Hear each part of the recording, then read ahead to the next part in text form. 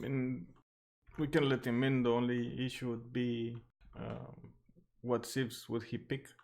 Maybe he picks from the so ones. he would be limited to the civs that have not been included in the Yes. draft.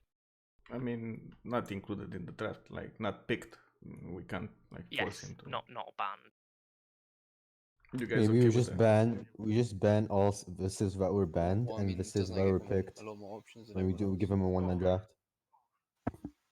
You know, there'll be like That 100 seems like a fucking- lot of typing. No, we can't because it'll give him like 900 civs to pick from. So no.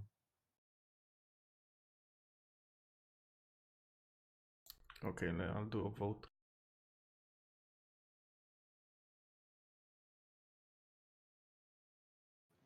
We're 28 minutes late already, so let's please start. What if Michael chose his civ from the remaining ones? Not going too OP or too bad? You know, I think it just gives him too many choices. But he's a good player, the guy so I playing don't doesn't feel get a like... choice. Plus or minus, fast.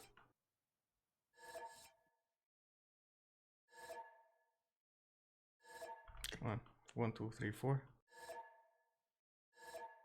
Okay, there we go. Sorry, Borel. You get to catch the next game.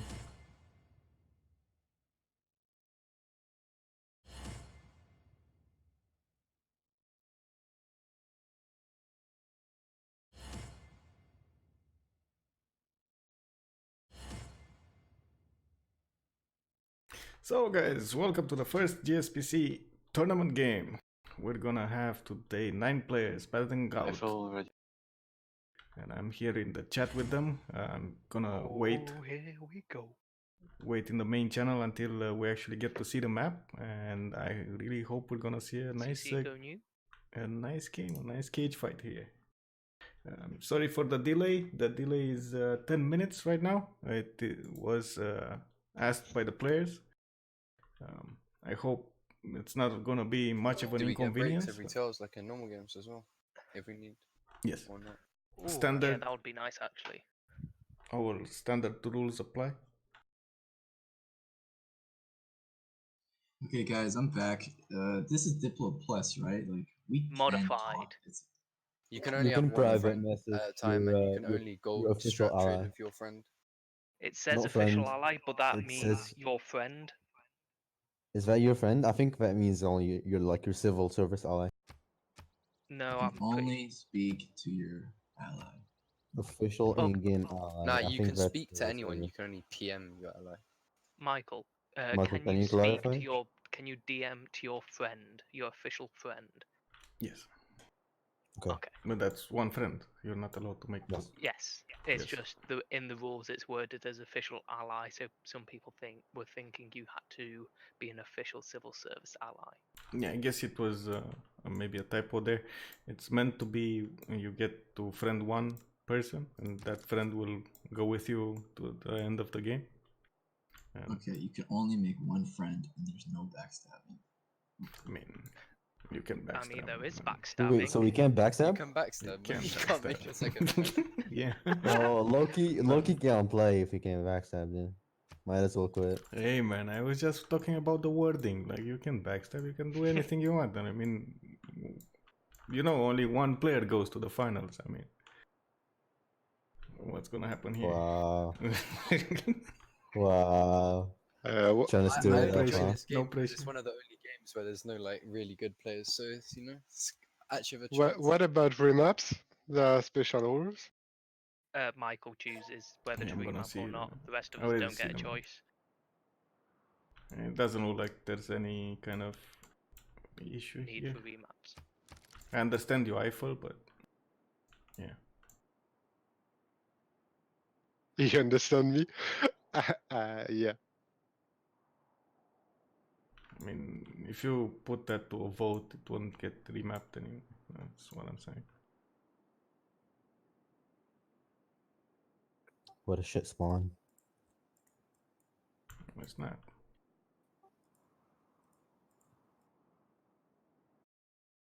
Okay, guys, have fun, and may the best guy win here. Thank you, Michael. Thank you for identify as an hosting us. octopus. My pleasure, man. Good luck. So guys, hello. I just left them there. I think we're gonna keep this map. So it looks like, let's take it from the left. We got on the left side, on the far westernmost island, we got the freaking dragon that picked England. He has a nice coastal with dice in his capital city. It's gonna be a pretty fast pantheon for him over there, and I really do like his spawn. The problem is the fishes are 4 tiles away. Oh, look at that. He actually went for the hill. The 3 water entrance hill. But he's gonna get a lot more resources than he would have had in his city.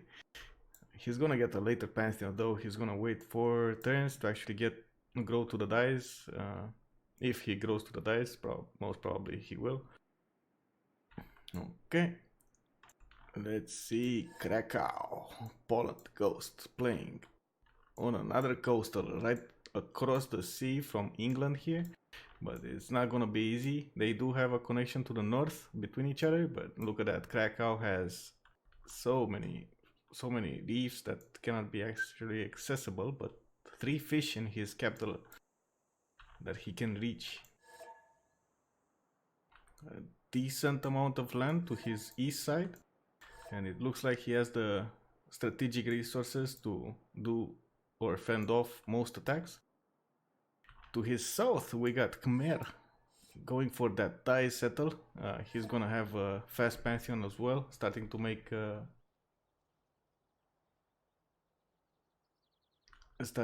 faith from turn 1. I was reading what's happening in the chat here, and they're laughing about the Torres, I guess.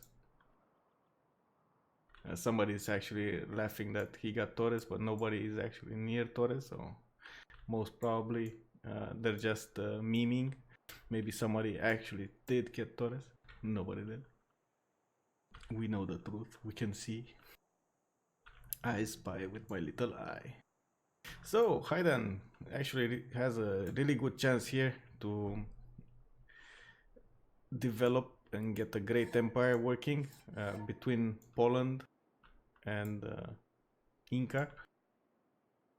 It's gonna have a lot of very good campuses with more than decent holy sites. It's gonna be interesting what happens next here. This is probably gonna be a hot point. I'm not sure how they will decide to check the friendships, but I do want to remind everyone that this being a GSPC game, we only have 1 friendship allowed. They are allowed to actually talk within direct messages between the players, but only between the ones that are friends. So otherwise, normal Diplo Plus rules apply. They have to talk and state aloud what they want to do if they have any communication to say to one another. Ooh, to the north we got, wait, okay, never mind. I just got denounced. So we got India, Lucky G. I'm not sure. I think it's Lucky G, but maybe it's Lucky G. I'm not so sure about it. I'm getting denounced by everyone here. It looks like it's a new thing here. I started a new trend.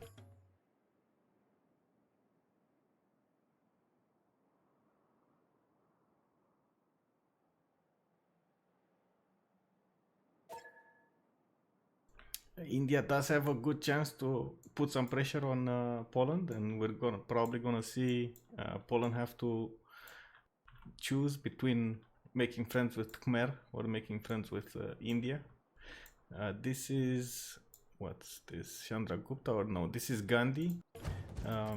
In the last few patches of BBG, we do have a buff for Gandhi. As far as I know, he got the extra movement as well for the units, so he is available for those 4 movement Varus with the general, standard 3 movement, and then +1 from a general. That's kind of an amazing unit, especially with the -5 adjacent to other units. Oh my god, that's so, I feel like that's so broken, but okay. Not many players actually use it, but To be fair, India wasn't played that much, so I guess it gives it a decent advantage here. In the middle of the map, we got Sumeria between the mountains. Uruk played by Devries, I believe. Let me check. There we go. Devries 5th. He's playing Sumeria this time. He got really lucky with the spawn here. Actually, extremely lucky. Look at those great +5, +6. Actually, no, it's only +5. Ooh, a +7. Campuses that are really close to his cap. He only needs to, well, for one he would need animal husbandry, and for the other he would need mining to kill the copper or the sheep and place his campuses. Or maybe he's gonna go for a religion, we don't know, but those are great holy site spots as well. Inca in the middle of the map, east from he spawned east from Khmer, across the mountains. He's gonna actually be able to use these mountains and get some tunnels. Maybe actually directly attack Khmer's capital. That would be funny. Put an entrance here and then another entrance right over here and kill his cap. That is actually something that can happen. I'm curious to see if Yoda will go for that strategy. In the meantime, he does have a lot of good places for campuses too, and let's see if he will choose to go religion or normal. He did go for the, what was this, T. He settled T, so he's getting one extra science per turn.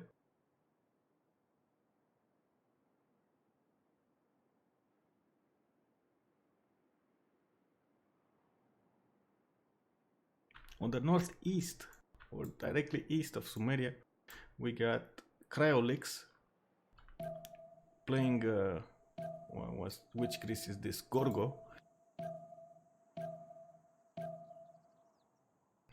Between the mountains here with a one-tile pass. Well, he's probably gonna wanna go south as soon as possible and get those cities on the rivers there.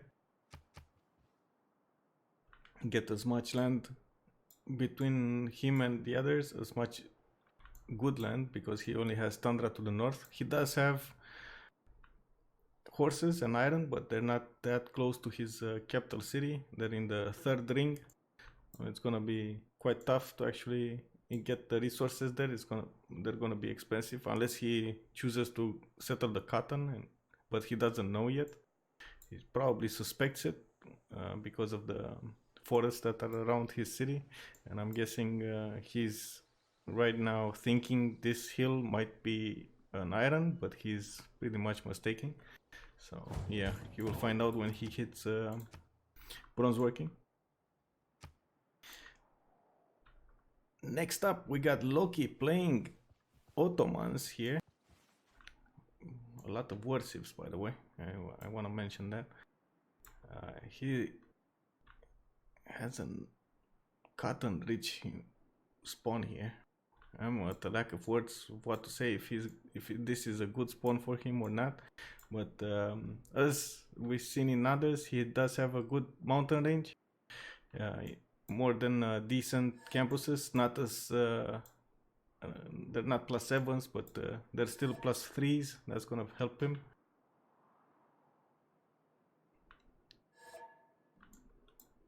A decent coastal as well. I'm not sure if he will go for that. Most probably Eiffel here, which is the last guy. He's gonna have some ships to go and scout his terrain. He's kind of in a pickle here, and this is not remappable, but it's not easy to manage. He's on an island with a one-tile pass towards the other end of the continent. He's probably gonna get across here, get a settler on the 2-2 probably, the coffee. We're gonna see what he chooses to go for. Let me see, how much did he actually see? Does he see? Okay, so he didn't actually see the barbarians that are actually protecting his capital, his one-tile choke, I mean. Okay, there we go. Imagine that. I've been talking for like 10 minutes, and right now the stream is live.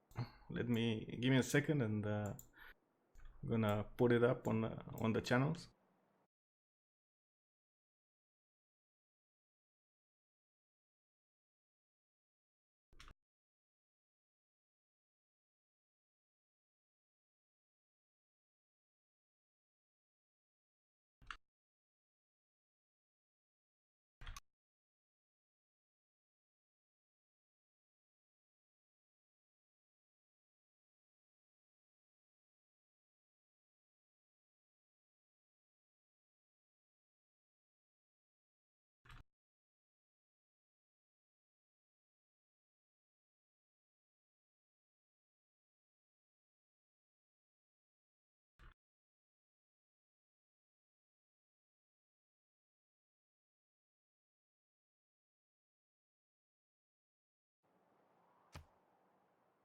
There we go. I'm back now. Let's see what's going on here. Oh, it looks like England got a bit of a luck here. I'm thinking he got a free builder from a hut, and he built another one. Looking and seeing that he does have 4 turns until a new settler, so he must have used those turns to something. It's turn 10.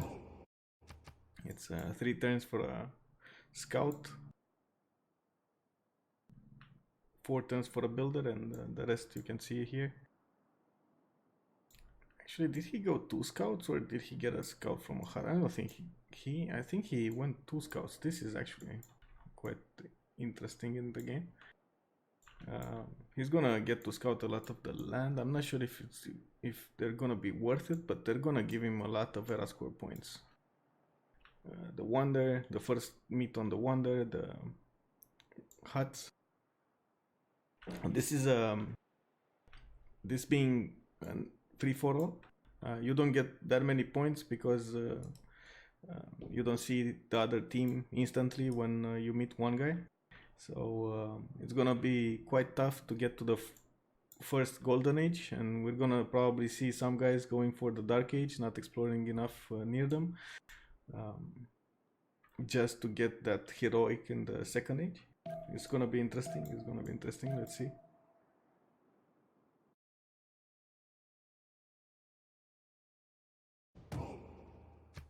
I'm gonna try to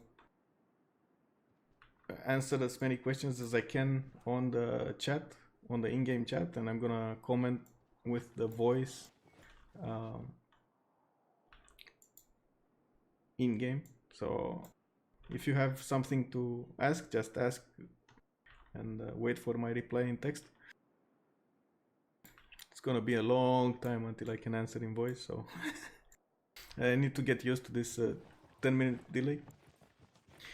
Let's see. Loki is going for that coastal settler I was talking about earlier. He wants to get that early coffee tile worked, that early culture in his capital city. I am a bit surprised, but not that much. He could have gone for the coal tile here. Well, he doesn't see the coal tile, but that was another good spawn. Yeah, I guess. Well, maybe he could have gone for the T as well, but I think that's kind of far away and not actually worth it. Ooh, we might see a first pick of a Pantheon here. Looks like Haidan reached 12 faith balance, and the next in line would be, as we've seen earlier, Greece with 13 right now. We already have players attacking, fighting with the barbarians to get those era score points and free gold. In the last few months, I think Firaxis updated something to the barbarians, because they've gone really like haywire. They like to, especially after the scout meets your city, they go into like a berserker mode. They spam unlimited amount of units. I've seen games in which I had like 10 or 12 units of barbarians next to my cities, and it was barely turn 15. That's yeah.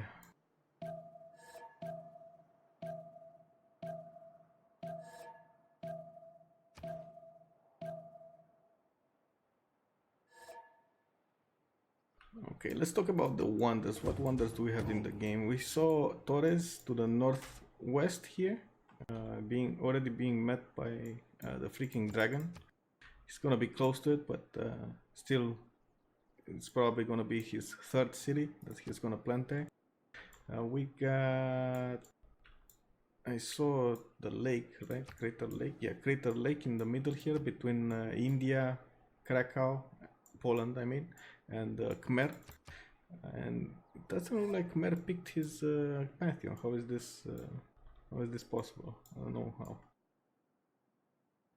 Why? I mean, why didn't he pick it? Maybe someone else was in line. Let's see if Chris got it first. Yeah, he did, and he, of course, picked religious settlements already with that settler route going somewhere.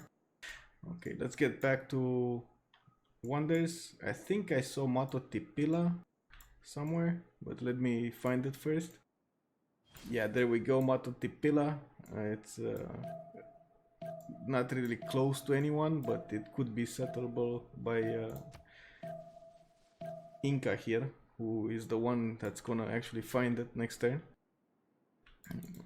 I don't think it's feasible for Ottomans to go that way.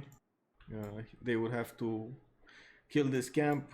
It's a lot of hill tiles here to go through. That's gonna be quite rough of a journey. Ooh, looks like Ghost is getting this river settle over here. He already finished his holy site as well. Let's see, the race is on for the first great prophet and of course the first religion. It's gonna be interesting to see who's gonna get it. I wanted to see if Khmer picked his. Okay, there we go. He got River Goddess. River Goddess is the pantheon that gives holy sites the ability to get +2 amenities and +2 housing. It's quite a nice pantheon on Khmer. Is not really useful for anyone else, but for Khmer that already gets the bonuses for holy sites from the river, the +2 faith, and then getting an extra bonus from your pantheon by putting your holy sites next to rivers is just amazing. What are the next wonders? I think I'm missing at least one. Okay, there we go. Cliffs of Dover on the northeast side of the map. It's probably not gonna be settleable by anyone. And anything else? No, it doesn't look like it.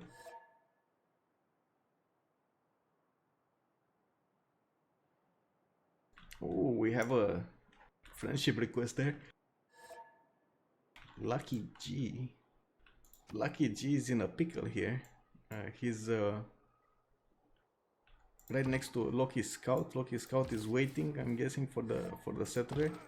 The warrior doesn't have enough movement to actually go for the forest, but this is gonna be interesting. Very, very interesting, honestly. Let's see what happens here.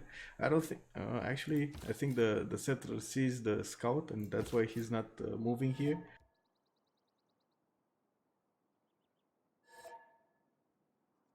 They're talking it out. Diplomacy at work, guys. Look at that. It looks like Loki actually let Cryo move his settler. He was diplomatic about it and said he doesn't want a war. That's interesting. Ottoman is saying they don't want a war. Well, what's gonna happen when he hits Janissaries? They don't want a war then either. It's gonna be quite a thing to watch. No, it looks like Ottomans didn't actually go for the coastal settler. He went for inland, 3 tiles in. He did get a coffee and probably with gold. And I'm guessing, well, he's gonna be protected from frigates as well until someone, well, that's probably Georgia will hit the battleships here. And he's gonna be able to hit Istanbul and Konya with battleships, but that's gonna be a long time until then. A lot of things can happen. I'm pretty curious what's gonna happen here between Haidan, Ghost, and Lucky G. Kind of looks like a cage fight. Surprised that actually Ghost went for the settle across the river on the what's this? This is Coco, and he's getting that extra 3 gold from the, and of course an amenity. Going for those projects, of course. We got Poland, Georgia, almost tied. They're 13 and I'm guessing 12 points. 14 and 13, sorry. I was looking at something else. 14 points and 13 points. They both gotta do at least 2 more projects to actually get it first. So we'll see. Doesn't look like Poland will get to chop anything. It doesn't look like Haydn is gonna chop anything. But they're not gonna be able to get their religion in the second city here. That's gonna be interesting because they don't have their second holy site finished. It's gonna be 10 turns until Poland finishes his holy site, the second one, and it looks like he's gonna have to spread his religion to the second city. You might as well get the monument if he's not gonna get that done in time. Looks like Georgia already finished his second project here. He's going for another one. He really wants the first religion here. I can't really blame him. He's probably going for that golden age for monumentality, so he's doing his best to get the most out of the era score he's getting here.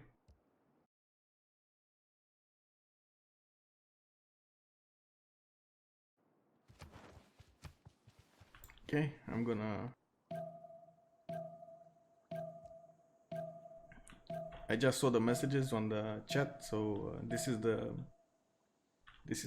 are the players in the game. We got Loki on Ottomans, Ghost on Poland, Yoda on Inca, Eiffel on Georgia, Haydn playing Khmer, Kreolix, Gorgo, freaking Dragon playing England. I've seen him play England quite a few times in the past weeks here, so he's getting trained on England. Lucky G playing India, Sumeria being played by Devris, and me, of course, the observer. So it looks like there is a friendship between Greece and Ottomans here. Let's see other friendships. Do we have any friendships between Khmer? So Khmer actually went for the friendship with Poland, and looks like India is gonna be to the north of Poland without a friendship. That's gonna be quite interesting.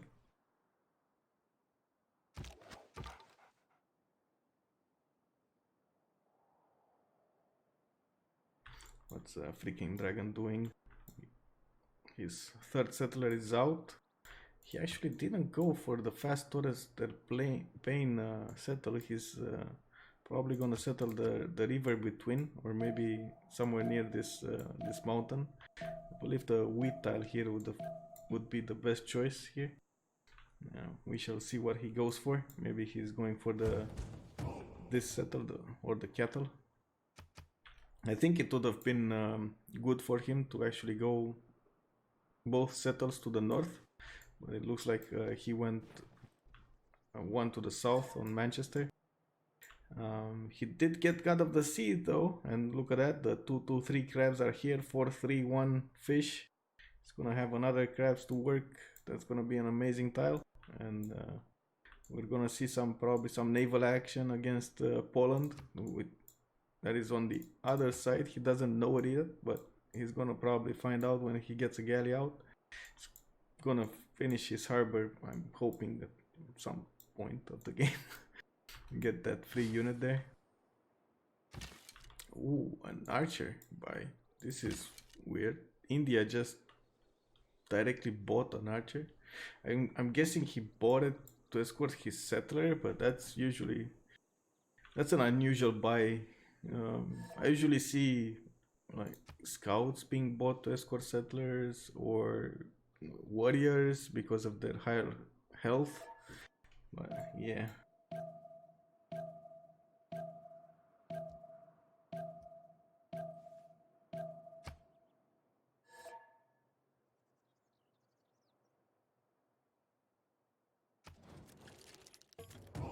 Oh, looks like Inca is a friend with Sumeria here. So we're seeing some slices of the map being friendships here. Probably Georgia will be left without a friendship. Unless he friends England here. Well, that's not actually surprising for Eiffel, right? We all know Eiffel diplomacy. So we're gonna see what happens here. We got Ottomans with Greece, friends with Greece. We got Inca, friends with Sumeria. We got Khmer, friends with Poland over here. And then we got standalone civs like India. We got England. And we got Eiffel here. Wait, what? Okay. I'm not sure if he knows it, but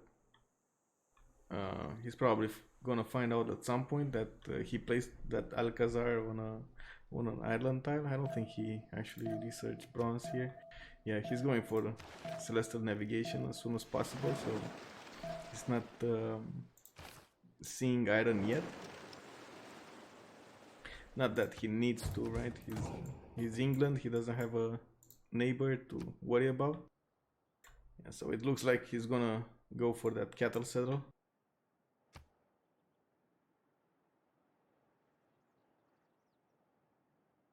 Get the fresh water from the river, extra housing.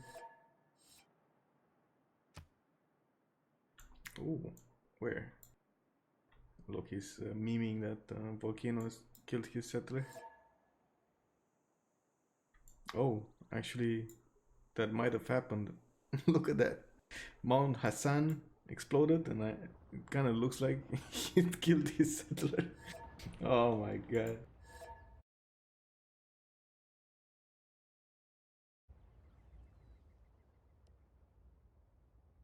That's so bad. Well, actually, is it? Looks like he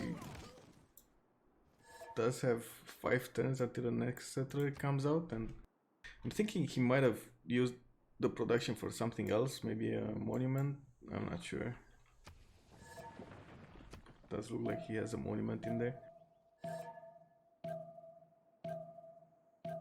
Yeah, there we go, a monument. So I think he's memeing right now, making fun of us because we didn't see. Yeah,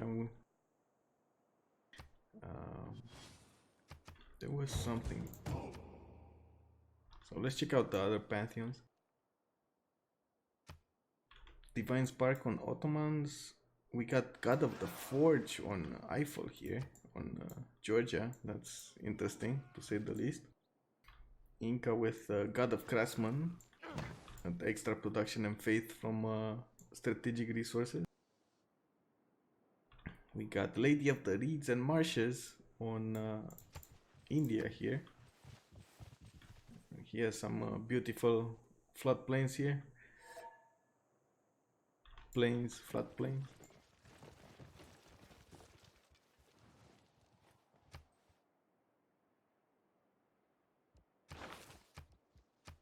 The first religion in the game got picked by Poland and its reliquaries and Defender of the Faith. The second one, we got No Crabs, picked by Georgia, Eiffel, with Jesuit education and papal primacy. Of course, a favorite among Georgian players, just because you get that extra pressure, religious pressure into the city, and then you couple that with Georgia's ability to transform one envoy into 2 envoys whenever you put them in a city that is under your religion, under your religion's influence.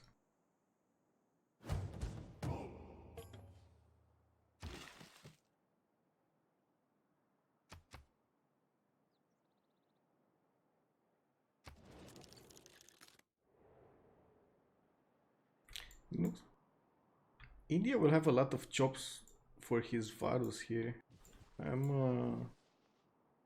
mean, Poland will have that defender, but he's not gonna have it in his second city unless he's gonna get the shrine built and he buys a missionary with faith to spread it to his second city.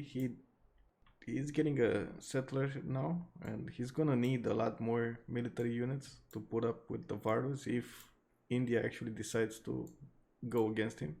It's gonna be interesting to see, but I do think so. I do think Lucky G will go for that. Lucky G. Yeah, let's see. They didn't actually make a friendship, right? So we're probably gonna see some tension over here.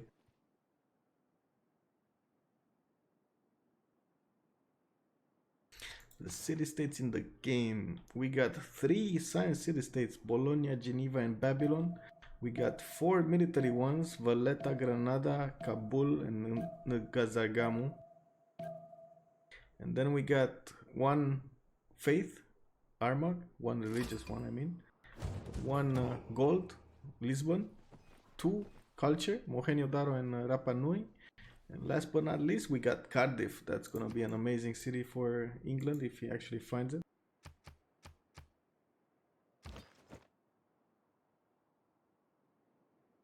Oh, look at that beautiful turtle tiles with God of the Sea here.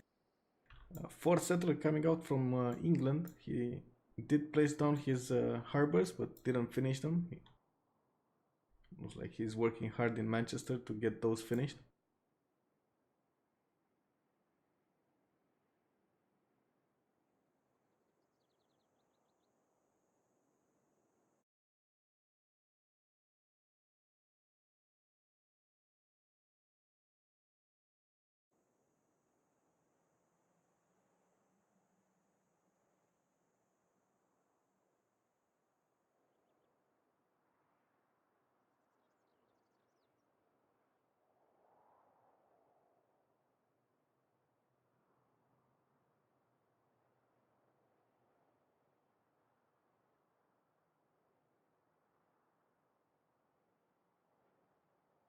I had to drink some water here. I'm really curious to see what's gonna happen in the mid to late game here with these alliances, if they're gonna wanna backstab or not, or if they're gonna go for the long-term friendship simming. It does look like some of them have enough land to do that.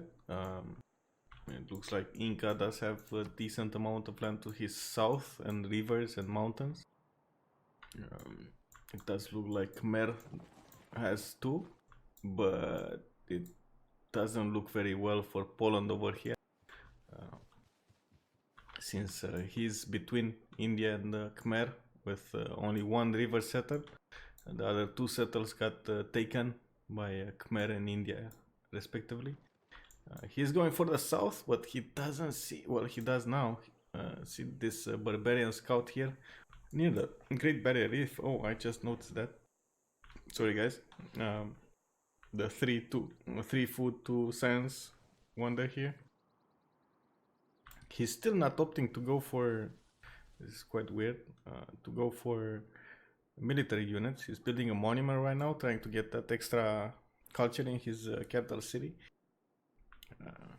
And on that note, I think we should look at the output of the cities here. We got the leader in science being Gorgo with 11 science and 7 culture. We got the leader in culture being Ottomans with 8 science and 13 culture at 10. We got England on 10 and 10. And next up would be, I'm guessing, Inca with 8 and 8. Well, not I'm guessing, it is Inca with 8 and 8. And the others are averaging between 6 and 4. The last but not least would be 5 and 3 on Khmer. It's getting a bit ravaged here. I'm not sure who did this. Is he at war here? No, he's not. So I'm guessing a barbarian pillaged his stone here.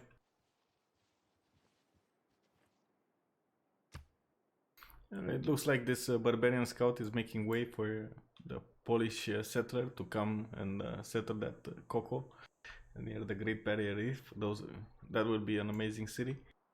a good campus as well for him. Not campus, sorry, holy site for him if he's gonna go for the holy site. He did finish his second holy site in Bitgonsk. Not sure if that was worth it or not. We're gonna get to see. Let's check out his faith per turn right now. He's making the most faith with 22 faith a turn. Next up would be Haidan Khmer with 14.8. And then we got Lucky G with 10 faith a turn. He's making quite a bit of faith here. I'm not sure exactly from what. Did he get a... Let me check.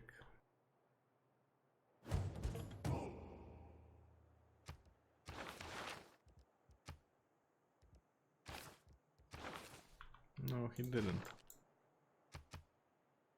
I was thinking maybe he got a relic or something. Yeah.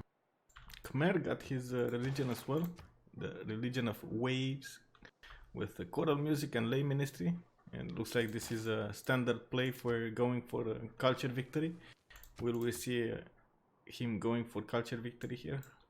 Haidan. It's in a good spot to do it.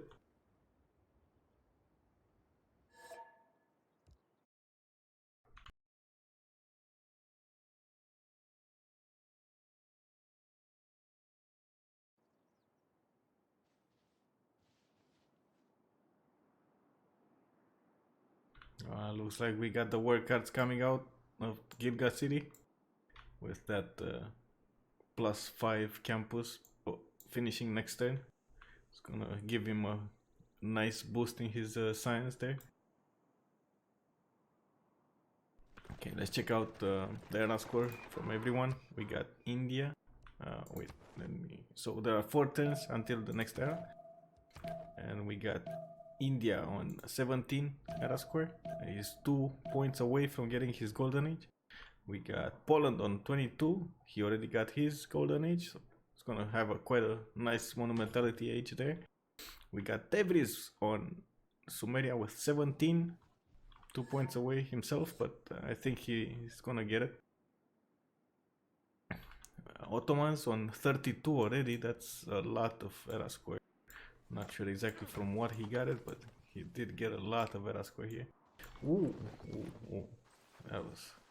That's close. Very close. Too close for comfort, man. Okay, we got Gorgo here with 16 out of 19. He needs 3 more points, and doesn't look like he's going for them. Will he get it? Well, he's trying to get this barbarian camp, but I don't think he's in time. He would have needed to go there much faster, since there are only 3 turns left. I'm actually a bit surprised he went this way instead of going for the cotton tile here, getting that extra amenity in his cities. Okay, we got Eiffel on 14 era square. This is quite interesting. He's getting next turn his Tike, that's the special wall of Georgia that will give him a faith and a better defensive fortification. I think that will bump him to 18 points, so he's gonna be 1 point short. He needs to get 1 point from something.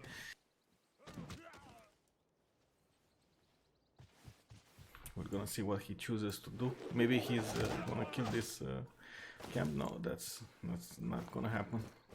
Doesn't look like. Inca 28 era score points, so he already got his. We got England on 23. He got his golden age, and we got last but not least Khmer on 20. He's gonna have his golden age. I'm gonna sit here for 1 or 2 turns to see exactly what's happening with Eiffel. If he will get that golden age or not, that's extremely important to Georgia here. It's one of the things that can make or break your Georgian game.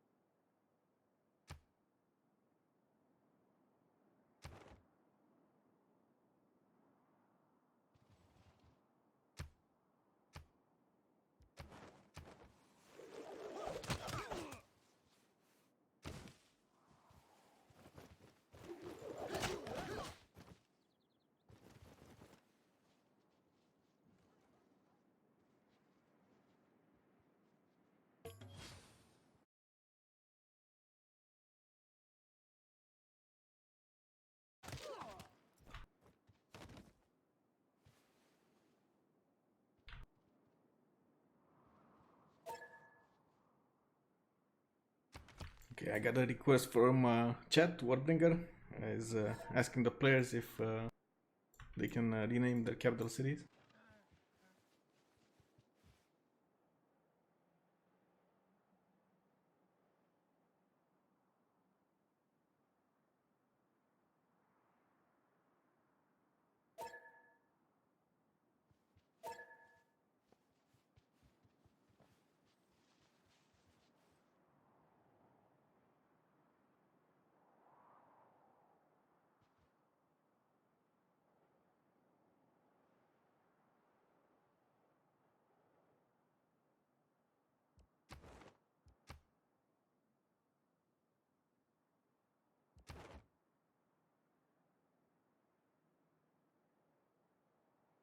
Well, it looks like the aggressor is starting to be ghost here, and it's gonna be interesting. Let me check next turn how far off is India from his Varus.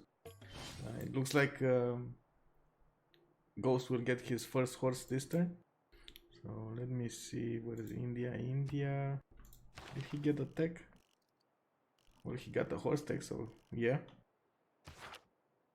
So will we gonna see some Varu play here? He's getting next turn military edition, so he's gonna put on the card and start chopping the Varus.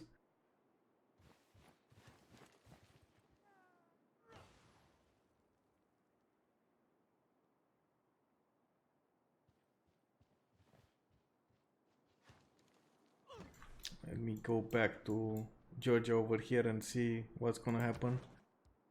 Did he get a golden age? No, he didn't. So this is the turn that the age rolled over. Oh, he did. Never mind. I'm sorry. He did. He got it. He got it, boys. So we got Inca, Georgia, England, Khmer, Poland, Ottomans, Sumeria on golden ages, with Gorgo and India not in golden ages. Not sure if that's a... now I see how he's making his faith. He has a holy site here. That's a weird choice, especially that he didn't get his first religion or any religion. He didn't go for the great prophet points here. So the first horse is out from Poland, making his way.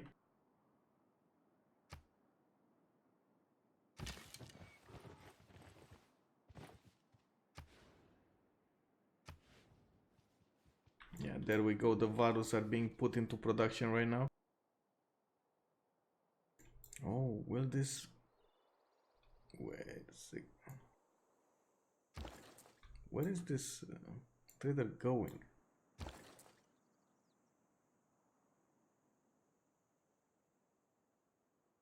Okay, that's a bit weird. And where is this horseman going? Okay, second horse being chopped. We're gonna see right now where he's gonna go. Okay, so he's trying to get them towards Chennai here, or at least protect Bitcoins if it comes to that. I don't think they're at war yet. Yeah, there's no war declaration between them, but you can see and smell the tension in the air here. One turn out from having a Varu, 3 turns in the second city. I think he just switched his government military policies to maneuver here. So he's gonna have that half cost card in.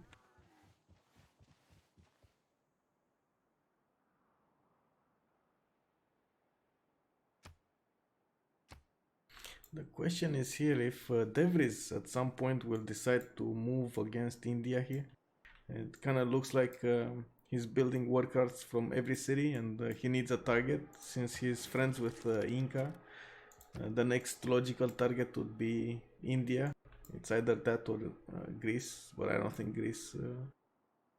it looks like India is quite in a bit of a pickle here between these two players. We're gonna see what happens. It looks like this archer will die at some point. whenever the war declaration is being given or sent.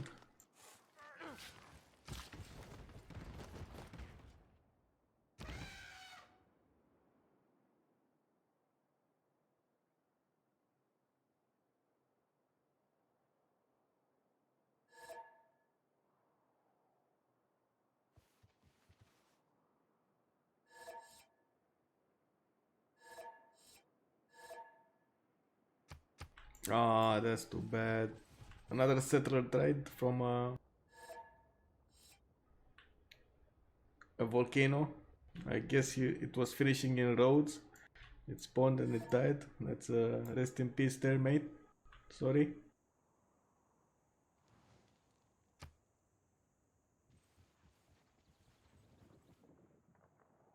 That's quite unlucky there. Oh, he's going for the Oracle. That's interesting.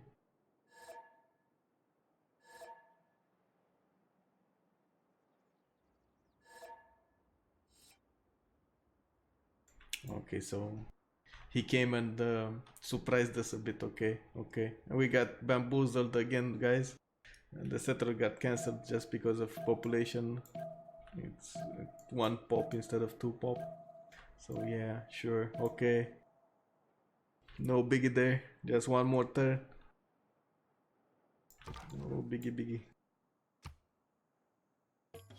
Will Ghost go for the attack here? Is he gonna actually go and try to attack Chennai before India gets all his Varus out? That's an interesting question here.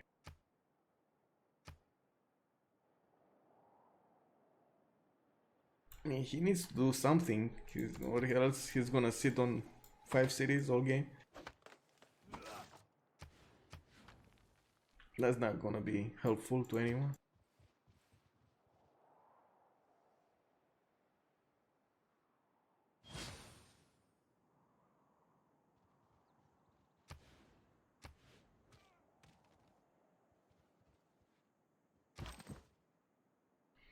Okay, do we see any? Okay, so we got 2 general points being made by Poland. Did he finish an encampment somewhere? And I didn't see it? No. He put on the card probably? Let me check. Yeah, so he's working Strategos, that's Strategos. That's the +2 general points a turn. With maneuver, urban planning and charismatic leader. Let's see India if he actually went into... No, he's not yet. 1 turn away from political philosophy, and we're gonna see what kind of cards he's gonna go for. Oh, we got lucky being declared on, or declaring war actually on England, and then we got the war declaration from Ghost. That's Poland.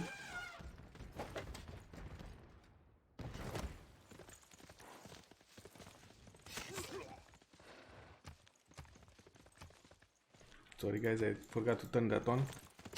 There we go. The first war moves are being done here. We got Poland going against India.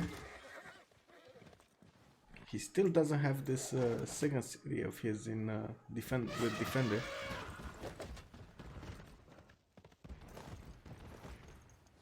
That's a good trade there. A horse for an archer. What can I say? Okay, more Varus coming out next turn from Delhi, and 3 turns in Chennai. I think Poland will have a problem here, especially if he doesn't get his missionary out. Let me check, does he have enough? So first of all, he doesn't have a shrine, so he's not gonna get a missionary anytime soon because of the lack of a shrine. It does look like he has enough faith balance, and I'm a bit surprised he's working for that great general points with the card on, when he could have just faith bought the general. He's making, I think he was making a decent amount, right? We have him on 22 faith a turn. Oh no, that's like 9 turns for a general. Yeah, okay, I get it. That's quite a bit. I'm not sure why he declared war. I guess he got a settler here. So it looks like India actually got a settler from the freaking dragon from England. The one that was near the mountain here, and probably deleted it. Let's see the war moves. More archers coming out from the second city of Poland here.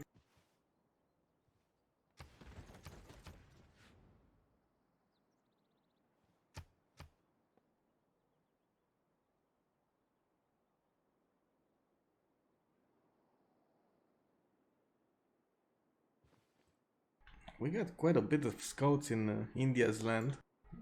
They're gonna be hard to manage here. Two scouts from Poland and one scout from the freaking dragon. Another scout from Devries. That's Sumeria, and we already see the march of the war cards coming out from Sumeria here. Look at that, 3 war cards with another one on the way. It's not gonna be fun for India, or maybe it is. Maybe he likes the war games, the war moves. Well, I must say he does have very good tiles to work. Look at that, 3-2 wheat, 3-2 sugar. In the cap another 3-2. That's a lot of food.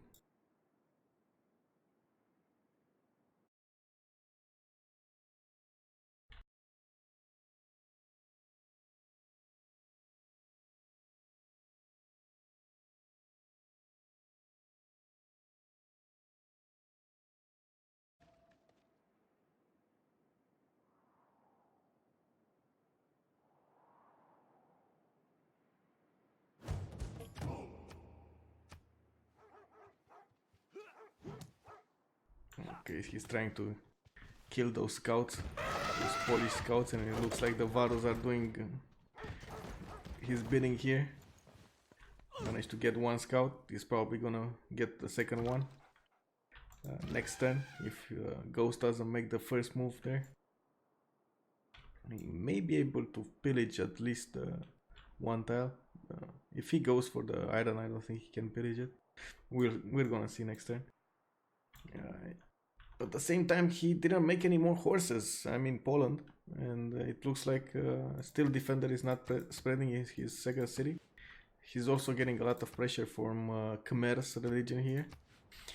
On the other side of the map, we got almost a general being finished by Eiffel with Georgia here.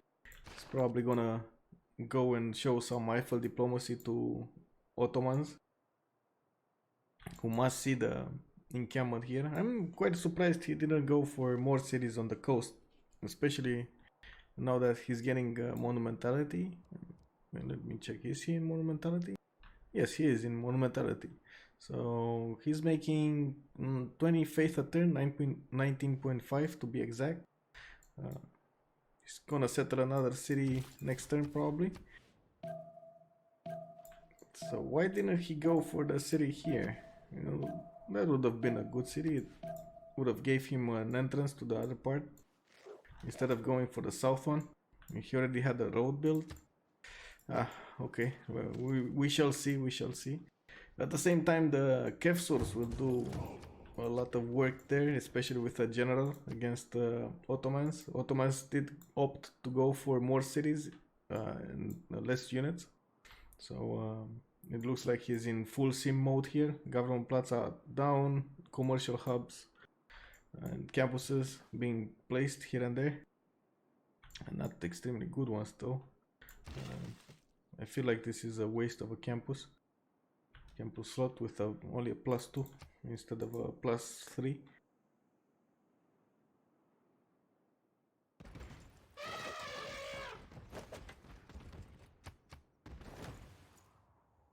Yeah, so it looks like Ghost did go for that iron, for the iron mine, and managed to get the first move on India.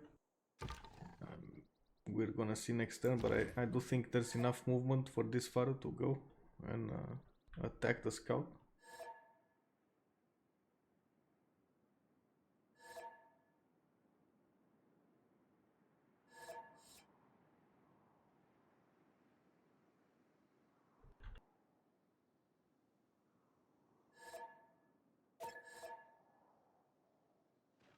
A few tensions flying here and there. You can see the sparks in the air.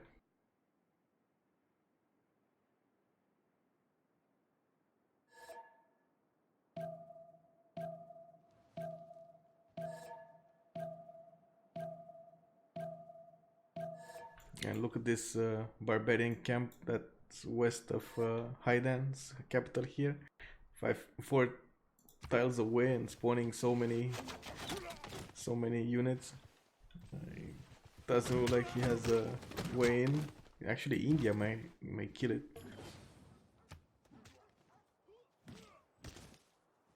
Oh, first move from Ghost. He did get to pillage the iron tile.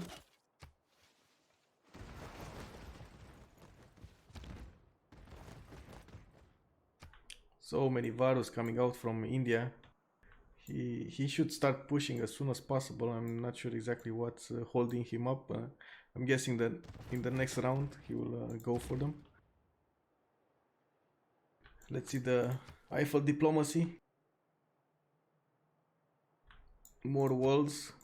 2 turns until another great general. It looks like Boudica was picked by Poland here as a great general, and he did start making some more horses right now. Did he buy that? Oh my god, did he buy that with faith? I think he bought Boudica with faith, because he's at 32 right now, and it doesn't look like he spent his faith on civilian units. I don't see any builders or settlers, so it kind of looks like he spent his 200 faith on Boudica when he could have just made a project. Maybe he's feeling the pressure right now, seeing how many Varus are coming from India. That's quite a problem.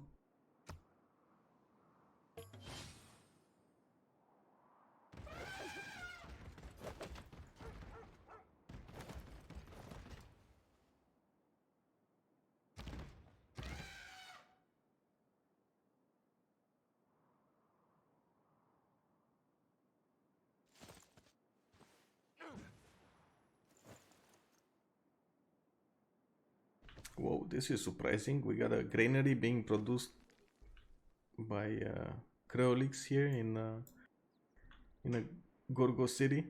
I'm not sure exactly why. He's near fresh water. He's already at 5 out of 6 pop, and he can build other stuff. But yeah, interesting choice of a building.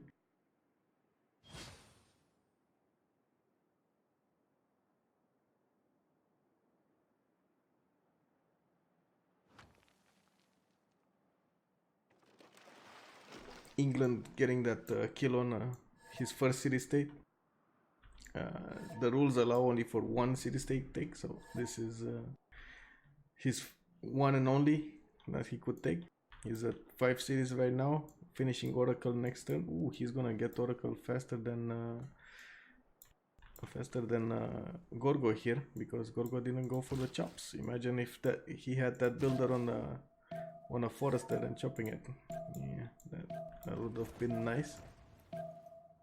Oh, looks like India is starting to push Ghost. Still no shrine being made by Poland. He's not gonna have defender in his second cities, his other cities. He's gonna have the general though, but the general does not affect archers.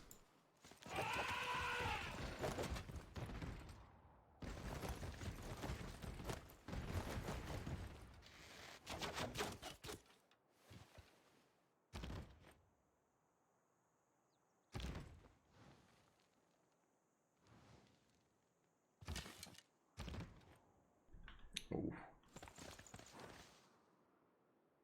Where did I see? Oh, wait.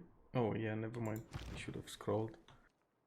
So we got 42 strength Varus against 40 strength horses. Interesting. Yeah, it looks like he's trying to get an encampment down. And quite far, I should add. It's 3 tiles away from Chennai. Right in the face of the police city.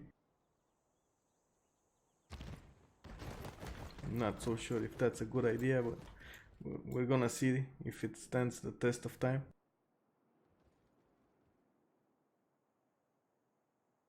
Oh, barbarians actually snatched one settler from Khmer here.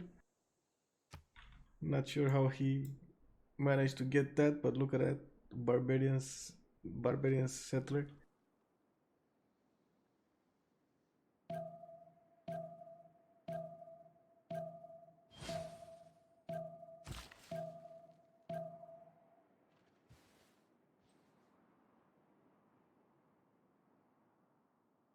Okay, let's check out the other side of the map. We do have Georgia with Eiffel with one settler moving to the north. It's probably gonna go for that river settler I was talking about earlier. I do hope he's gonna get there. And it looks like he did start pre-building some warriors. I'm not sure if he actually got to the text though, but I can check. Let's see, did he go for Kefsurs? Yes, and he finished the tech actually. Why did he finish the tech? I don't know.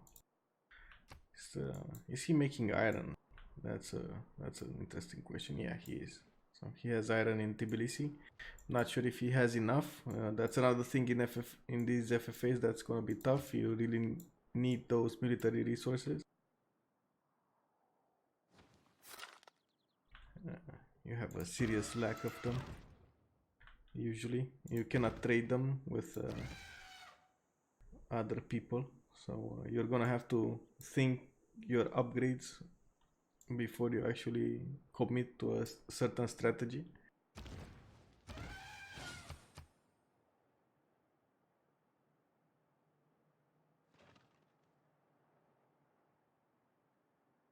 Walls finished in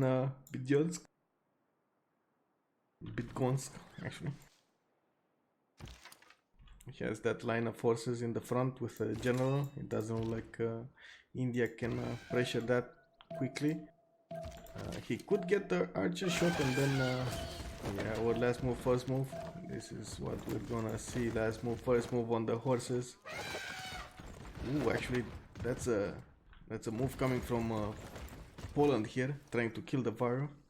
He didn't make it with the archer though. Let's see who's gonna get first moves here. Looks like Poland did.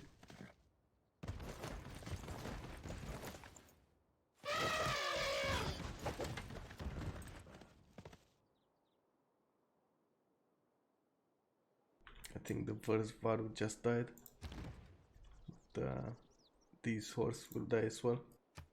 Not sure what happened here. Okay, there we go. The animation.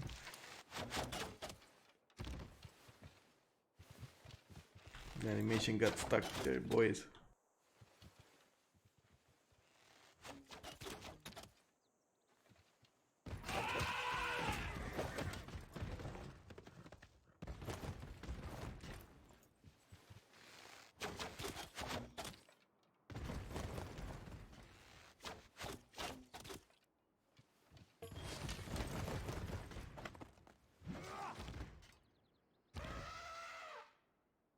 Actually, Gandhi's movement bonus is only on civilian units. That's how it looks like right now. I don't see any extra movement on the Varo, so I may have been talking shit at the beginning, man. I'm sorry. It looks like he only gets them for the civilian units. That's kind of bad. Bigger. That sucks. Yeah. I mean, I still like the Varus with the -5 and everything, but they're quite heavy on the economy, and if we're looking here,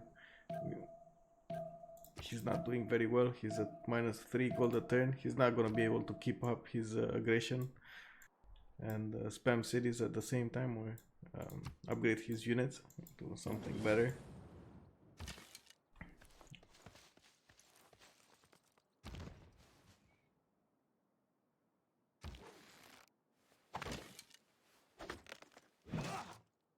Oh man, this city from Poland is just bad. Like no hills around it. The forest that he had, he chopped. One remaining. This is gonna be quite lacking in production, I should say.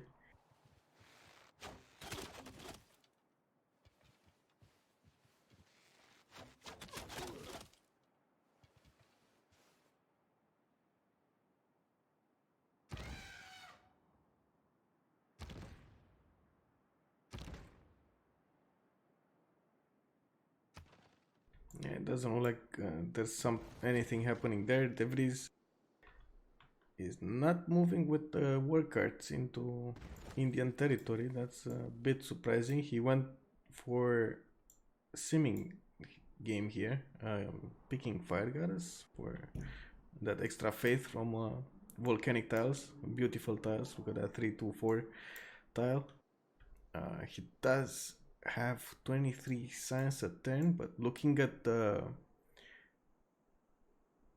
outputs of the empires right now, we do see Inca with a clear lead. He's at 62 science and 37 culture. He's probably gonna out sim everyone here pretty fast.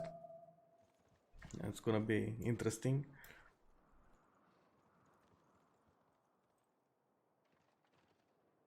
Next up, we got England with 54 and 28, but we do know England is using probably free inquiry here for that those amazing harbors.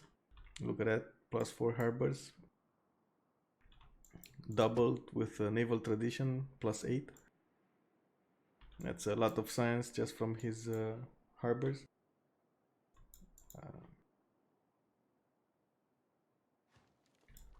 Yes, he got a boat out.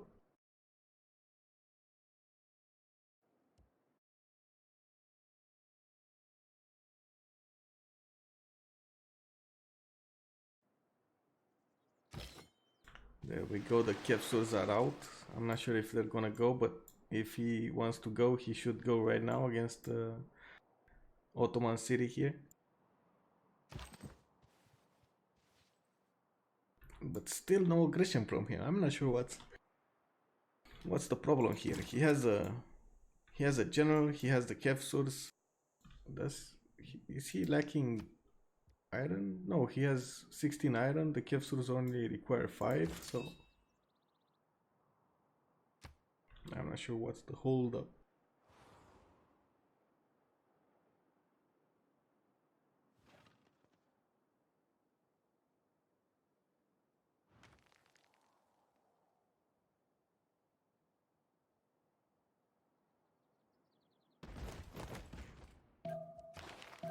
I'm gonna check the crate people who's getting what here. We still don't have Hypatia being picked. We got the first scientist picked by Sumeria, but it's not Hypatia. The second one is not Hypatia as well, it's Euclid.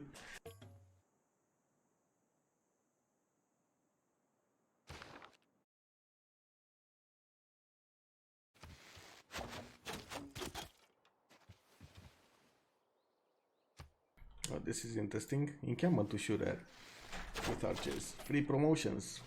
++. I really like that the thing. These will be amazing archers. But at the same time, we do see Poland and India kind of irreling themselves into each other. Poland is at 16 science and India is at 19. India did get that 4th city. He's 2 turns away from a settler, but it doesn't look like they're making any kind of headway in war. Even though he has a decent amount of Varus here. His upkeep just won't allow him to build more, and it doesn't look like he's going for more commercials or something. He's going for the campuses, so that's gonna hurt him in the long term. Look at that, -4 gold a turn. Is he even in? Yeah, he's using even the -1 unit maintenance.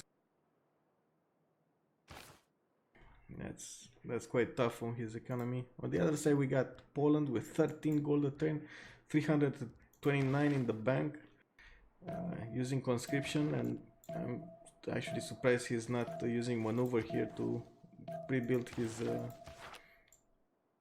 knights. I guess it's gonna take him a long time until he hits knights. Yeah, that's like what, 13 turns.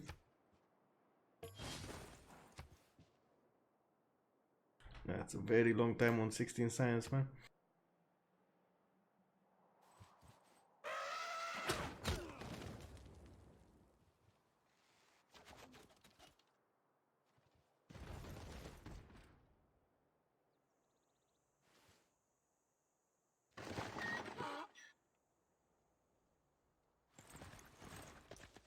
I'm not sure why India is so focused on this Bigonsk city. He could have gone Poznan.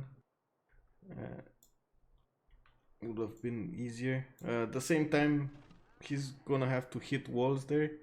So actually, neither city is actually pushable by India right now. He needs a melee unit with or catapults, melee unit with battering ram and or catapults to break through Polish defense here. At the same time, Poland will have the heavy chariots that will probably upgrade into knights a little bit later, like in probably 10 turns. So that's gonna be a big problem from India, even with Varus. We do have 35 and 35. This is quite interesting here. On the other side of the map, we got equal amount of science between Ottoman and Georgia, but Ottomans does have double his culture, and double Georgia's culture. Still, Eiffel is not pushing, and I think he's doing a mistake here. He's not friends with Ottomans, and he doesn't have a lot of land to the north. He could go attack Lisbon and take Lisbon at some point, but it looks like the freaking dragon found him. And look at that, the Quadrim is checking out his coast here. He's probably worried he's gonna get attacked on the sea, and that's the reason he's not going. But look, I do see him starting to rebuild capsules. Ooh, unfortunately, first disconnect here, Devries.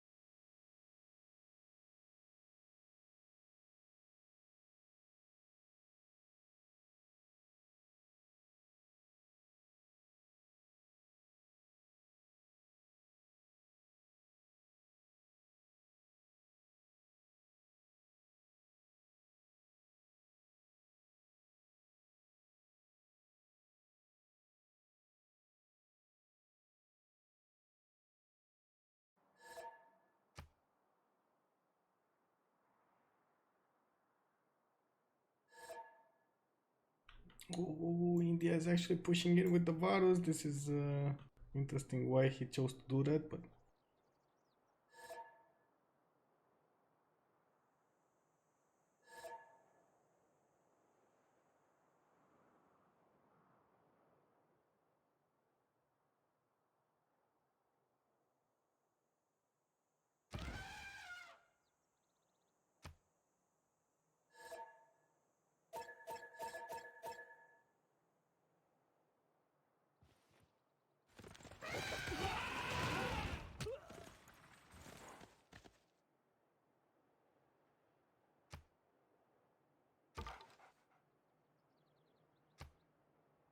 ooh, Ghost actually got a second classical general, Shun Tzu, and he's probably, well, actually, why did he get it?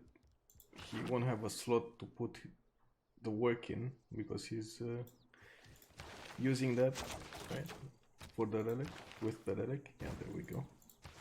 I'm not sure where he got it. Maybe he needs it in his second city, or he wanted to. Maybe he wanted it denied from India. That's it. That's what happened.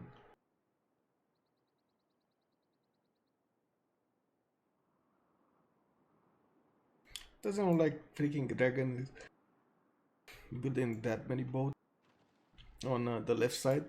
He's more building on the right side, and to be fair, I'm not sure if he's seen this, but let me check. Did he see the coast? Yeah, he did see the coast of Poland here, and he's probably aware Poland is in a war with India. So he could actually sneak up with some caravels and kill the Polish cap and his second city and third city. Actually, the third has a connection. Yeah, it does. Quite amazing. The three free cities here for England. We will see what he chooses to do. He does have a lot of science. Look at that, 65 science. So he must be pretty close to his caravels. One turn away from cartography here. The only problem is he doesn't have that many pre-built. I don't think he got to. Let me check if he got to mercenaries. Yeah, he's not yet at mercenaries. 6 turns. Oh, he's not even doing mercenaries. He's going for medieval fairs. What's this? I feel like this is joke. Maybe he's not interested in work. Maybe.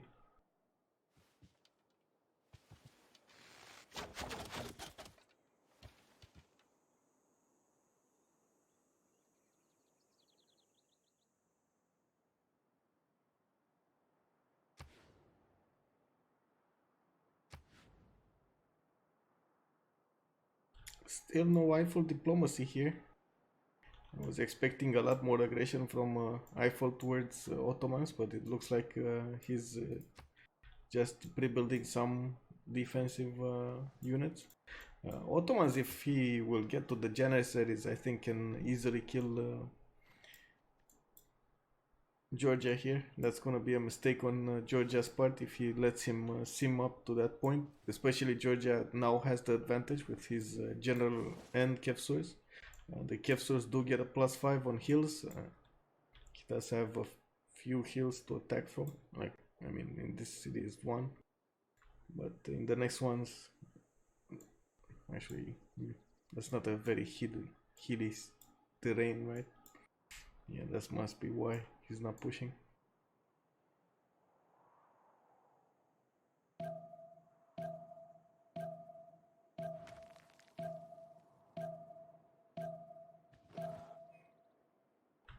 We go, the first commercial being placed down by India here. He's feeling that gold pressure here. He can't upgrade anything, he can't buy anything.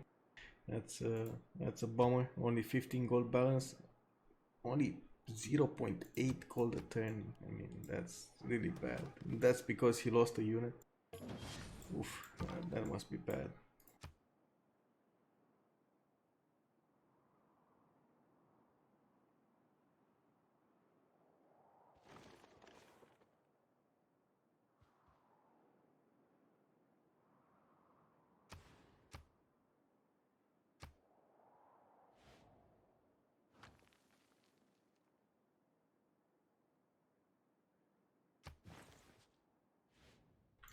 Still no war declaration from the other players. I was expecting more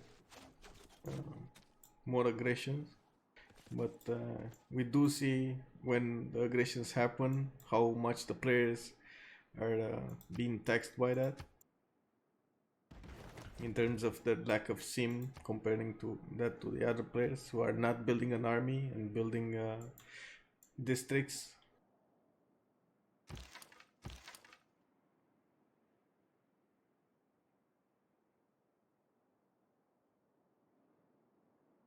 Ooh, capsule being made from every city.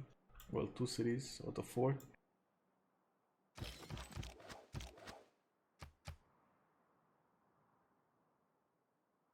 He might actually go for Izmir. This is interesting. We're gonna see in 410. Ooh, Kevsur is in the water. What is he going for? Eiffel, Eiffel, what are you doing here? Are you gonna go for the... Oh my god, imagine if he's going directly for the capital city here. Cut the head. That would be a extremely big blow to Ottoman science and everything. He does have pretty good terrain to attack from. 4 hills here.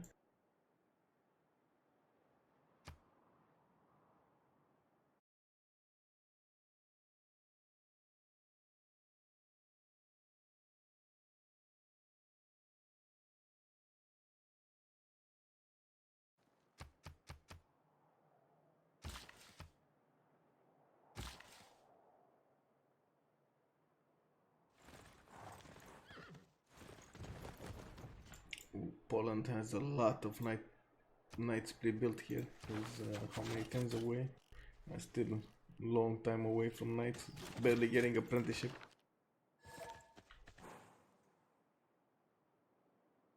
That was kind of early to build the heavy chariots though. Maybe it would have been better to get some more archers. Crossbows would have been fine, especially against Pharaohs. And with classical generals, of course.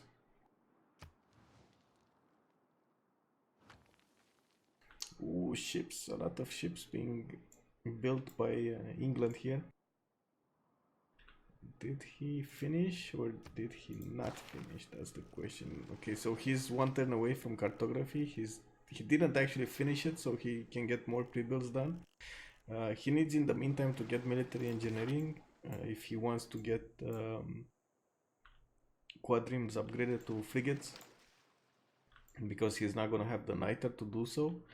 But at the same time, I don't think he needs them. I mean, he could go for it without. He could go just for caravel attack and he could take down the cities, but it would be much faster with the frigates, of course. Oh, did actually someone? No, okay, so nobody actually got Crusade as a religion right now. I'm surprised India didn't get it. Yeah, for some reason built a holy site but didn't make the projects to get the religion, and I'm surprised of that tactic. What did he choose? Did he go? He actually got monumentality. What? Okay, okay.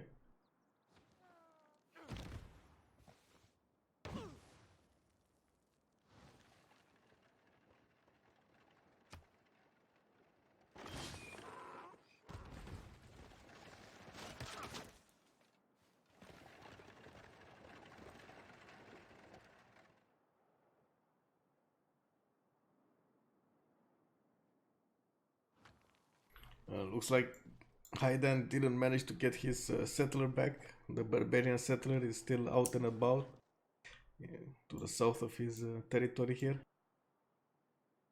It's interesting.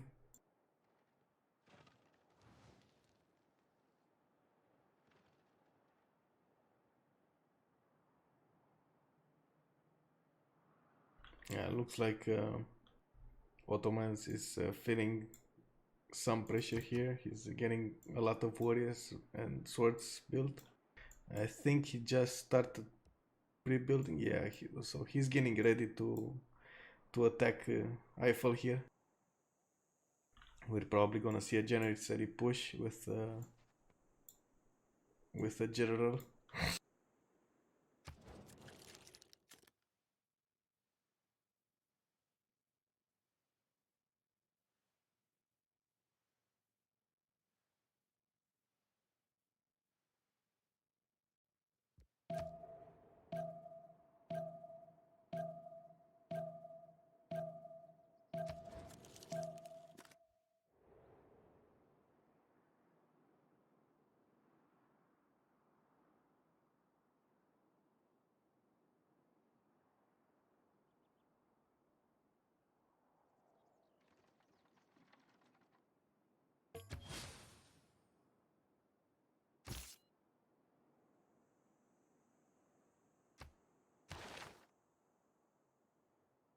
So he finished mercenaries.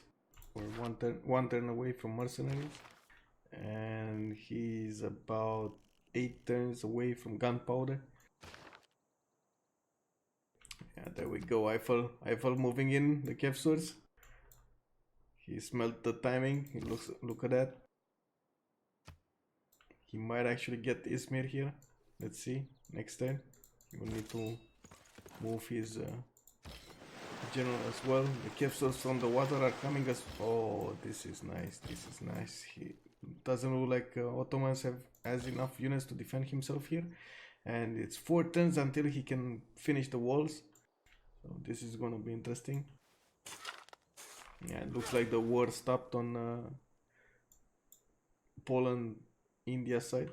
So we're gonna check out this Kiev push from Eiffel here.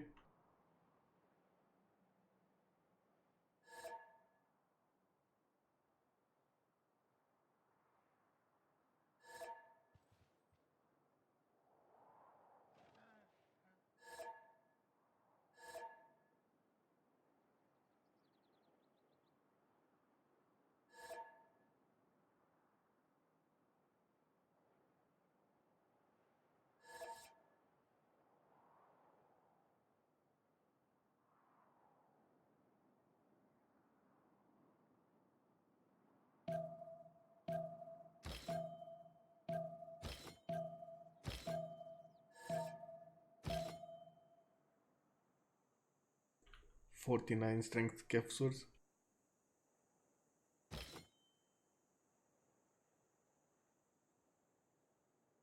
He's gonna need to get one at least on the commercial tile over here. It doesn't look like he has enough movement.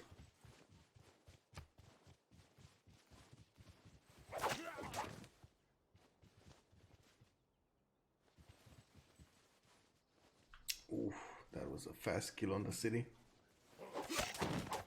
Oh wait, this.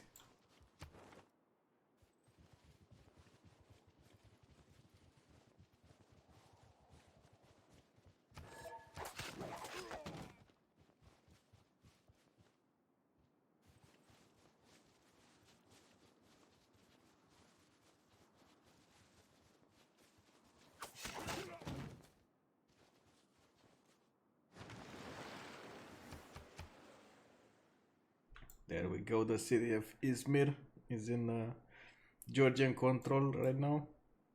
Victory is establishing in 3 turns. It's still quite a long way until Ottoman can respond with his own Janissaries. He will have some swords, but I don't think there's gonna be enough. He's gonna have to choose either go for a general or defend his cities with more units and walls.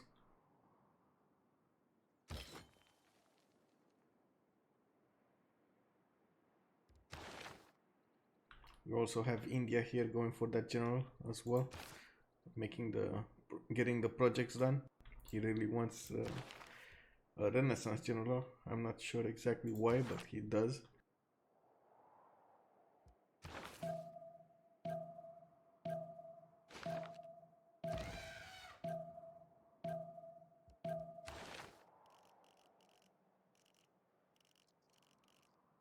It's not gonna affect his Varus. It's gonna affect his crossbows and maybe knights, but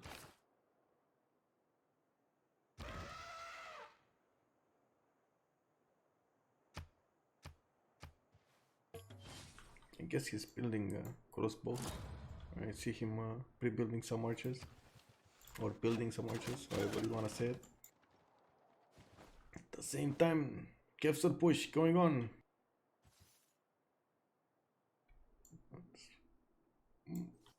He's trying to get as much land as possible before Ottomans can react. I must say Ottomans did a grave mistake here, not building any kind of army. His army is mostly on the other side, on the west side, near Greece. It's gonna take him at least 4 turns to move it to the east side.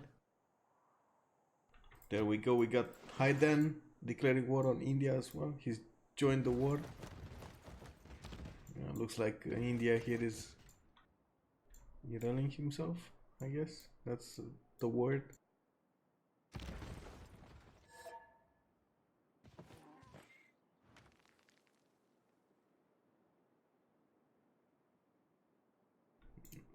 We see in the chat Hayden telling India to go away.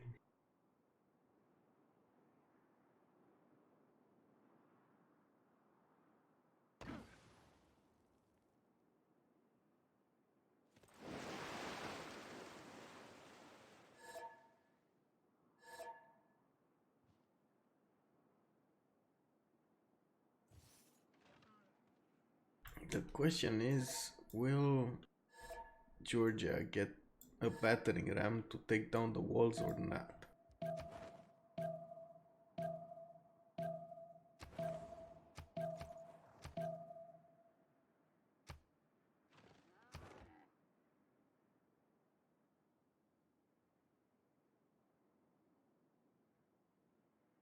I don't think he's gonna be able to take Konya in 2 turns, and Ottomans will have his walls built. That's gonna be quite tough to break even for Kefsurs without battering ram, of course. And yeah, there we go. Actually, the animation was a bit wrong. It's this turn.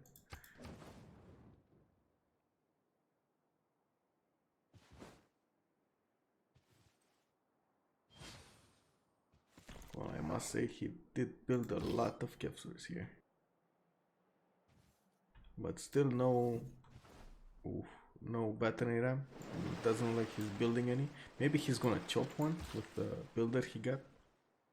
He has a 3 charge build builder.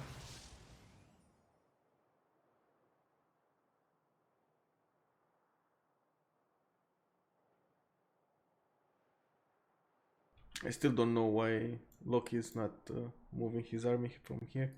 Maybe it's because actually, let me see. Can I see that? No, I can't see.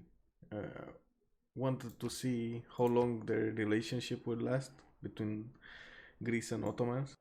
Maybe that's why Ottomans was either trying to defend himself here, placing enough units to have a defensive posture, or wanted to backstab Greece. That would have been bad, I guess.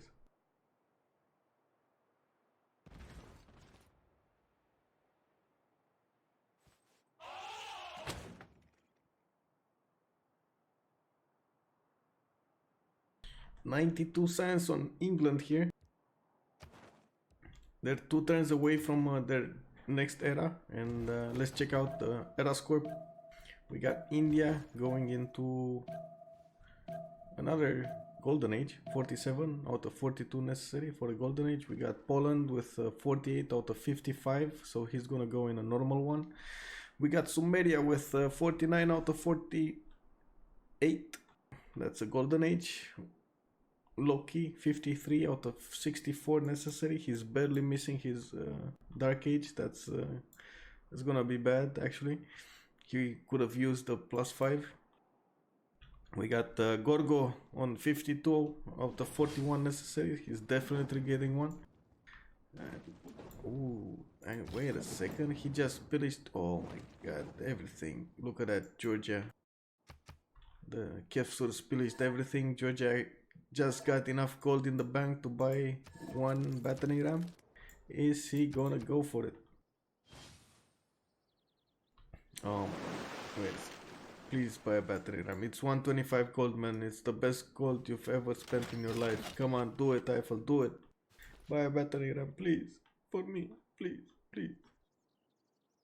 Oh, yeah, he's gonna chop it. Wow, okay. That's 3 turns, 2 turns. Damn it.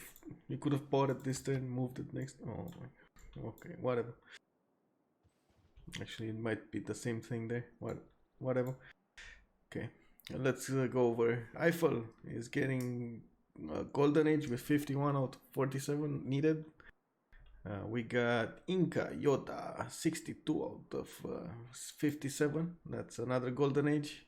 And the freaking dragon, is he getting one? He's 1 point away. And this is the turn he needs to get it. He's 55 out of 56. And Khmer, last but not least, is at 56 out of 49. So he's gonna get his second one. It's gonna be interesting to see what's happened here. I did see another war declaration. I didn't catch exactly between who. I think Yoda declared war or got declared one by someone. Let me check.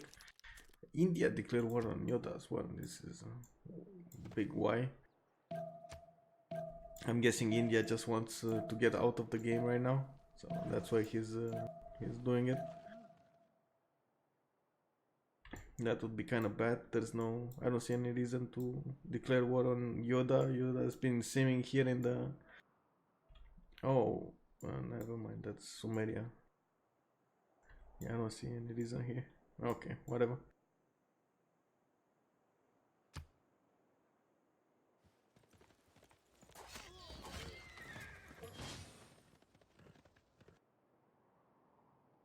Okay, what's it gonna be, Eiffel?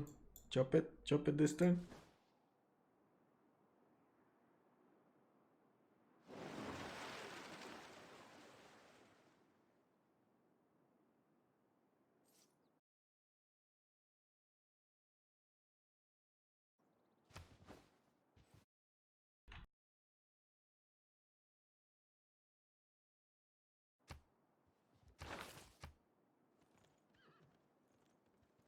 In the meantime, I wasn't actually checking great people, but it looks like Inca got libraries, Hypatia, extra science from libraries, and a free library as well. We got him finishing Machu Picchu, so he's gonna have amazing commercials and theater squares here. Couple that with some great campus spots. Look at that, +8, +7, actually +5, sorry, +5. And this is a +5, another +5. +5, very good science here. He's on 88 science a turn with 31 culture, and I don't think he actually went into free inquiry yet. He's in a golden age, but he didn't pick his dedication. Ooh, unbelievable. Actually, England missed his golden age by 1 point. It looks like he's building those caravels, and he's probably gonna go for ghost cities here. Block is an easy picking with the Great Barrier Reef. 3 points of attack for the English caravels with an admiral.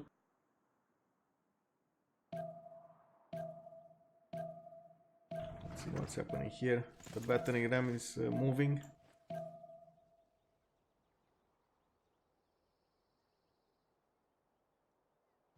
Two turns until it can actually affect the units around the city.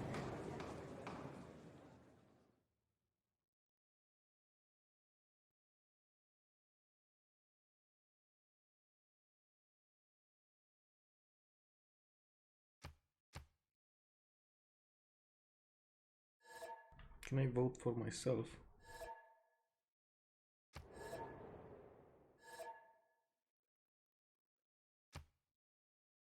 I need to vote something, or the computer will vote for me one point at a time. Maybe no points in admirals. Nobody's gonna pick that. And no amenities for silver, because nobody's gonna pick that. And oh, this is bad. Okay, maybe I don't know, loses 3. I guess freaking dragon, cause I mean, no, maybe lucky G, lucky G.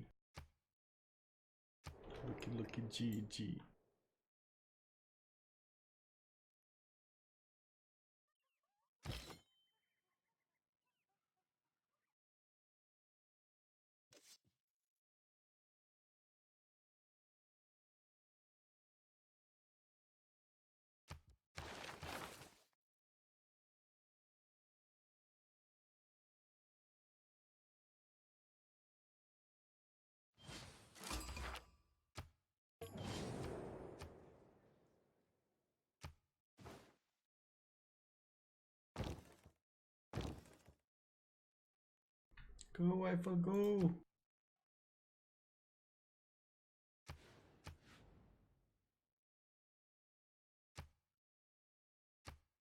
So what was the outcome of the resolutions? We got patronage passed with great doubling great engineers. We got duplicates of the chosen luxury resources. That's Coco passed. And we got -3, no, sorry. 2 diplomatic victory points for Haidan.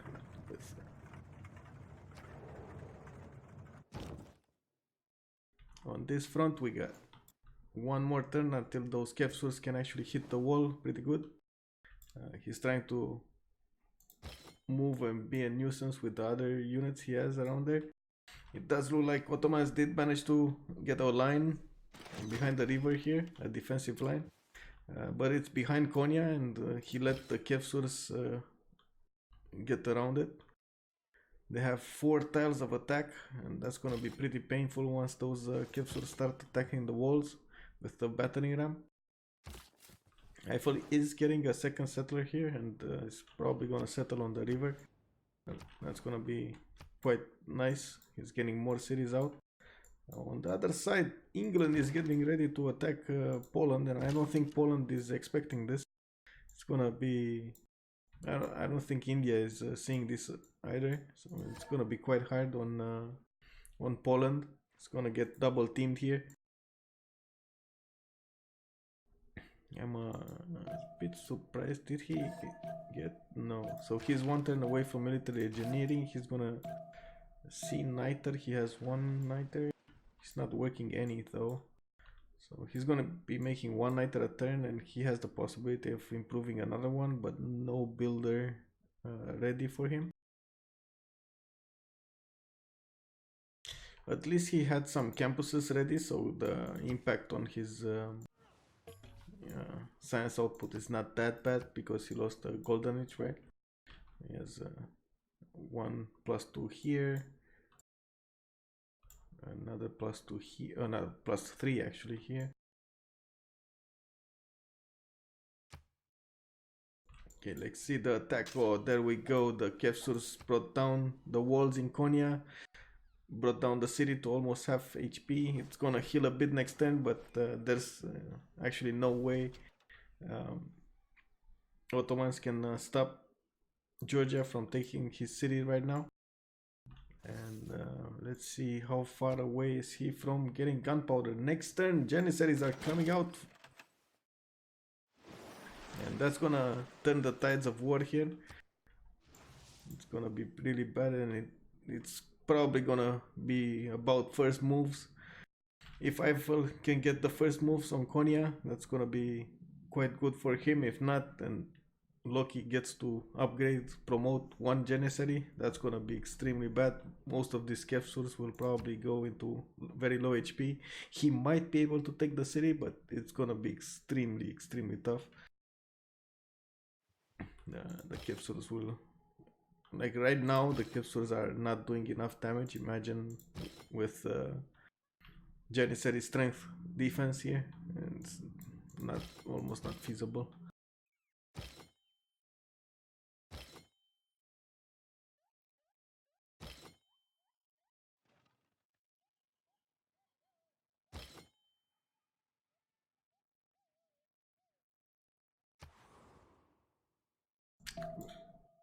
Freaking dragon is telling me to watch Ghost City.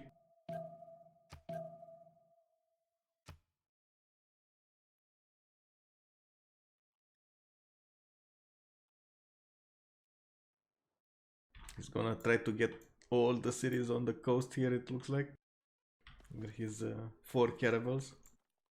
I'm surprised he's not going for Plock as the first city, but we're gonna see what's happening here. But first, I think we need to see what's gonna happen here. Who's gonna get the first move? Is it gonna be the Ottomans getting the first upgrade on the Janissary, or is it gonna be the Kevsurs that actually get the city? Oh, that's a surround. Oh my god, no. Eiffel, no. That's 1 turn too late, man. Oh no.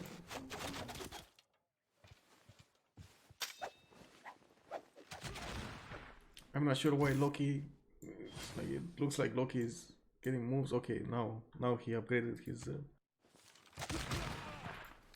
that's about it. That's not gonna happen. We're not gonna take the city. Look at that. One attack from a full HP level 2 Kevsur on the city. The city is now right now 66 strength with the Janissary inside. The Kevsur just dies. It's 43 against 66. That's not gonna happen anytime soon. So that's where the attack stops. The Kevsur attack stops.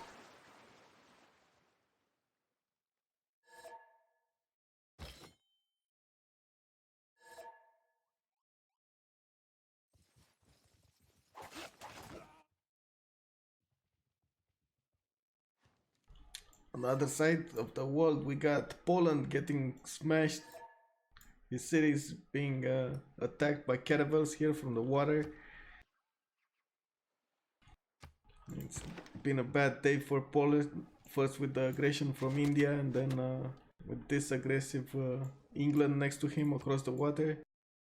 It's gonna be interesting what he chooses to do. He's still not making walls. That would have at least slowed down the caravel push.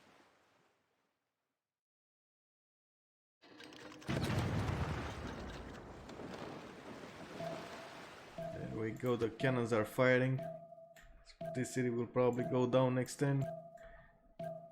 The capital city will probably go down in 4 turns or 3 turns. It's gonna heal a bit next time. Yeah, there we go. I think 4 turns.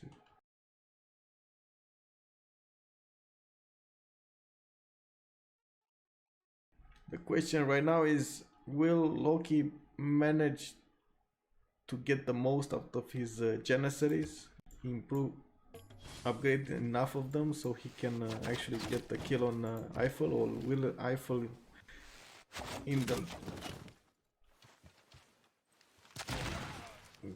actually get to kill Konya here? I don't think he will. Oh my god, he's actually suiciding his units right now. This is just bad. Look at this. He's doing everything he can. He's actually suiciding the Kevsurs to take Konya, but it's like an unbeatable city right now. So bad. So like really bad. At least the city is still in siege. Still under siege. It won't heal next turn, so he has one more turn to try, but at the same time Loki can break the siege by attacking this Kevsur here and killing it with the sword. He could do that this turn. I'm not sure if he wants to though. Yeah, there we go, Loki's doing it. Oh my god, they survived with so little HP and he hit the... Oh my god, this is so... What are we seeing this, guys? This Kevsur survived with how much HP? 2 HP on this rainforest defense. And I guess he hurried a bit because instead of shooting the low HP Kevsur, he shot the other Kevsur, and oh my god, it managed to live. The city will not heal next turn. So weird. Looks like the freaking dragon is waiting for the last moves in the Plok. In the Polish city. Come on, you got 2 moves. Freaking dragon, do it. Attack the city. Oh my god, he didn't.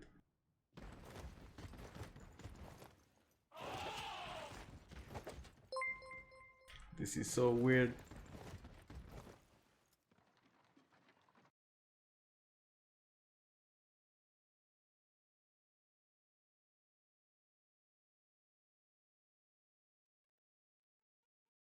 As you can see, because Poland didn't actually spread his religion in the second series, he got a little jumpy there and wanted to get the first religion. It looks like Mer's religion spread to his series, the Waves religion, and so he's not getting the defense from his religion, the extra +5. Not that it's a big problem right now. It does look like he can handle the Varus. He did managed to get knights though. That's a big thing actually here.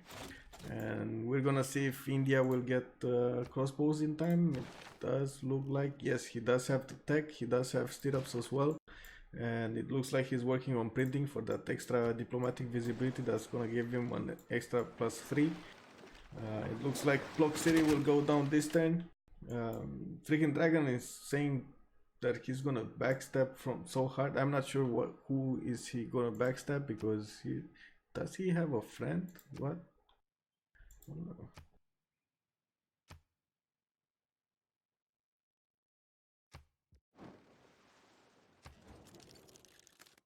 No, he doesn't. He's at war with like half the planet here. Yeah, it looks like, oh, I'm surprised this city is still in siege, but it doesn't look like it's gonna fall. Yeah, there we go. Block, the first city taken. The first city from Polish. It took 63 turns and a lot of English caravels, 4 English caravels to actually take down Poland's first city. While Poland was in a war, an early war with India.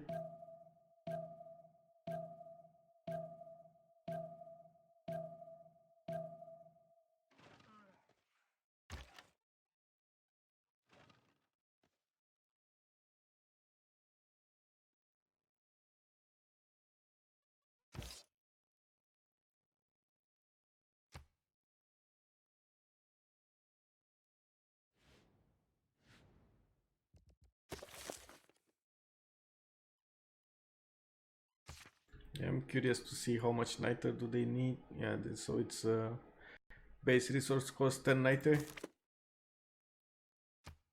Another war declaration. Loki declared war on Cryolix. Why is that? Loki's backstabbing Cryo here. Oh, this is just what? He's gonna two-shot the cities. Oh my god, this is so bad. Look at this. This Janissary attack is going for Knossos. Doesn't look like Crowley is getting ready for this. Almost no damage sustained on the Janissary. 73 strength against 29 strength walls.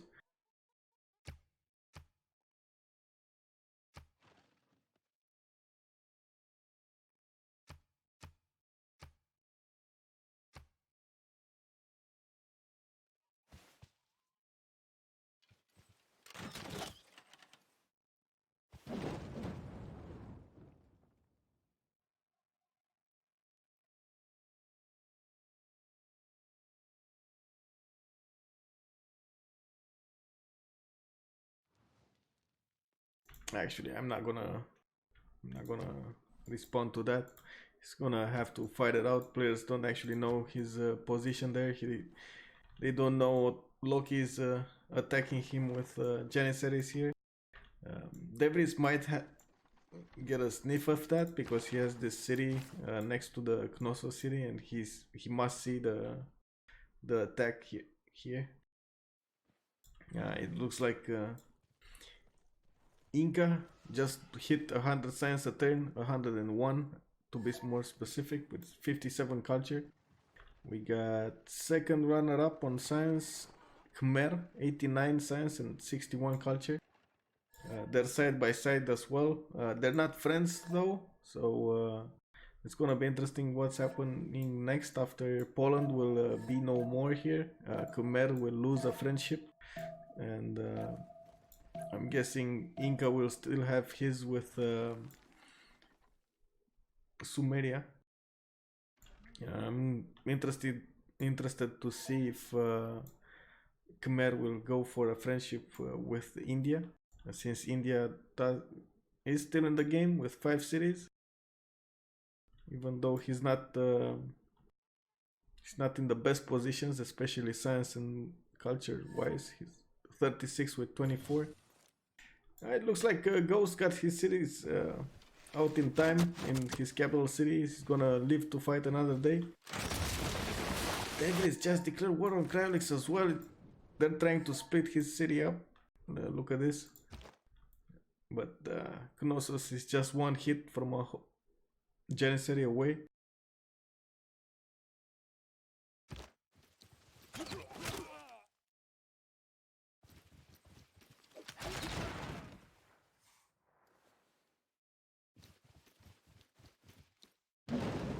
Expansion of the...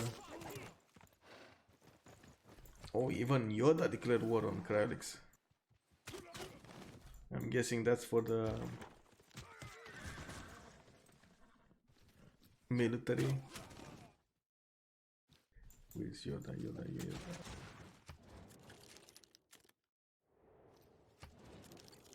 Yeah, there we go. There's a military alliance between Sumeria and Yoda and Inca here. That's why they both declared. So he's getting the +5. Yeah, +5 from military alliance bonus there. Konya lives and replenishes its health to see another day here. It looks like the Kefsur push failed. He only managed to get this Izmir city and got Konya almost down to 10 HP, but then he couldn't push no more. It was the exact same turn. Janissaries were promoted in Ottoman land, and the city just went up too much for the Kefsurs to keep pushing. He's gonna need to get a defensive line right now with a lot of crossbows to manage this Janissary defense here. I'm not sure exactly if he's gonna be able to do it. I think the only thing stopping Loki here from pushing back Georgia's Kefsurs is just the lack of niter. He does have 3 more pre-builds, but doesn't have enough niter to upgrade Janissaries on both sides, so he went for the other side. Wait, what happened to the units here? Did he... what the... oh, did he move them away? I guess he moved them away.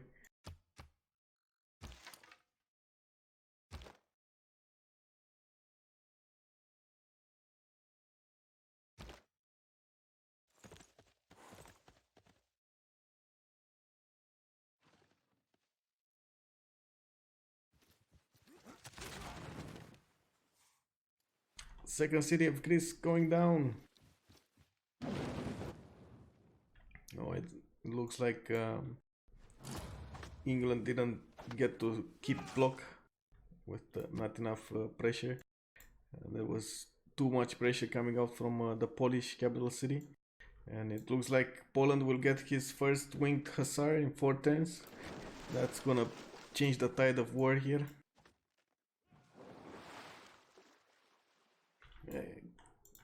He's gonna have enough defensive strength to keep out the caravels, and he's gonna have enough offensive strength to go against India here easily.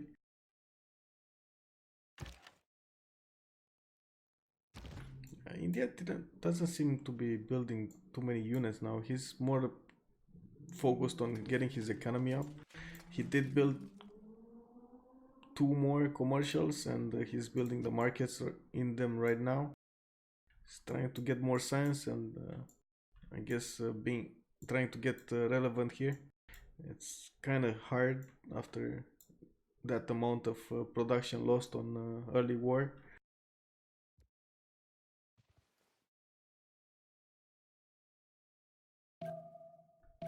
England's response to the Polish walls are sea dogs here. It looks like because he didn't have niter, or does he have enough niter now?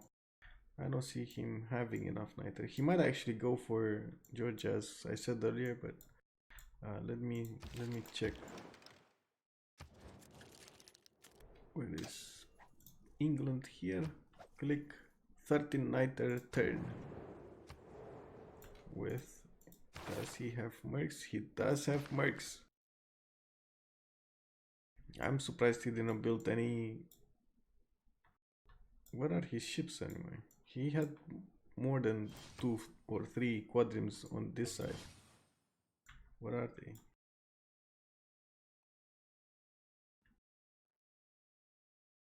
So one is here. Oh, both of them are here. Why? Okay, never mind. I'm surprised. I'm surprised he didn't upgrade them to frigates. It would have been enough. 2 frigates were enough to take down the city, the police city. And he does have enough niter to do it with the retinues card that gives him minus 50% resources needed to upgrade or build.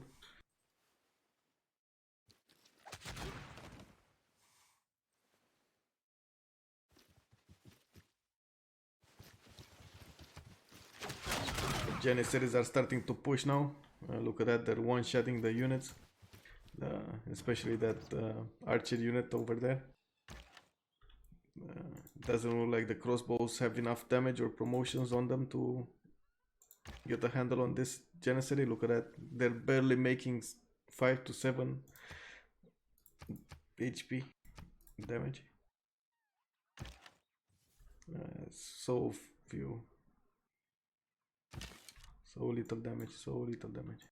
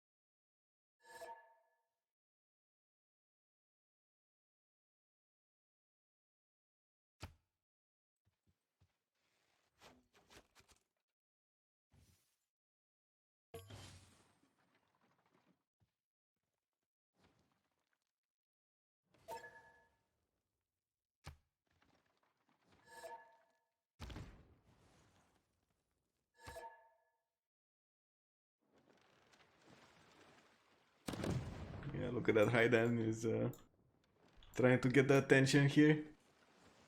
He's going for that culture victory as much as he can. He's actually equal in points with England. That's weird. He didn't actually make any. Let me see. Did he make any? No. So he's making only 31 tourism a turn. It's not big. It's actually quite small for turn 868 that we're in. With petite points. So I don't think anybody's gonna be worried about his culture victory here, but they must be worried about his science. 109 science a turn. The only one that can actually equal him in science is Inca next to him. And it looks like the Janissary push stopped at the Sumerian Knights here. 65 versus 55, but Janissary is across the river. Look at that. The Knights are much better. With the river defense and support bonus, they get +5 river defense, +3 ideal terrain, but that's because they're on a mine. I guess this one is a lot less. Yeah, there we go, -2 unfavorable terrain. Yeah, anyway, I don't see the Janissaries being able to push here, so he's gonna try to go north and finish off Greece here. He's actually gonna make it. He's gonna get all of the Greek cities, while push on the other side, trying to push as much as possible into Georgia. He's gonna start killing off the crossbows next turn probably. I'm not sure why is this enough? I don't think he can. Wait a second. Can he shoot the city? This is gonna be interesting. If he manages to get enough, that's gonna be bad for Loki. Even if Actually, I don't know. Wait a second. Let's see what happens this time. So Eiffel is putting everything, like every card he has, every unit he has, into attacking Konya and killing Victor inside. He might actually have a chance here. Look at this. Look at this. Look at this. Oh my god, no. He actually attacked that guy. What? Ah, it's too late now. The capsule doesn't have enough damage, and this is probably gonna die to the Janissaries. Ah, come on, Eiffel. No.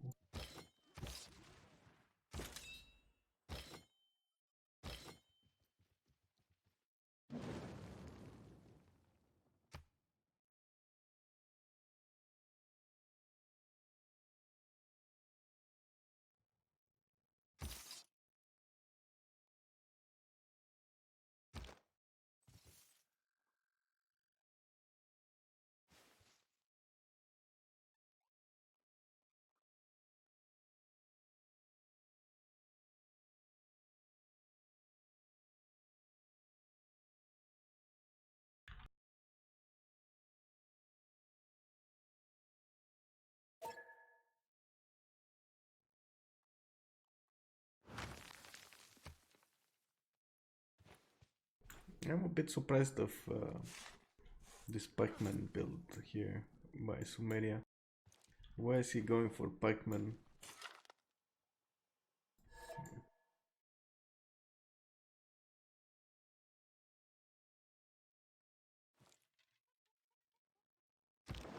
And, looks like the Sea Dogs are slowly but surely taking down the walls in Ghost's capital city. Even though we do have one winged hussar in them, and the city is on defense 73 strength. It's not gonna go down easily. We do have more Sea Dogs on the way, and I'm still surprised I don't see any frigates. Imagine if he used his admiral, the fleet admiral that he used on this caravel, if he used it on a quadrim after he upgraded the quadrim to a frigate. That would have been very nice. Yes, frigate fleet.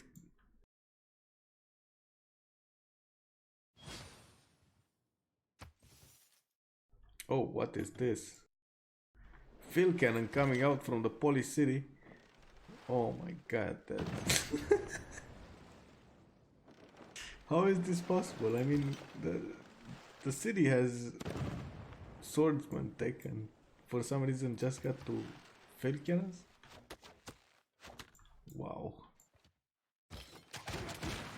Oh, right at the right moment, we got the capsules from Eiffel actually able to take down Konya and raising it at the same time. That's some Eiffel diplomacy right there, man. Look at that. He made it. He actually made it. He sacrificed one of his crossbow, two of his capsules, but in the long run, he actually took down the city.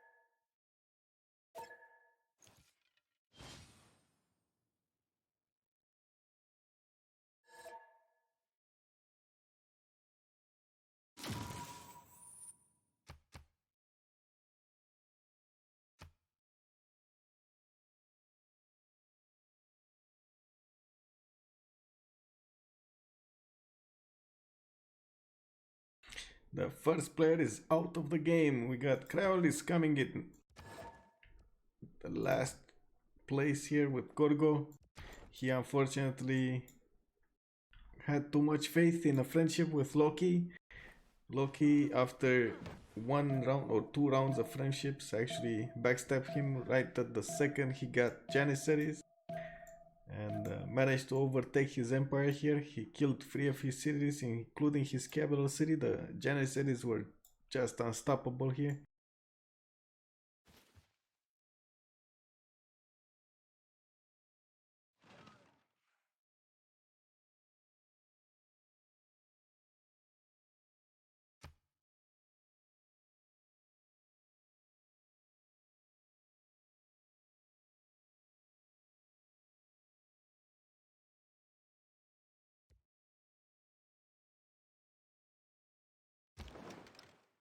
On the other side, we got sea dogs around the police city here, trying to get as much of the walls as possible, chewing at them.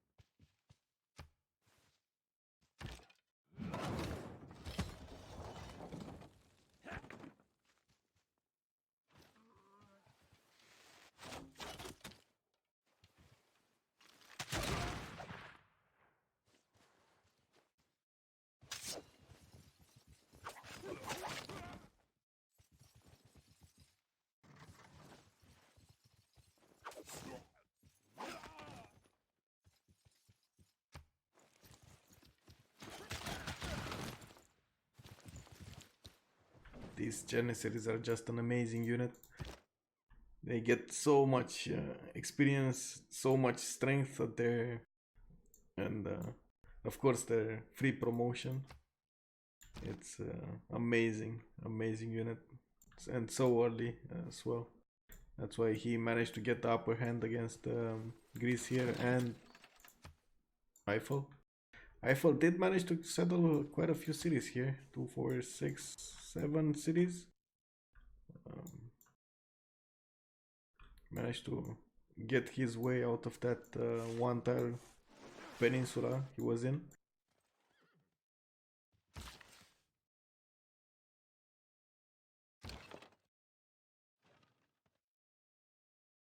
I still don't see any. Why am I not seeing frigates from? Okay, so next turn he's finishing a frigate. Okay, whew. I was worried we're not gonna see frigates this whole game from England. That would have been really weird. England without frigates, what's this?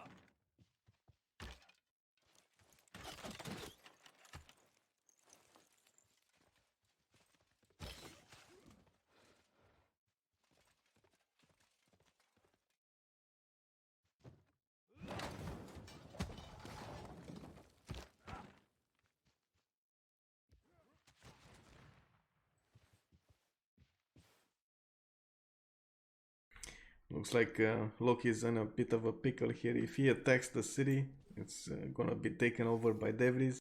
If Devries attacks the city, it's gonna be taken over by Loki.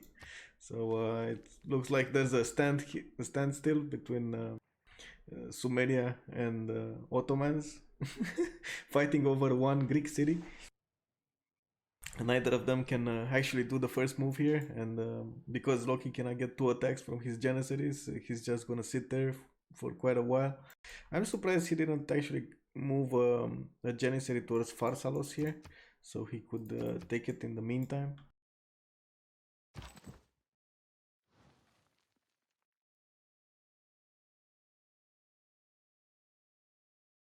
Khmer and Inca in the lead with science, 117, 118, and it's not that much of a difference in culture output as well. We do have them touching borders right now between Pancha and Indrapura. I'm curious to see what will happen, if they will actually go to war at some point or not. It looks like there is an ally, so it looks like Khmer does have the cuirassiers here already out and about. I'm not sure what he's gonna do with them.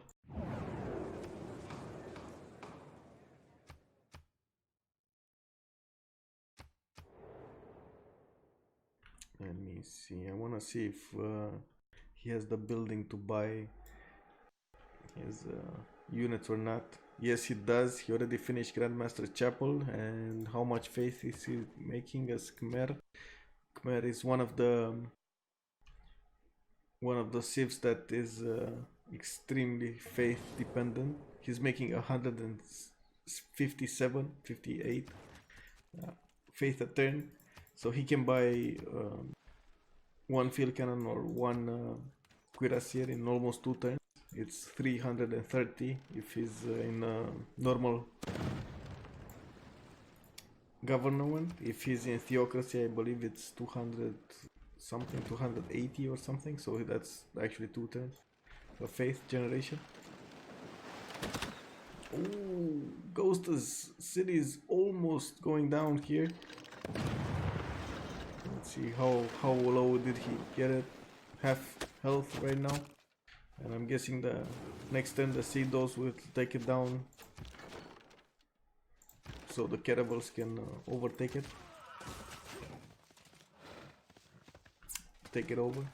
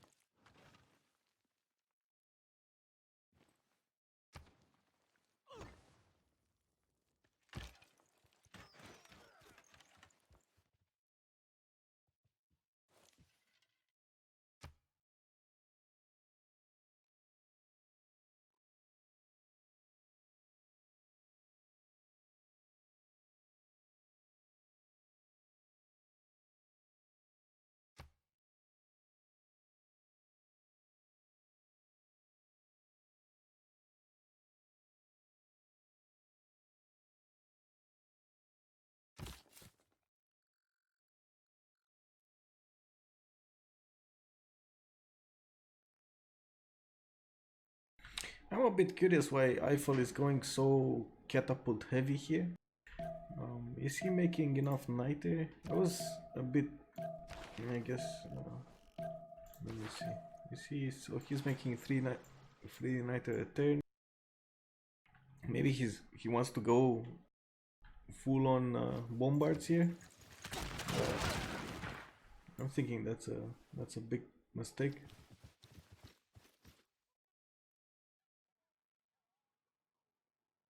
I'm a bit surprised he didn't upgrade his Kevsurs to musketmen here.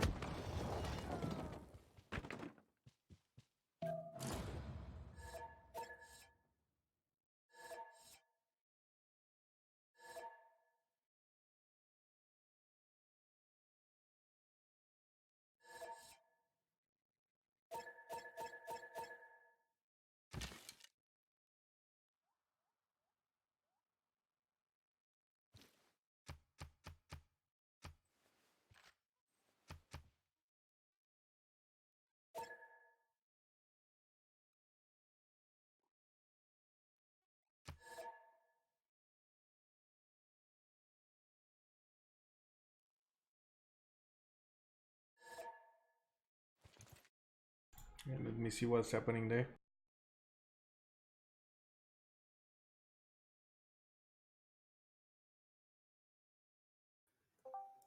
What's up with the timer? So you need to turn Gorgo irrelevant in order to get that timer to go away. Oh, okay. And then they become Sure. 3 cities. But if they've left and gone irrelevant, it shouldn't be an issue. I mean, yeah, sure.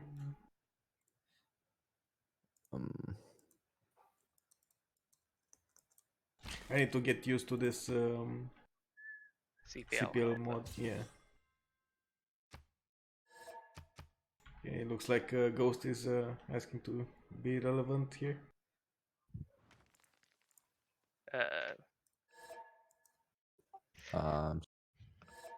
If you want, you could try the proper Evel vote system. I did. It doesn't let me because I don't meet. You're not the admin, so you can't conditions. do it. But wait, he can't ask. I'm I sure did type admin in the can still command hold. and it tells me minimal conditions not met. Admin may request. Yeah, admin. So get Michael to put it in. What's the command? So first do .player, and that should give you everyone's number. And then type .commands, and it should be something like It's .irrel. .vote IR vote irrel X, and X will be Ghost's number. Wow. Did it work? Irrel is written. RREL.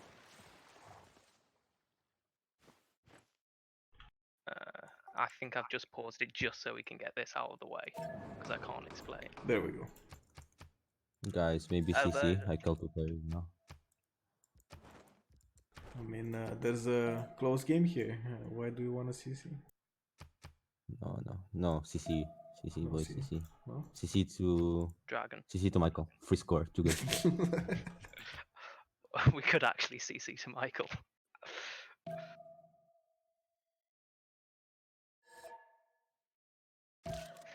Once everyone's voted, what you want to type is count. But I don't think I can do it. Or I should Why be are able we to. paused? Please? Can you Because unpause? a relevancy vote.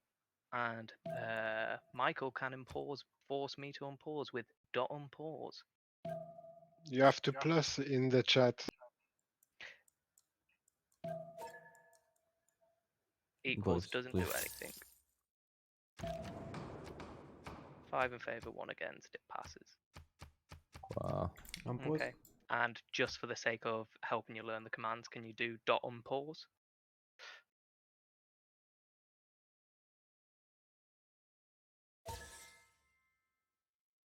Didn't work. Do I have to leave myself or do I get kicked?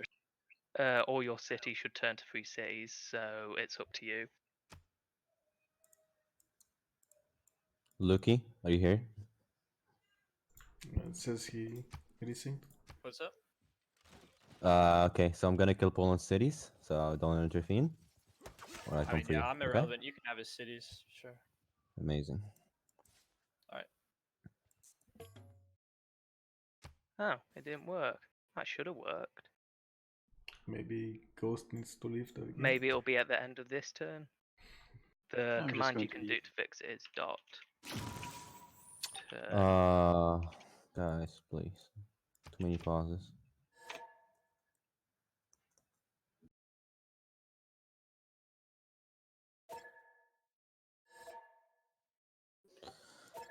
Oh my god, There you go.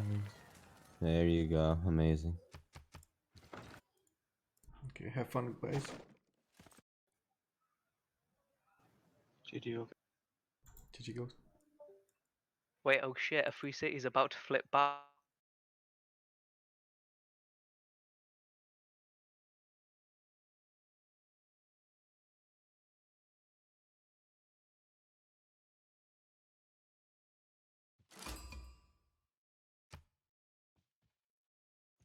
So it looks like I got some quick tutorials on how to use the CPL helper mod here. It's gonna be quite an interesting mod to use, especially with the remap. I'm really fond of that command. You can actually force a remap in the few turns of the game by not having to relobby the game, so it just like starts a new load with a new map. That's amazing for everyone, right? We don't have to spend that time to get a new map there. In the meantime, we saw England take over Ghost capital city here. Ghost asked for it and got it.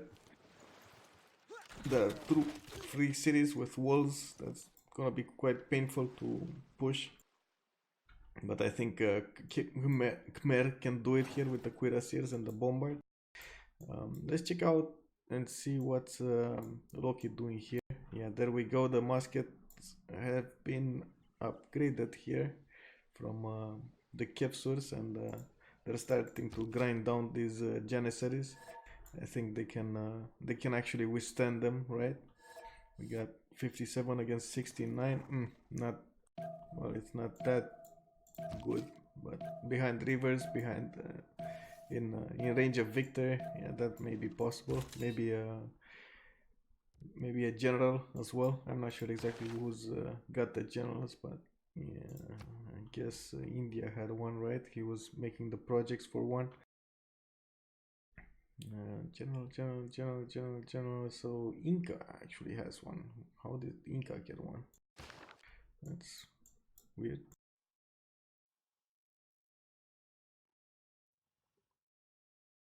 Oh, okay, so he does have an encampment. I was worried. Very good placement of his industrials, though. That's plus 10, plus what? Plus 16 industrial, and another plus 20 between 3 of his aqueducts. It looks like they're fighting over which guy will get which city. Lucky G actually was the one to stay in the game. He was in the Iraq war with Poland here, and he did manage to defend himself against that horse rush, and in the end managed to hold the line against Poland. Poland being crushed by England on the sea. He couldn't do much to defend himself against that, even though he did get his hussars in time. It was just too much.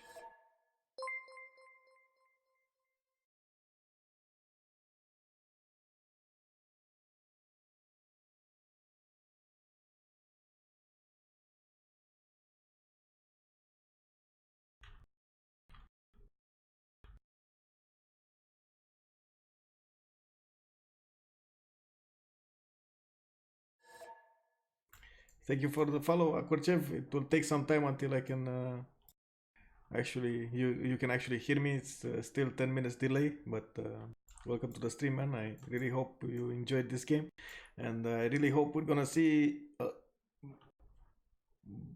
more interesting games in the next few weeks. We got 3 weeks of this kind of games. These are our GSPC games. They're a Diplo Plus variant with only one friendship allowed in the game, and as you can see, we have some backstabs. We have some good alliances. We have some two prone attacks. This is quite something to see here. We also have the simmers, which by now they didn't actually attack each other, which is kind of interesting, but I guess that's how they actually got to the sim range. Look at that, 130 science on Inca and 150 on Khmer. I'm not sure exactly what their strategy is, but I do see them going into late game with very good chances here for the first and second spot. Remember, in these games, only the first slot, the first player, the one that gets to the number 1 spot, actually will go into the semifinals, and that's, I guess, the most important thing here. Yeah, they will get some points, they will get some participation points as well, for being reported that they played in the game, but they won't be able to go play against better players or be in the next part of the tournament. So maybe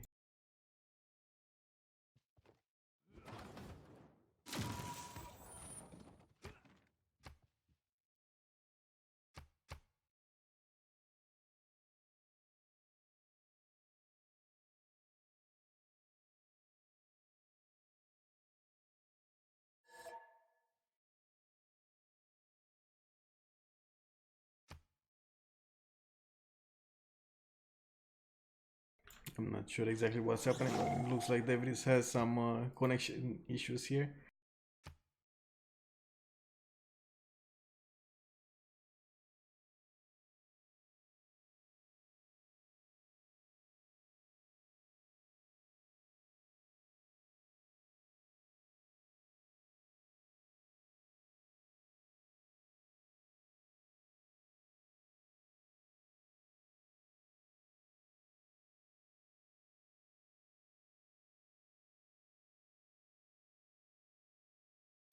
Gonna wait for him to load to unpause the game. It's gonna be quite hard for this for these Janissaries to push into Georgia right now that Georgia has its own musket. He's gonna have some field cannons to put up to upgrade. He's gonna have those bombards, even though the bombards I don't think they will do much, so we shall see what's happening here.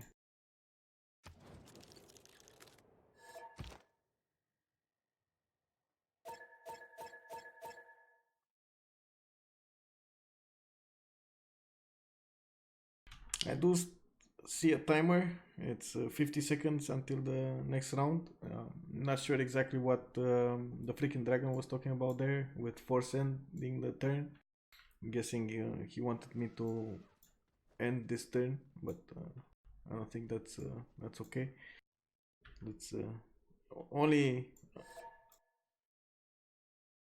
if the timer gets stuck, I guess.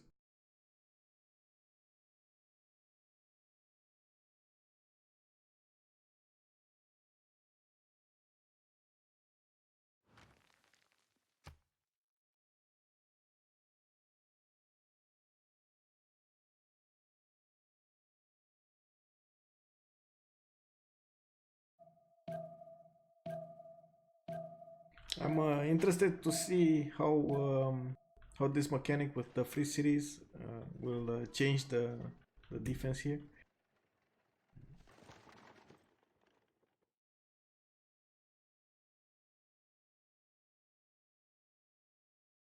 Or let's say the flow of the game.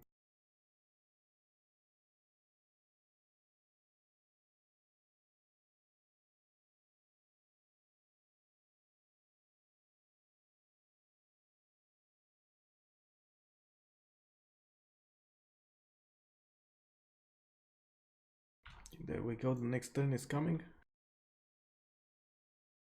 Did we get... Okay, so we got the fourth religion out. We got Sikhism, picked by India, with shrines and temples provide equal production to their intrinsic faith value. He got gold for the other one with tithe. Plus 1 gold for every 3 followers and meeting houses. That's why I was seeing a meeting house being built here. I was wondering what's he doing with that. He's gonna catch up in science, but I think the science difference has been way too much for so long. And that's especially comparing that to Khmer, let's say. It's only at 48 science a turn, comparing to Khmer that's 146. That's 3 times.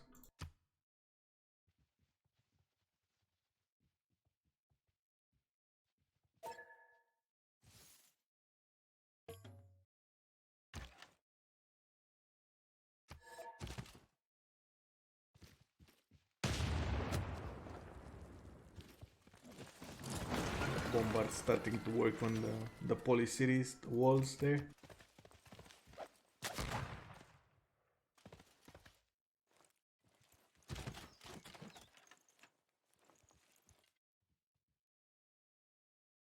It looks like Khmer got a little trigger happy and attacked with Cuirassier as well. I think he should let the Bombard do the work first and then take it over with the Cuirassiers. No need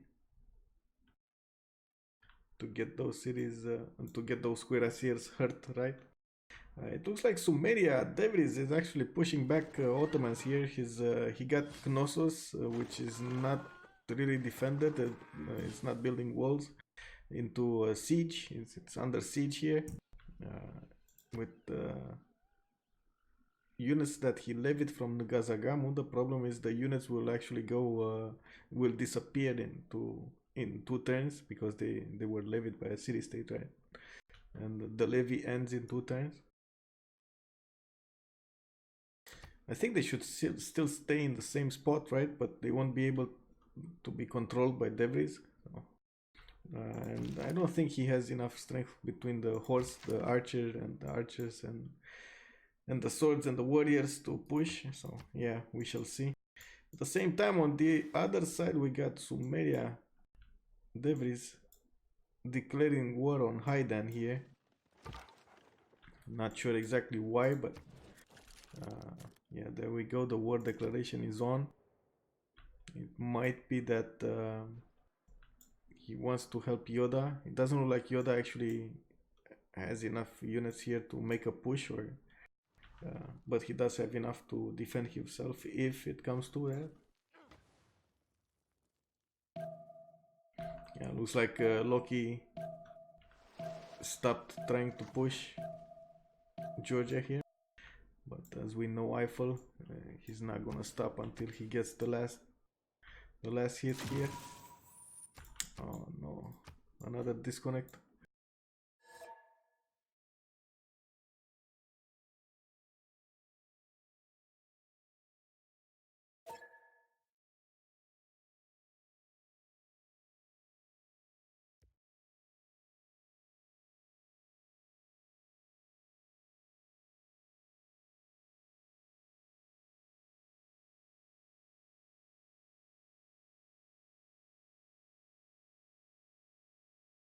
I guess this is a good time as any to get a quick break. Be right back, guys.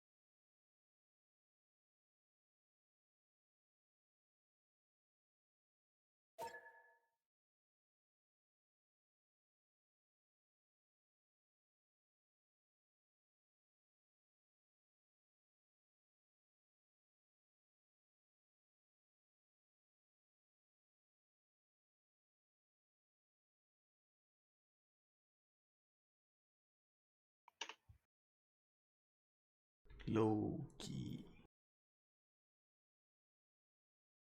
Low key.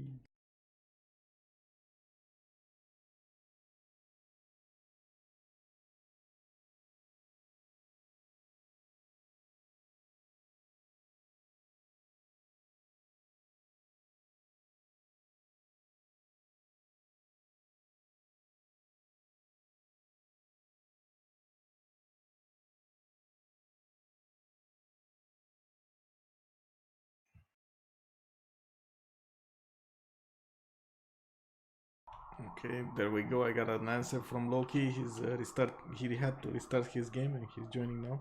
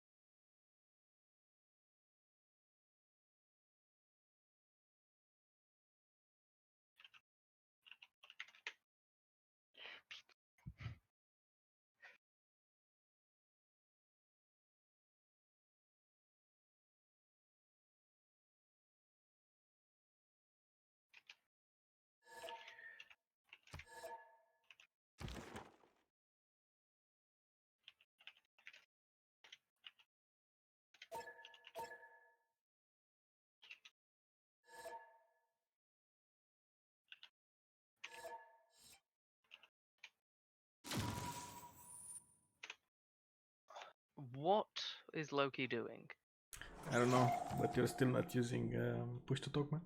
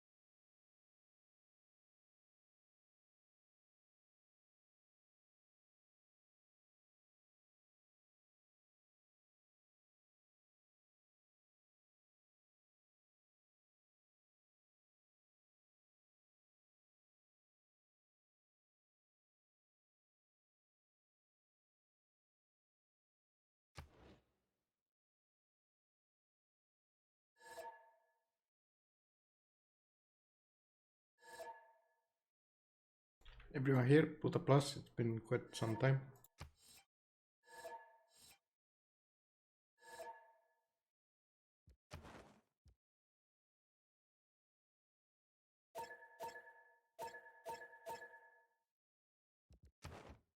There you go. Good luck.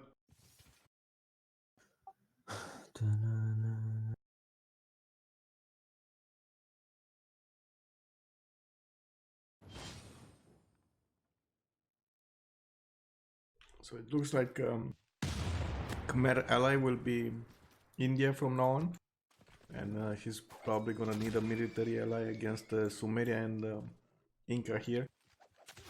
Not sure exactly how Inca will play this against Khmer, but it does look like he has more science now, since the 8 just turned. We're gonna see quite a few upsets here. Inca Khmer does have double Inca's culture per turn, though. It's gonna be interesting to see.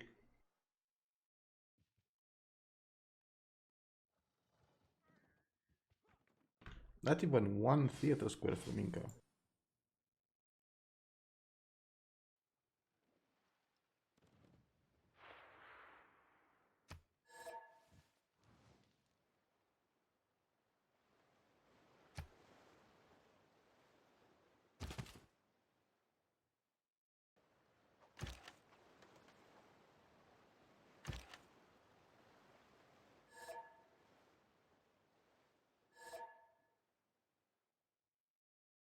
Lol. Haida and Khmer just found out that India doesn't have civil service. And it's turned 78. He's still not making it. He didn't even finish recorded history. Oh, what is this? He's 2 turns away from getting recorded history. That's the one that doubles the campus adjacency. Oh my god. And we were wondering why he's so behind in science here.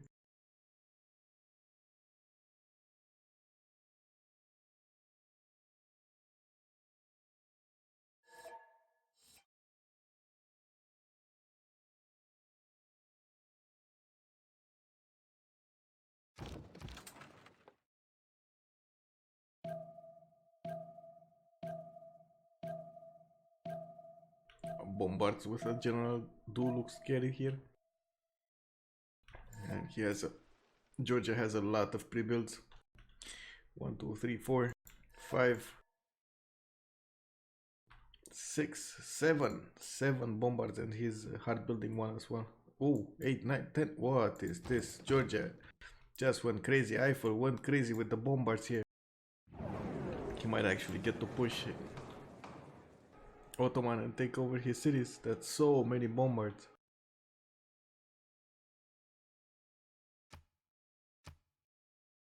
Okay, what can I do the most useless thing? 100 production to holy sites. Yes, yes. Luxury resources, maybe. Oh, silver again. Yeah, silver. That's nobody's gonna do that. Diplo points for maybe Haida? No, maybe Loki. I don't think he has that many points, so yeah, sure. I don't think he will put more into that.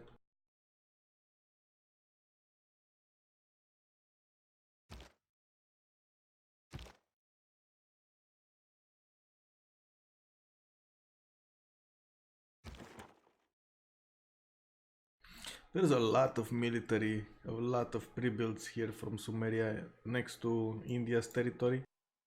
They're not at war yet, as far as I know, but I can double check in a second here. But they might actually go to war. Yeah, they're not at war yet, but Sumeria is at war with Khmer, and probably he will request India to go to war with Sumeria here. He doesn't have many defensive units. India, I mean, especially against these many units from Sumeria. If he will ever choose to go there, we shall see what Sumeria will go for. Still making pikemen. I'm a bit surprised. Pikemen upgrade into what? Into pike and shot, right? And the next upgrade is 80. So I'm not sure what's going on here. Why is he going pike and shot? They're not that good against cities. They're very good against Varus though. Varus but so are normal pikemen.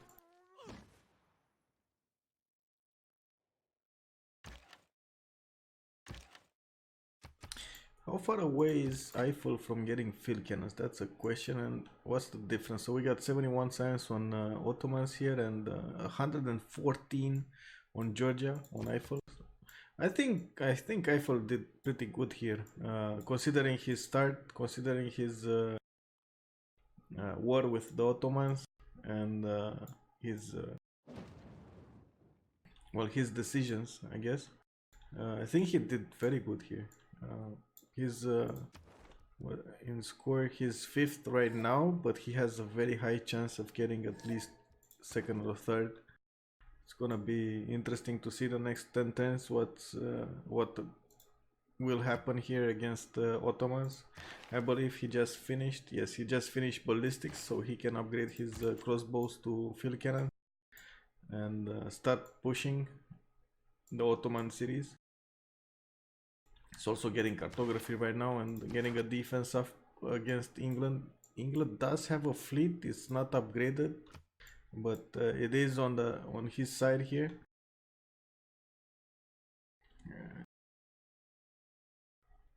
Doesn't look like England has much of a plan here. He's trying to bring block down again, and he's probably gonna finish it off in a few turns. Actually, next turn. Yeah, next turn it's gonna die.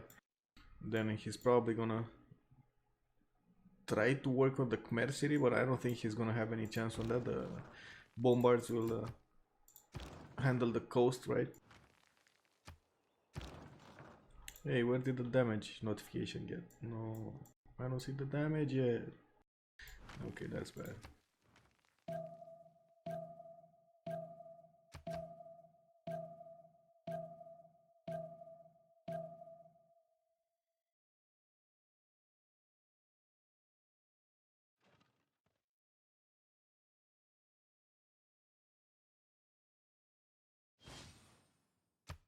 Oh, what? Tank? I just saw a tank. A free cities tank? What is it?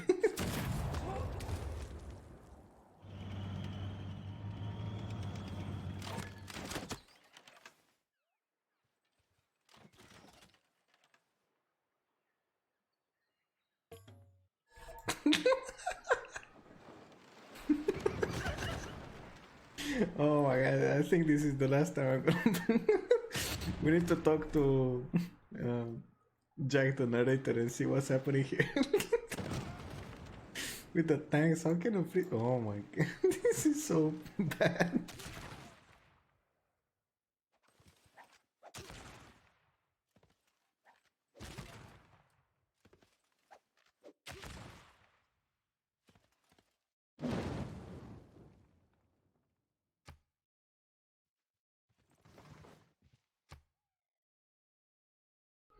That's a lot of gold saved up on Victoria over there. Almost 2000 gold.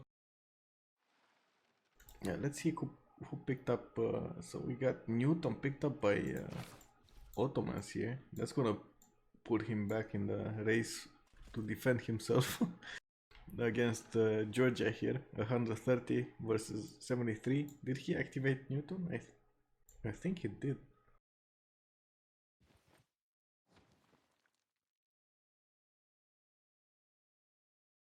Yeah, it looks like he did. And this is a bad campus.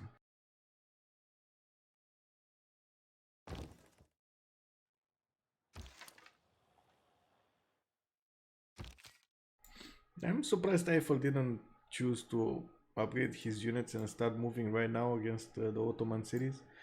Since Ottomans still have...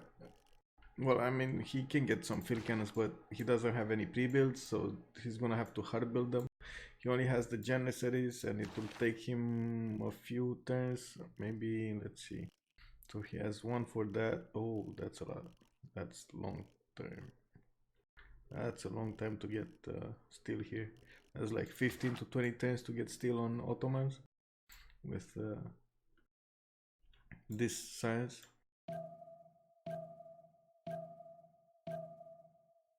But still, I think the question remains: why didn't he go for that? Is this tank gonna get to kill another unit here? Free unit? Oh my god, he may kill a Domri.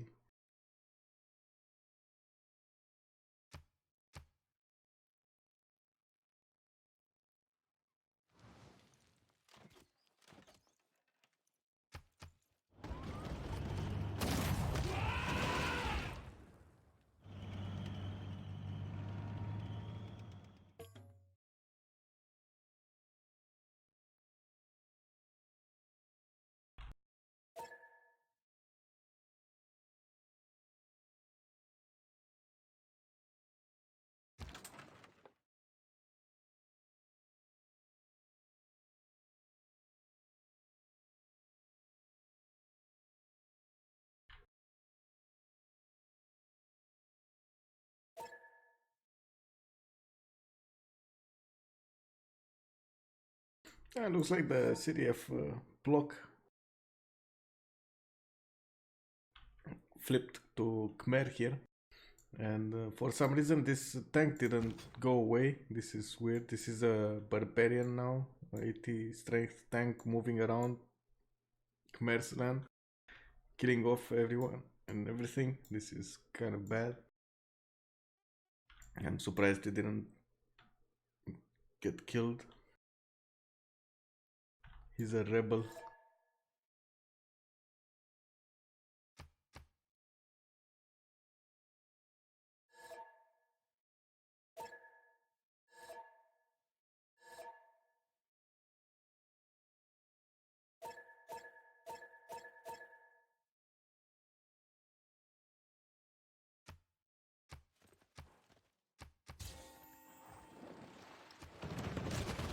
This will be interesting. Let's see who got a golden age here. So we got the only one who got a golden age. We got England, a freaking dragon. Then we got Khmer on a normal age and everyone else in a dark age. That's okay. That's bad.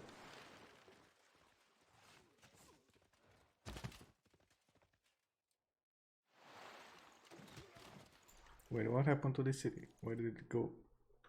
Never mind. Just went for a turn into... Okay, I guess. I don't know.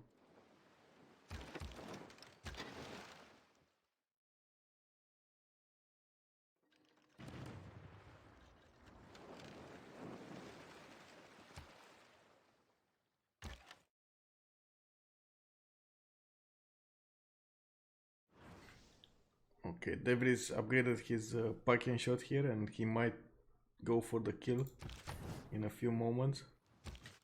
In a few turns, I should say. 70 strength pike shot.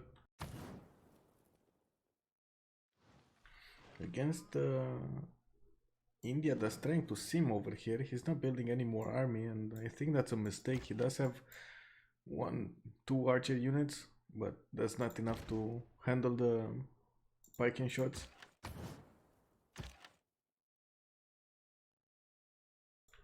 He did come back to 70 science a turn and 49 culture. He's barely getting universities in 2 turns and he's not at gunpowder. So he's not gonna get to ballistics anytime soon. I think it's a mistake, but we shall see in a few turns. I'm thinking Devries is waiting for this last pike shot to make the push, but I think he should start walking right now towards India and trying to kill him. It looks like the perfect timing. He's 4 turns away from getting Grandmaster Chapel, and he does have a decent amount of faith going on here with the volcanic soil pantheon he chose at the beginning.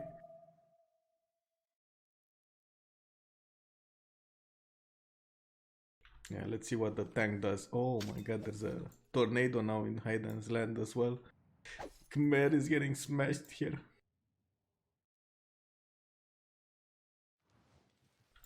Lol. Oh, did that tank just disappear? Lol.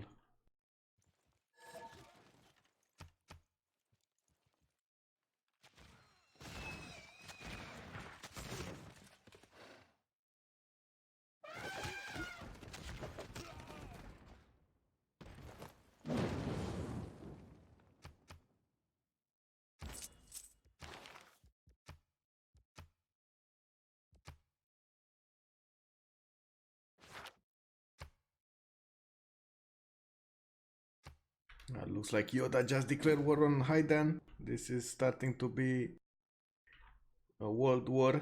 We got the 2 simmers just started their friction. Yoda has musketmen, field cannons, and some cuirassiers. On the other side, Khmer does have both techs, field cannons, cuirassiers, some like 3 dome rays to defend.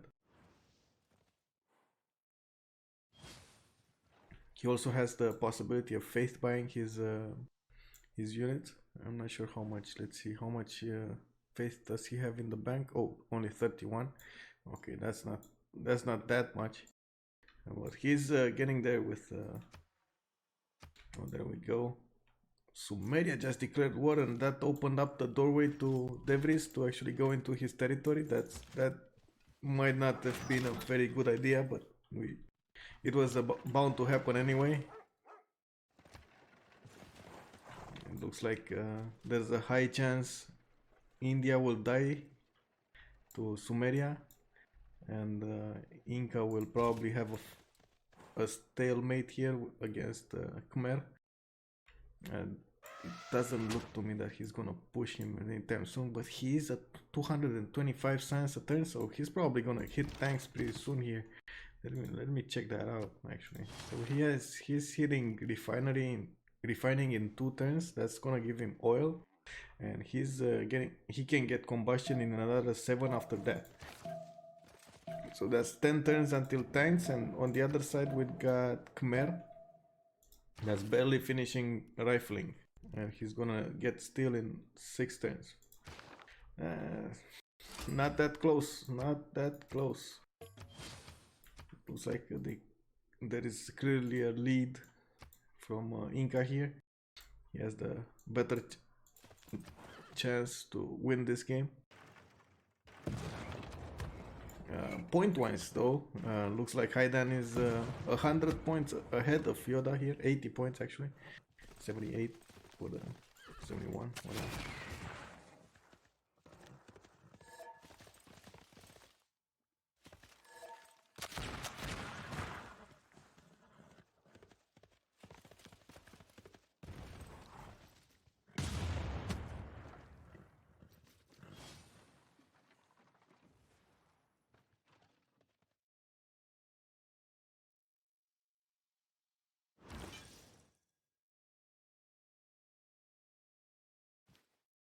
And looks like Eiffel stopped his aggression, even though he has the text to push.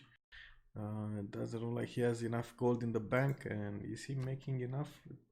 Yeah, he is making 50 a turn, so that's more than decent to upgrade his army here, especially with the mercenaries.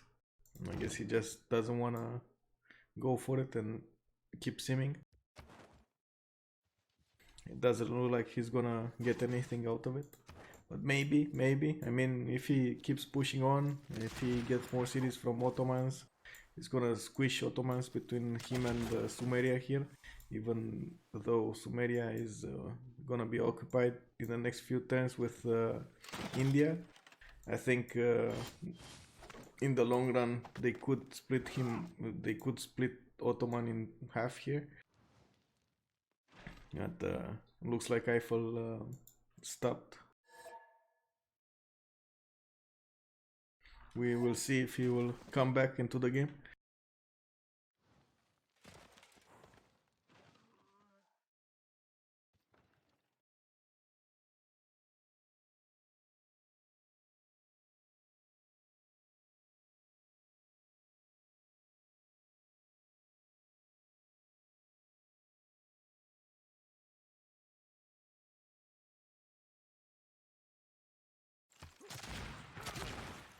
Oh, even Eiffel declared war on Haidan.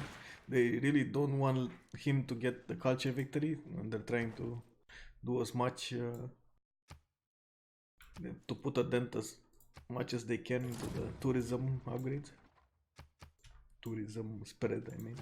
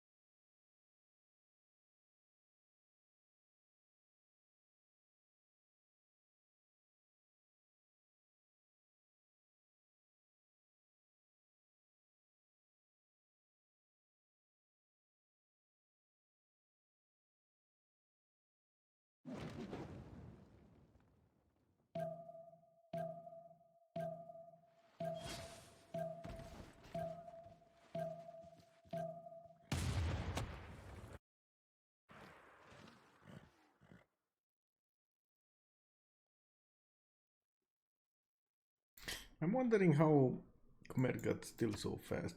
I'm guessing the 500 scientist, the mountain scientist. But let me check. Did he get that? Yeah, he got the no, he got the the mountain scientist. 250 cents per adjacent mountain tile. Yeah, that's how he got it. I was wondering how did he get such a fortification so fast? 300.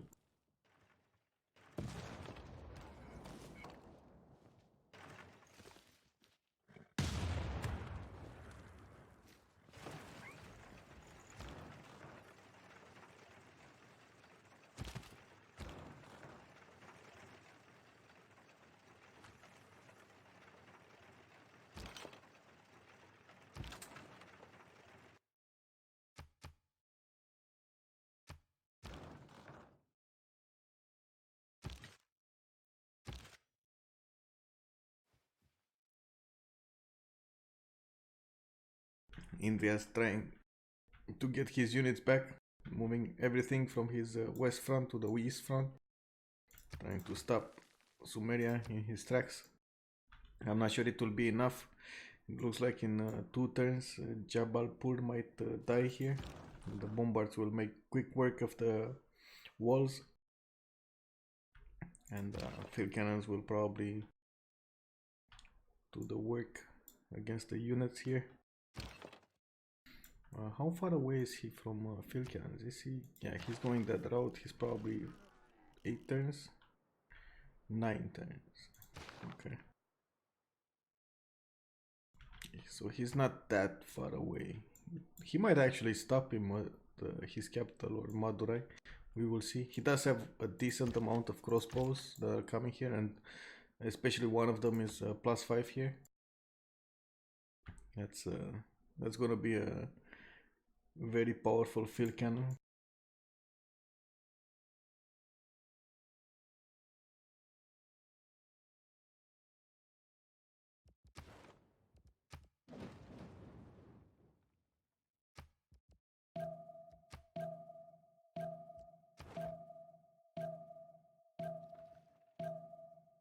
But still at the top of the scoreboard, we got Haidan first, we got Yoda second, and England third. We're probably gonna see an up in score from Devries, but not that much, since he's on the defense from oh, actually he went on the offense now. He upgraded his cuirassiers here, and he's attacking, he's pushing back Ottomans.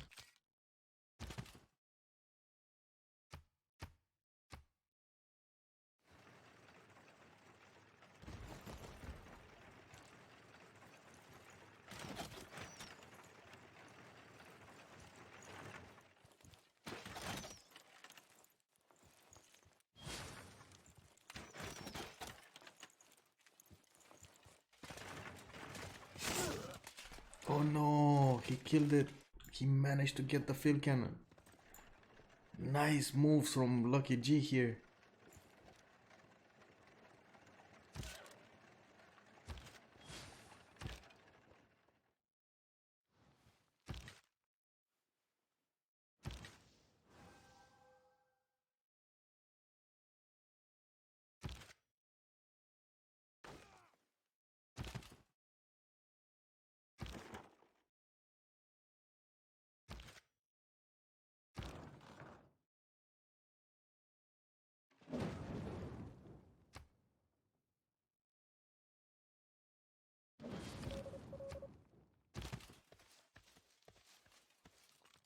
It doesn't look like Inca has enough of an advantage here, of a tech advantage or unit advantage to actually kill Khmer. But it's only a matter of time until Inca will get his tanks. He does have some gold saved up to upgrade them. 450 in the bank and doing only 12 a turn. Ooh, that's gonna hurt him. Maybe he's not. Maybe he switched or something. Let's see his. Where's the game pause here?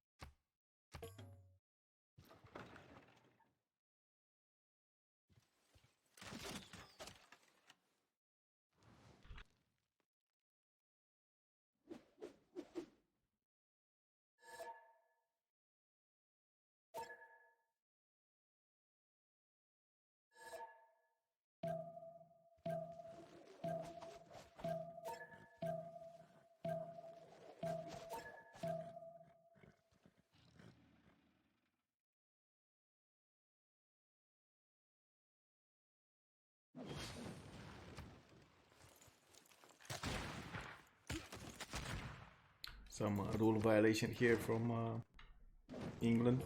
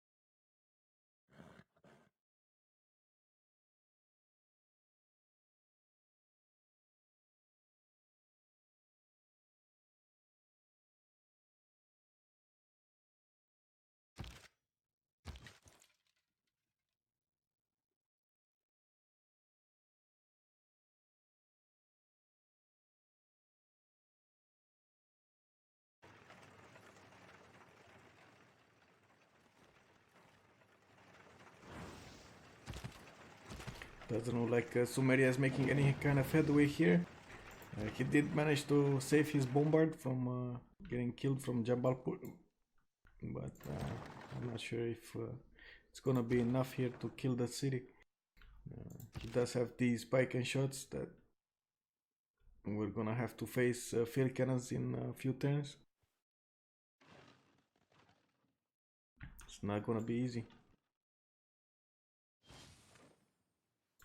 He's pushing Ottomans on the other side though. Looks like he also levied Nagazagamo again. He has 2 extra crossbows. Oh, actually 3 extra crossbows and 1 sword.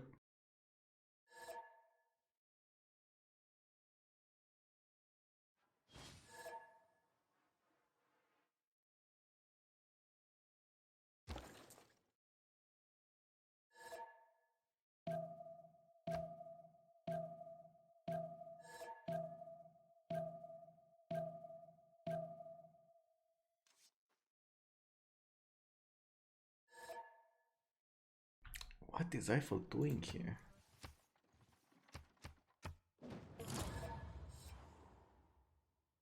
Oh my god, the walls.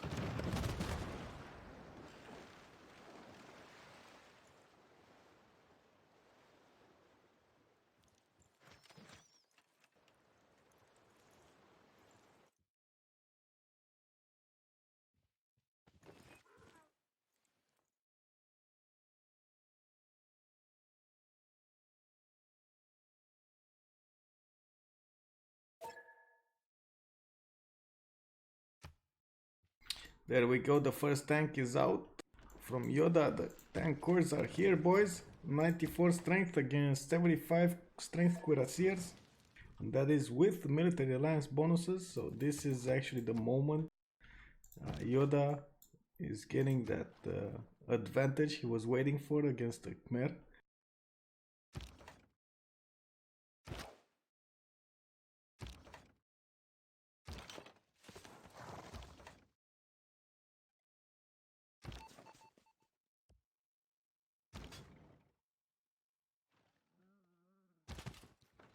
The problem here is he doesn't have that much money to actually put into his tanks here. Only 14 gold a turn. He does have 300 more saved up, so maybe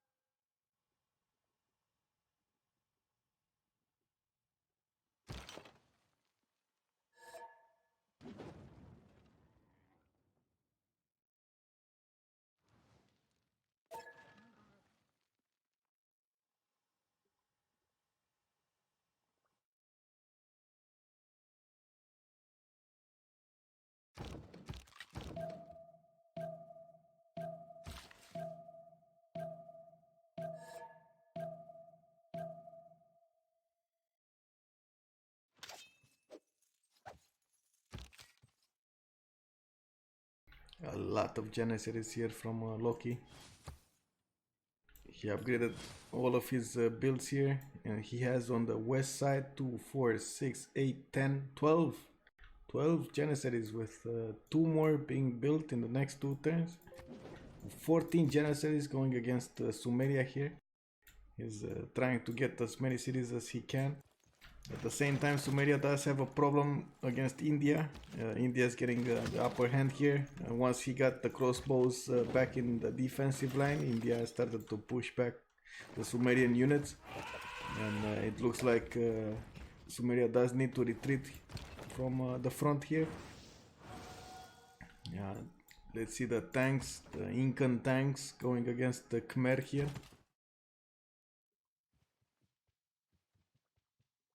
Will they be able to make any headway into Khmer's territory? They might, but let's see if he chooses to go for. He didn't upgrade many, only one, and I do see a calf core as well. But the calf core is only 77 strength. That's not much, actually not much at all.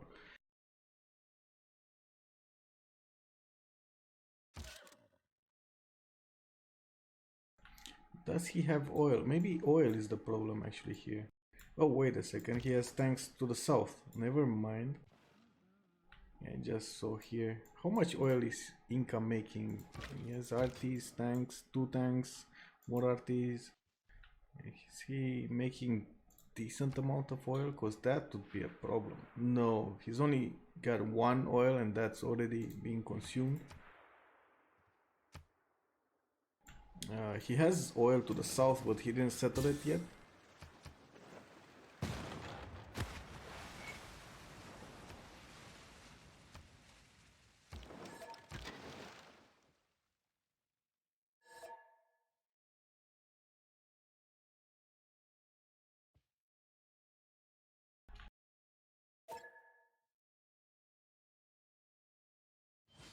Wow.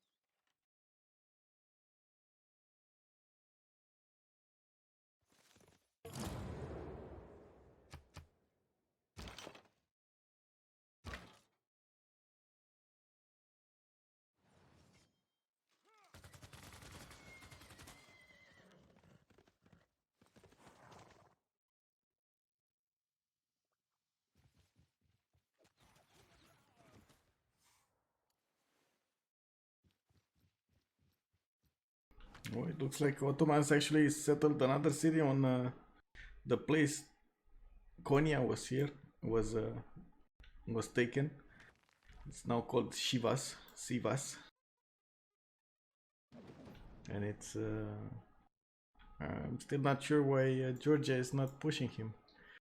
I'm very surprised here. I was expecting Georgia to go for the kill here, at least put some pressure on Ottomans, since he's not doing anything else.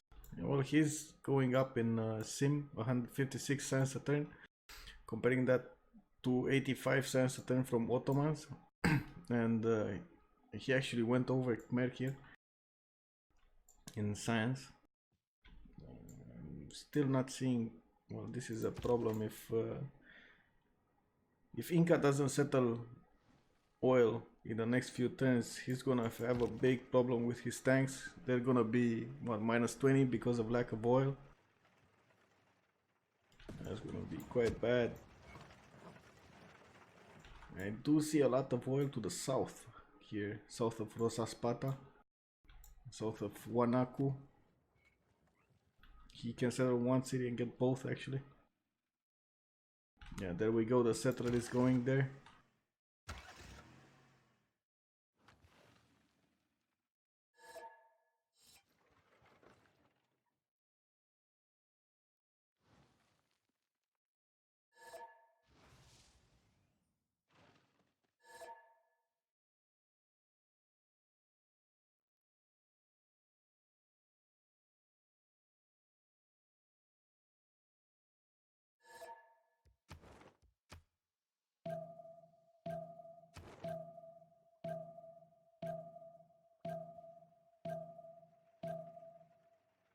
Looks like Loki is pushing back Sumeria.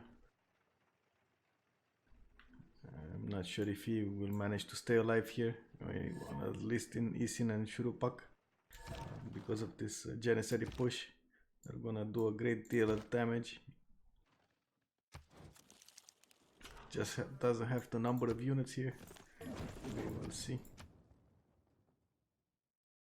I need to pause for the desync.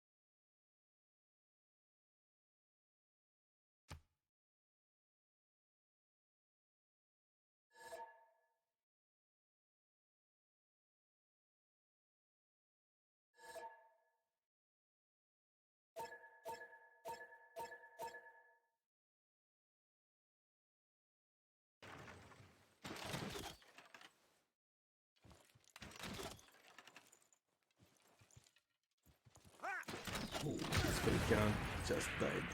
RIP.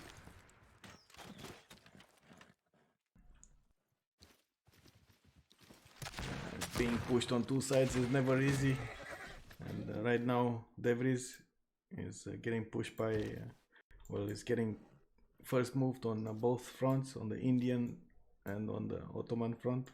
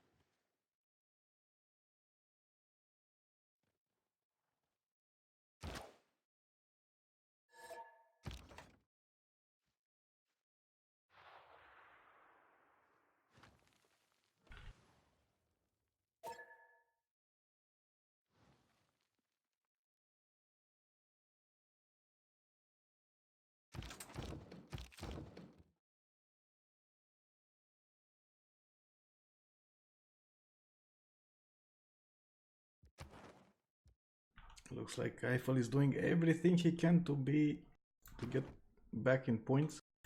Getting Great Lighthouse, getting Kilva Kisivani, extra envoys.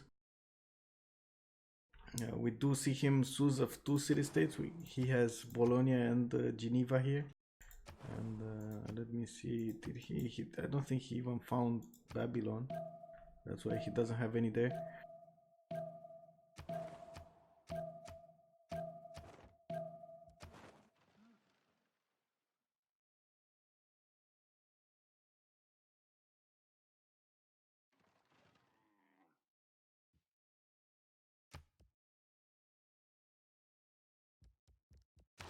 Inca is, in big trouble here.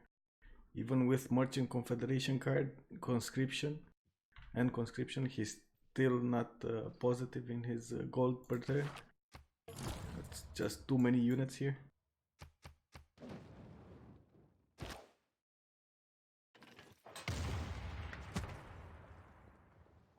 He is making headway in the Khmer cities to the south, though.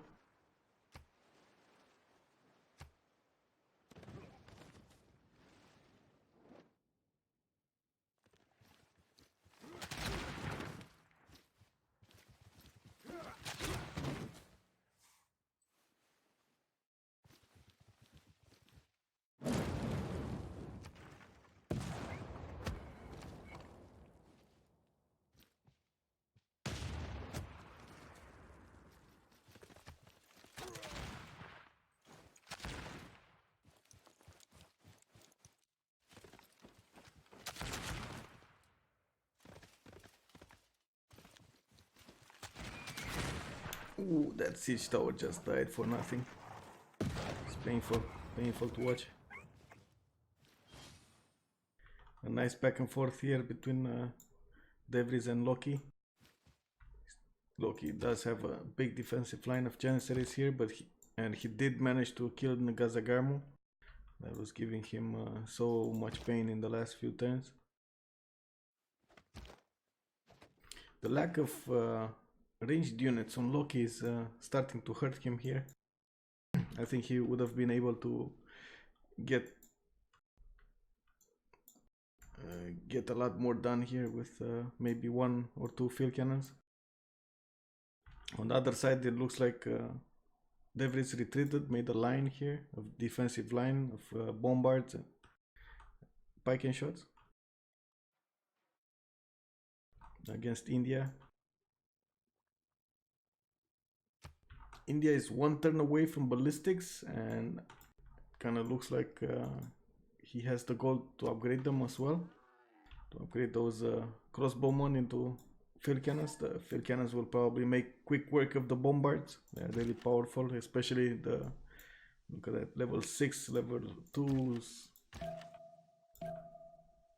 field cannons.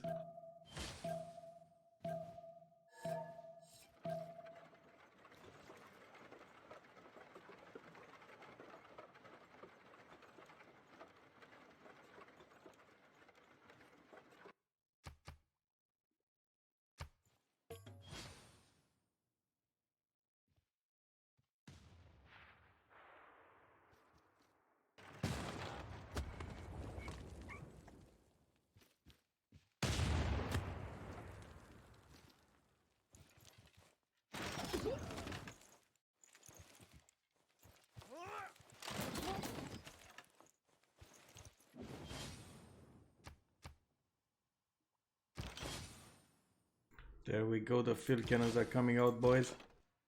It's gonna one-shot the pike and shot. Oh my god, look at this. 92 strength field cannon against 64 strength pike and shot. Just because it's level 6, man. And he has 2 shots as well. Like, that's 2 units a turn. Oof, that's gonna be hard on Sumeria here to keep his line afloat. His defensive line, I mean.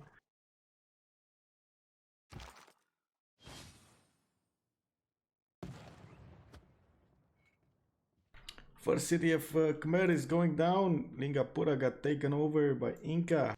And it looks like before it got taken down, Haidan did switch all the tiles to the adjacent cities here. And it's gonna be quite a long way to get the next city of Khmer here. That's Vimayapura. Unless he makes a tunnel.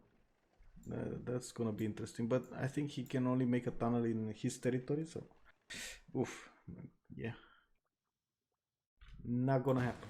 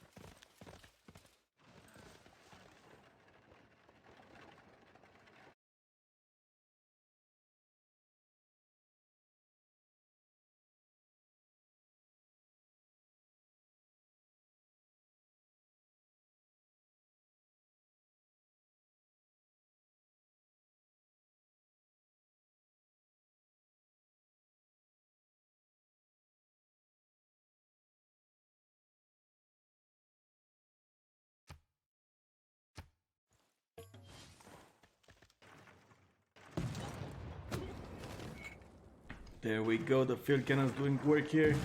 I'm gonna probably kill most of the pike and shot and units here. Let's see what happens. Oof. 2 units down. Will we get the third? He made it out. That third pike and shot actually made it out.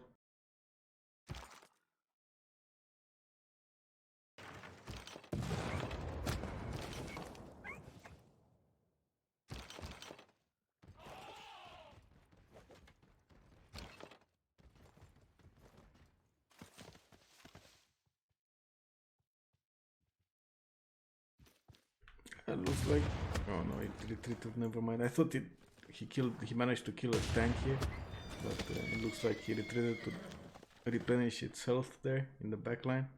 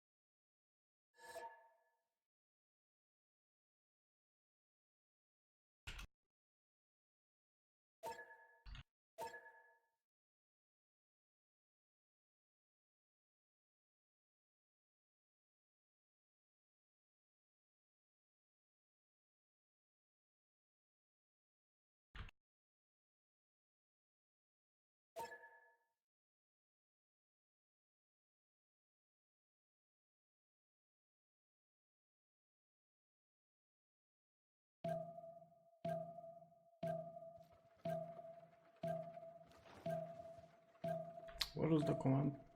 Oh.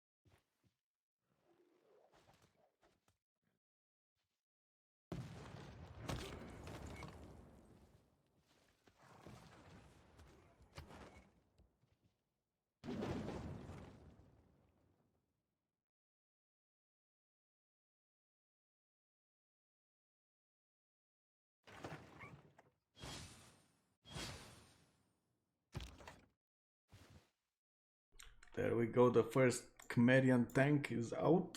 Bot in Indrapura here. Is he, actually let me check his government type. Is he in theocracy? Yeah, he is in theocracy here with simultaneum. It's making how much faith a turn? 184. Actually, that's not that much for a Khmer. It is not that much. He's really lacking gold, so that's a problem for him. Plus 8 gold a turn. Inca is negative as well. It looks like gold is a problem for everyone except England here.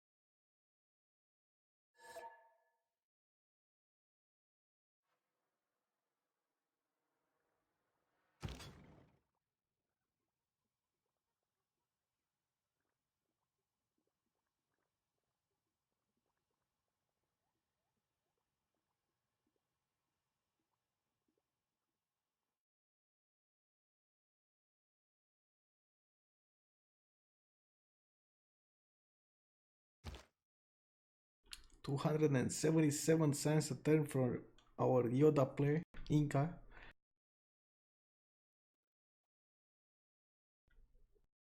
He does have some problems pushing into Khmer here. Khmer did get tanks, has fortifications up, steel walls I mean. He's probably gonna need a lot of artillery, a lot of tanks or planes. It doesn't look like he's gonna go for planes though, or does it? Oh, actually it does. Look at that. He's going banking. Okay, so he's going for the gold. I'm surprised he didn't go industrialization as well to get those factories going.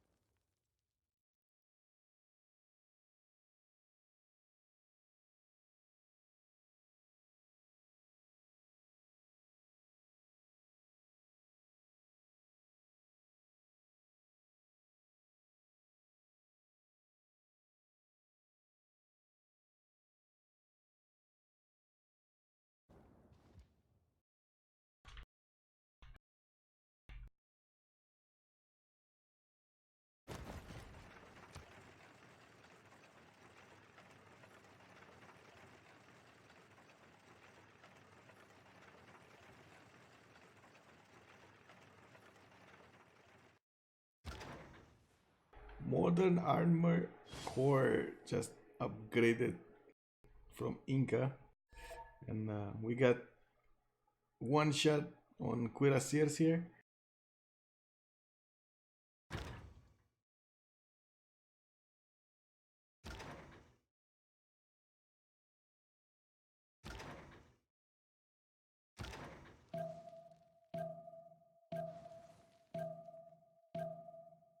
A 110 strength unit here. Imagine if he had a general with it.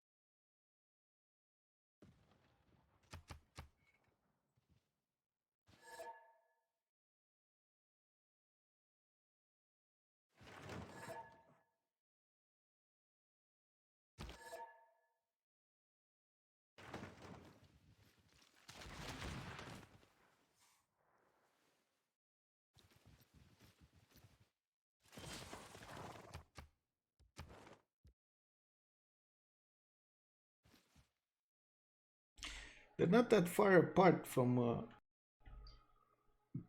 like points wise. There's only a 70-point difference between the 4th place and the first place. Yoda, Haidan, the freaking dragon, and Eiffel. Eiffel is catching up quite fast in points. He's settling more cities. He's getting more districts out, and I don't see him actually getting units out. That might be a problem in the long term. I'm not sure about England's plans, but let me check. Who is he friend with? Maybe they're friends, so he shouldn't be worried about that.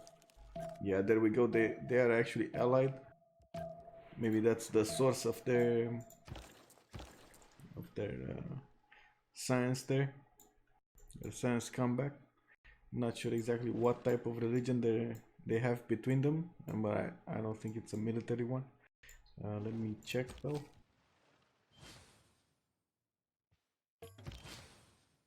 Nope. No military alliance. And let's see here what the tanks, the modern armor tanks, have to say about this war against the. Whoa! What is this? That's weird.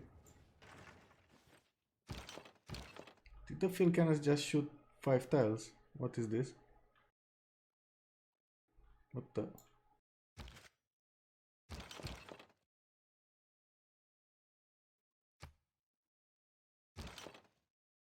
I guess that was a visual bug.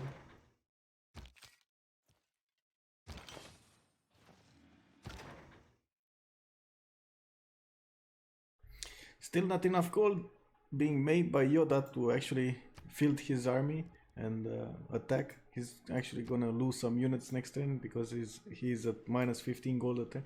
Oh wait, he has some in the bank. Never mind. He can stand up 4 more turns, maybe.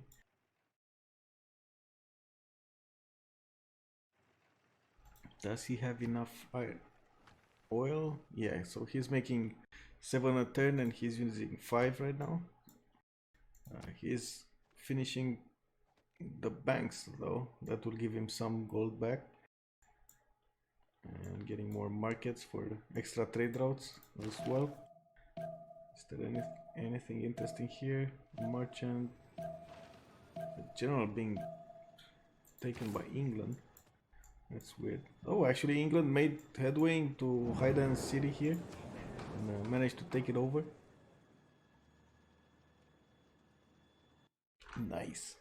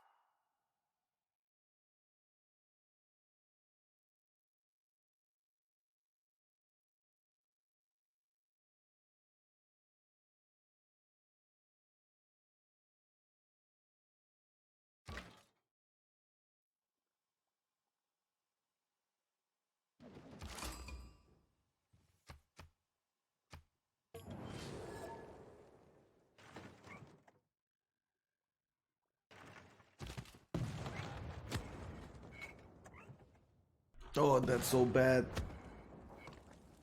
Larak just turned into a free city, and it has 300 fortification strength from the steel walls because Sumeria had that tech. Oof, that's gonna be so tough to take back, especially with no artillery. Eesh.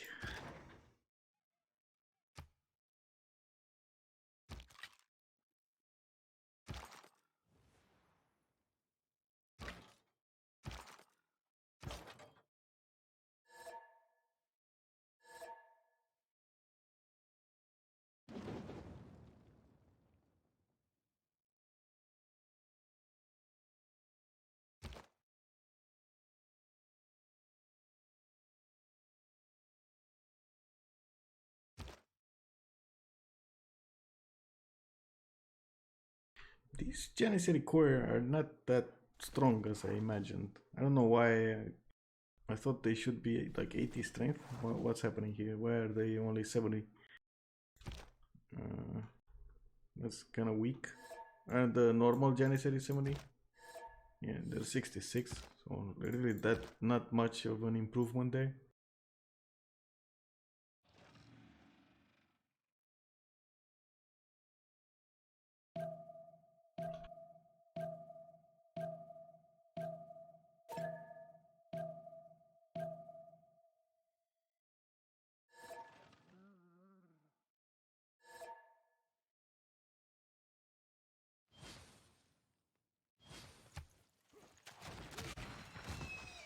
Oh my god, the free city just spawned the modern armor. That's gonna do some damage here. Oof. Oh my god, that's painful to watch. It's gonna one-shot every unit he has. That's so bad.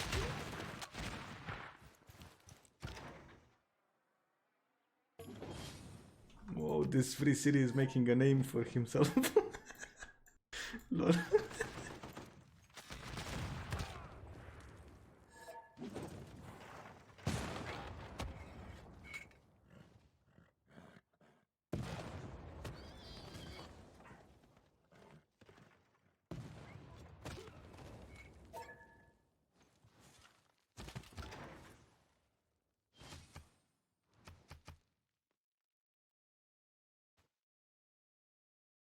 I'm surprised England didn't settle more cities here. He has a lot of cities, and I mean a lot of cities, including this Torres del Paine here.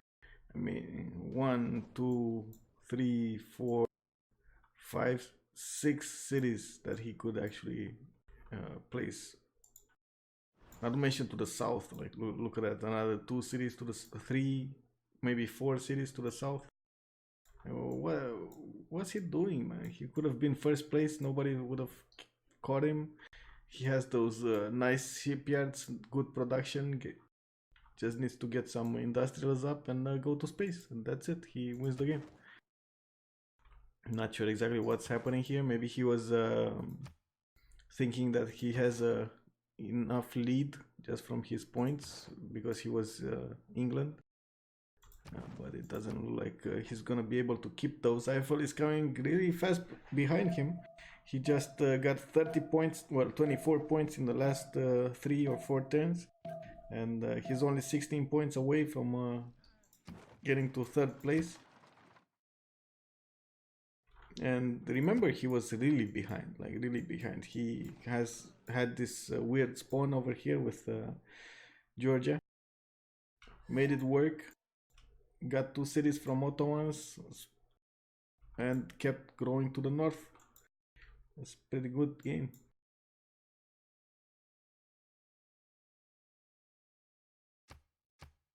Another desync here. I'm gonna pause in a sec.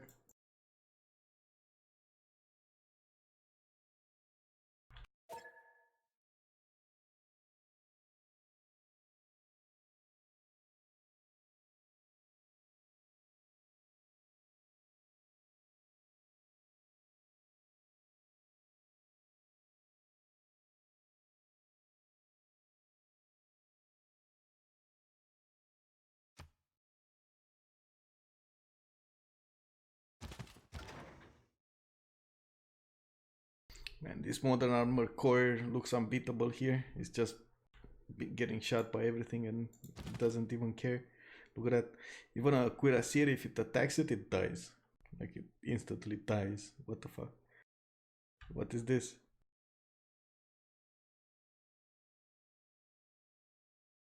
Oh, I need to watch my language. I'm sorry, guys. I'm sorry. I need to learn to speak proper normal English.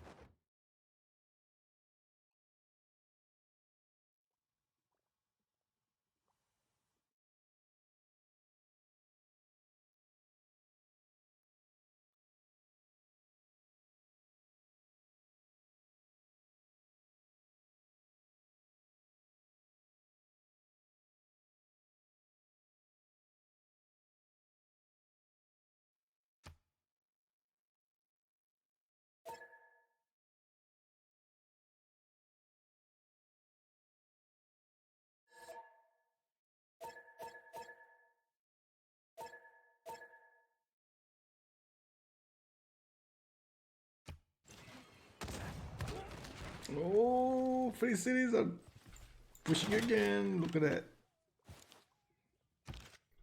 This spiky shot is having a bad day.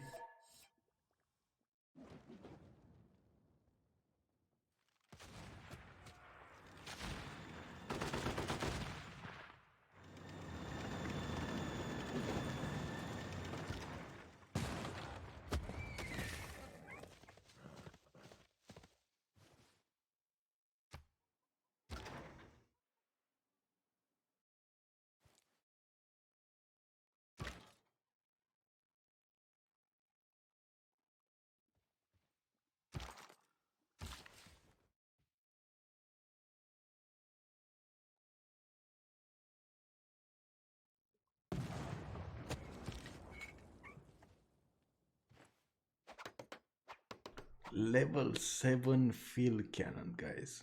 Level 7 field cannon. Ouch. That's... yeah. It's a lot of promotions on that field cannon, man. Doesn't look like Loki's gonna push into Sumeria anymore. He got this line, a defensive line on the river. That's about it. a lot more Genesating being produced. I'm not sure exactly why he basically stopped simming. He's making only Genesaries right now. He's 119 science, comparing that to Eiffel that's at 273 right now.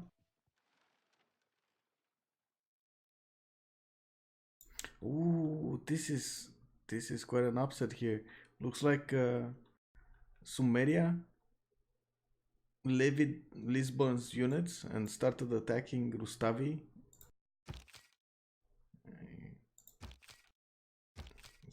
He's gonna do some damage, not much though. Probably just a few pillages here and there, get some gold, get some faith, get some well, that's about it, I guess.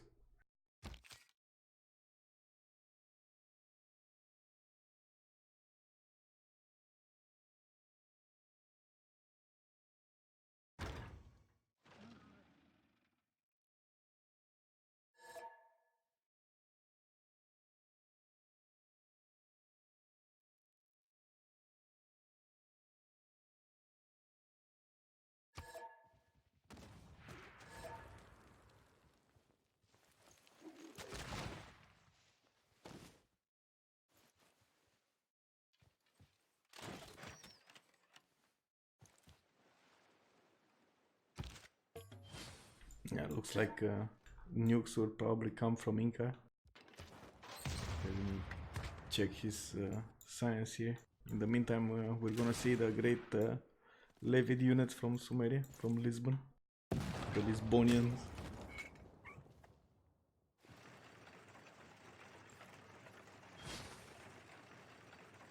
So we got Inca taking 2.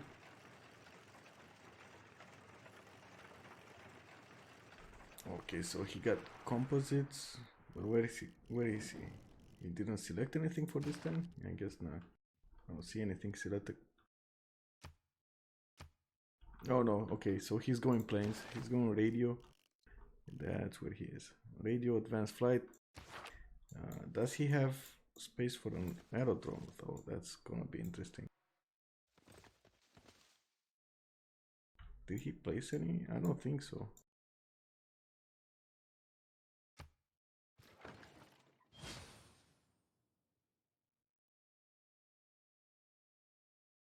Yeah, I don't see any aerodromes right now.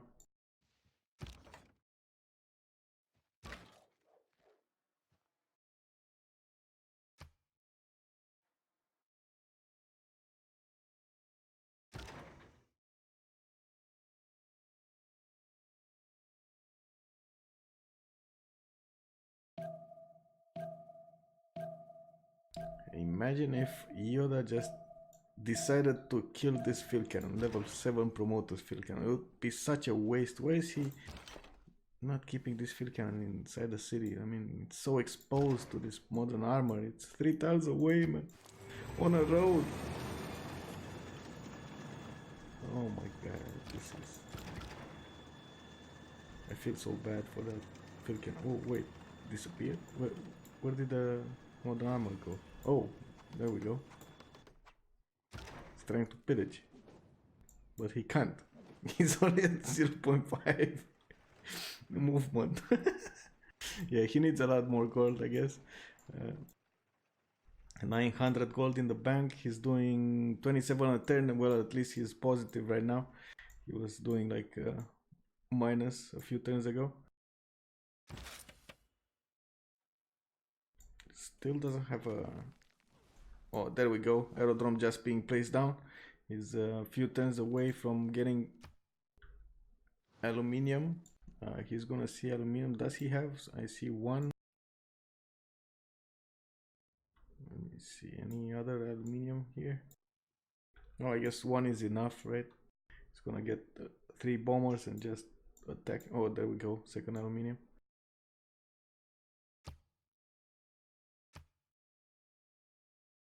Yeah, that's 4 bombers.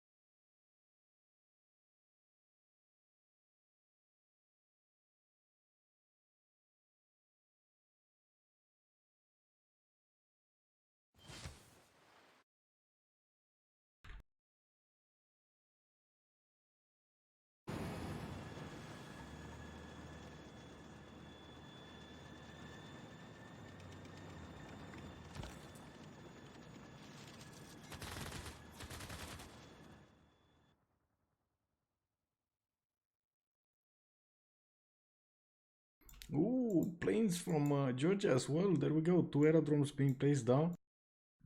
Is he producing any planes right now? No. So he's probably waiting for advanced flight. That's gonna be next turn. He has quite a good shipyard here. Let me see. What's this? This is a level 6 harbor. So that's a 6 shipyard. 6 production shipyard. It's pretty good.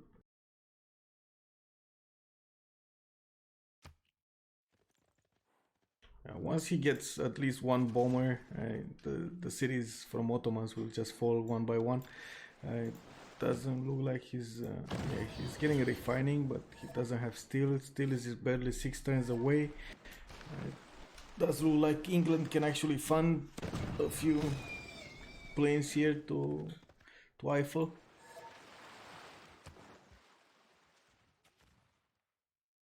And look at the point jump in Eiffel right now. He got 40 points in the last 2 turns. We talked about him.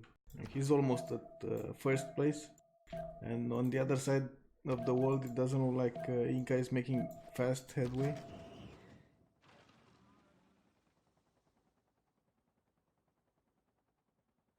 Oh, he has this modern armor that's gonna pillage everything here. It's gonna be really bad for Khmer.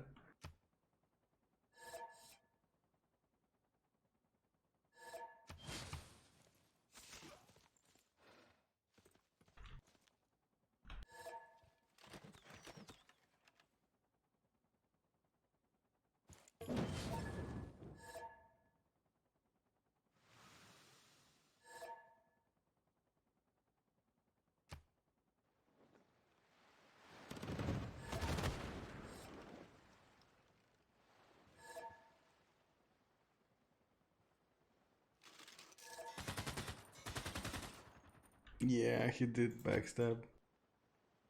I'm not sure why exactly he did that. In the long term, it didn't actually help him at all.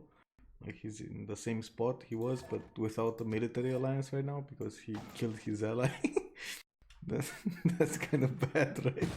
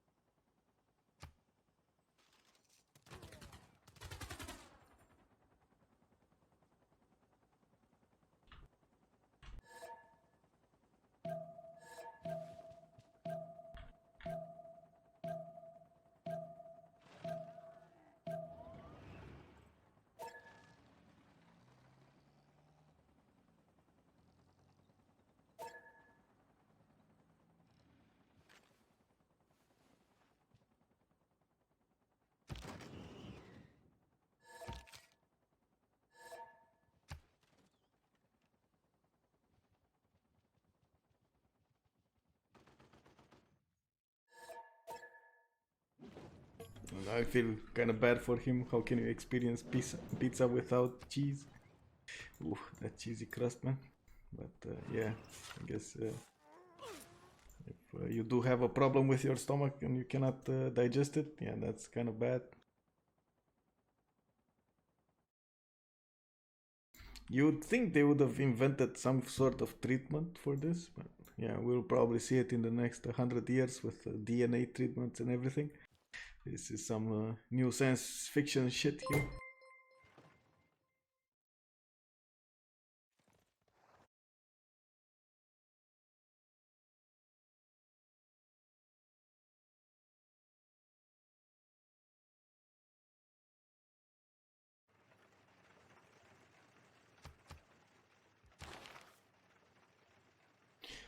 Ooh, Albert Einstein is next on the list in the modern era, the +4 scientist to universities. That's amazing, man. It looks like the runner-up is Sumeria with 424 points out of 840, but I do think Inca can make some quick projects and get it as well. We're gonna see. He's building his power plants right now. He's finishing his aerodrome, and I do think he's gonna wanna finish his planes here. But getting Einstein is gonna be really important.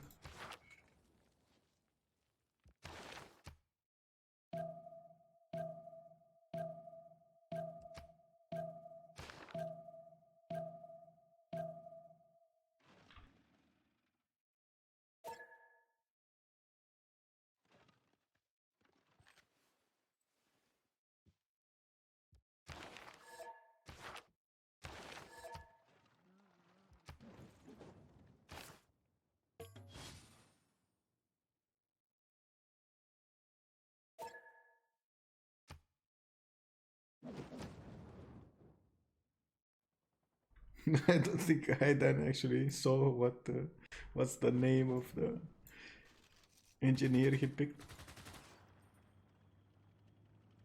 Oh, look at this modern armor core chasing around trade routes everywhere.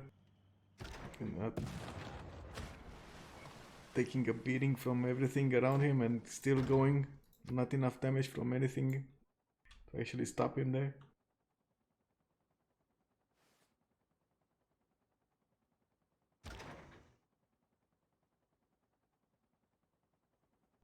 $116 strength on it.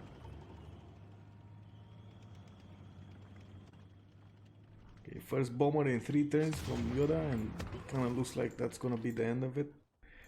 Is he making projects though? No, I don't even think he realized Einstein is up. He's too focused here. And we shall see. Thanks from Sumeria. They're not gonna do much, but he has tanks.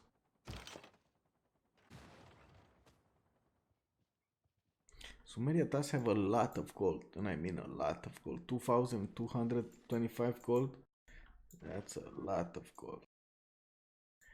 Looks like Georgia is pushing Lisbon here, trying to get it out of the game. That's gonna put Sumeria's gold. Oh, wait a second. He's negative actually.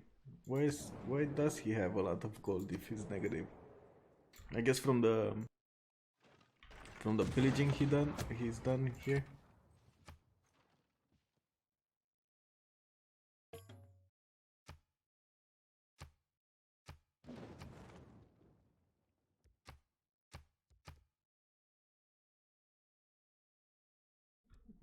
Not much to see in the culture department, it looks like. Only 60 tourism a turn. 5 turns until a bomber comes out from Georgia as well. It doesn't look like he has the gold to buy one, but he can buy a normal fighter, I guess.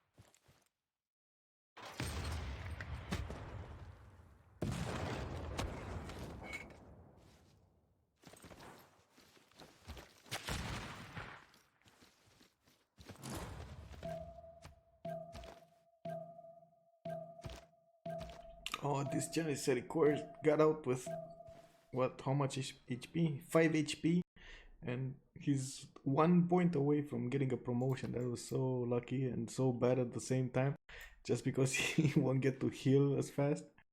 He's gonna need to wait it out on the bench there.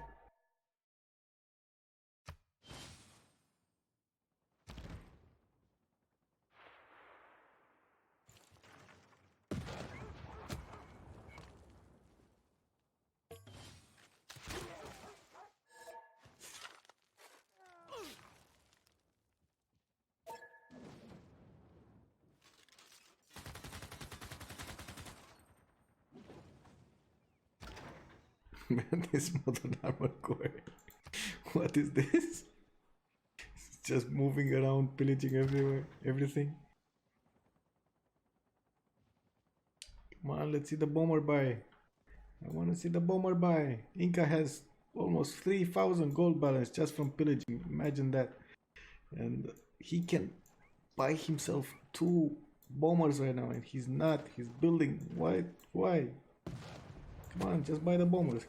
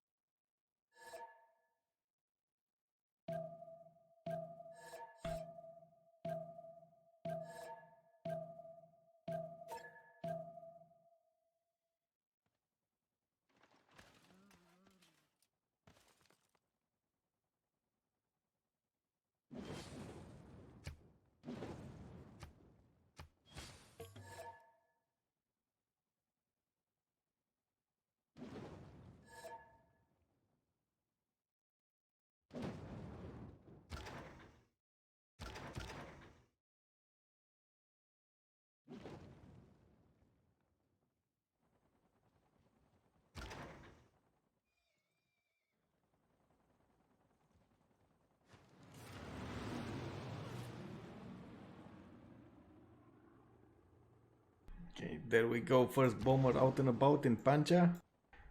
He's probably gonna have a field day next turn, starting to attack the cities. It doesn't look like Hayden built any kind of aerial defense. That's gonna cost him. You would have expected he's gonna build anti-air units. They're quite efficient against bombers. I think the only bomber you have to worry about is the Aztec bomber or the French one. They get so, I mean, the French one gets so much diplomatic visibility, and the Aztec can go really hard on amenities, so they can get +9, +12 easily. That's gonna chew right through the units, even with anti-air units, anti-air support, I mean.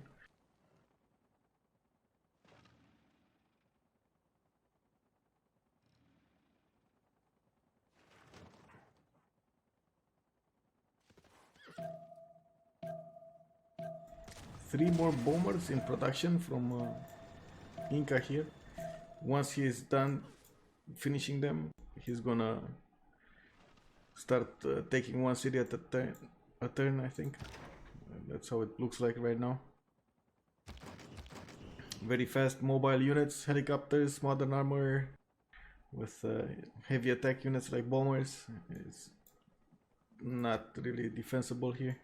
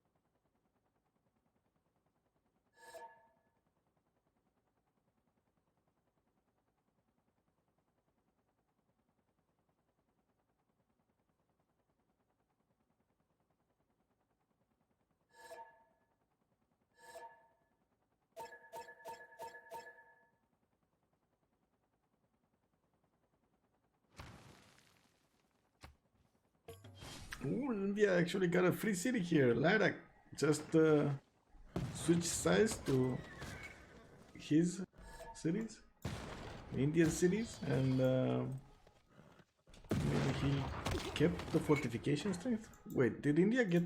I mean, he must have got it. Yeah, he got steel. So it's gonna be extremely hard for this pike and shot to actually get in there, even for Cav. Unless he has tanks, artilleries, bombers, that's gonna be extremely hard to get through. We're gonna see what's gonna happen here on the Khmer Inca front. Inca did upgrade his infantry core. He's gonna have modern armor core, artillery core, bombers, like everything on the table here against Khmer.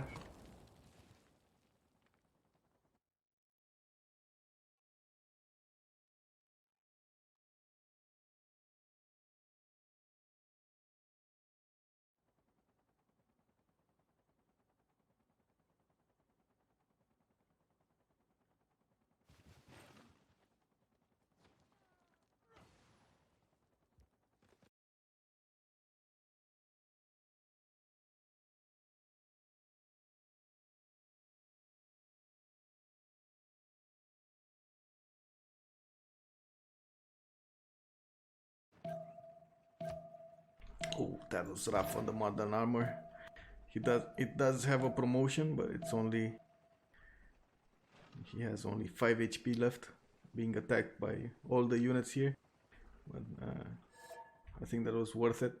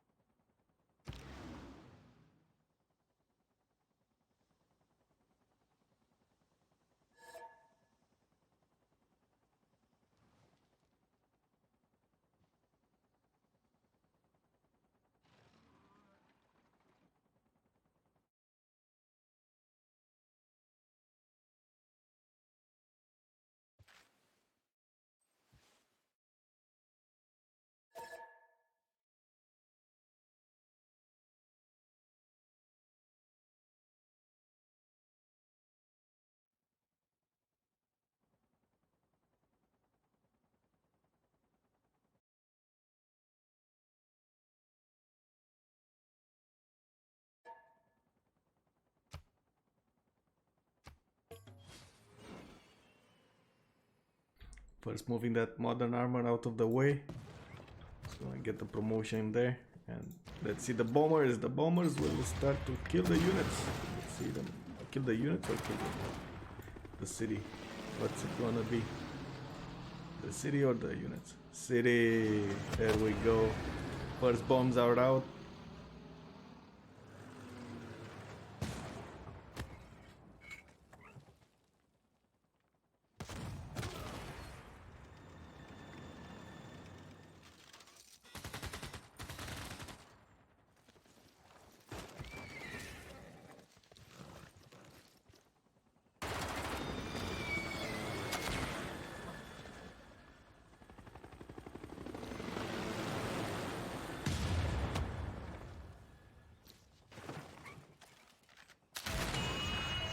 And this helicopter actually took a beating here.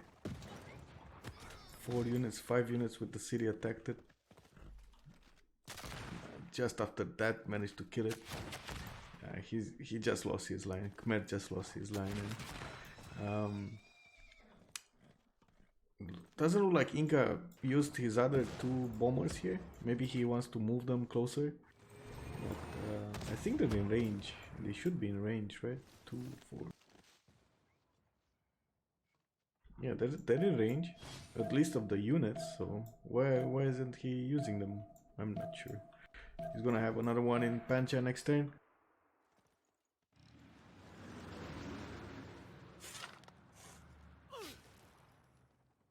Oh, maybe he attacked. I think he attacked Vimayapura, something. And these barbs to the south They still have a settler. This is amazing. A Khmer settler. They still have it. Wow.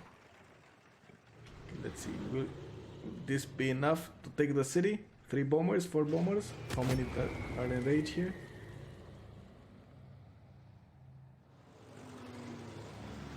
Yep, it does look like that, and he's looks like Khmer will lose his field cannon army here.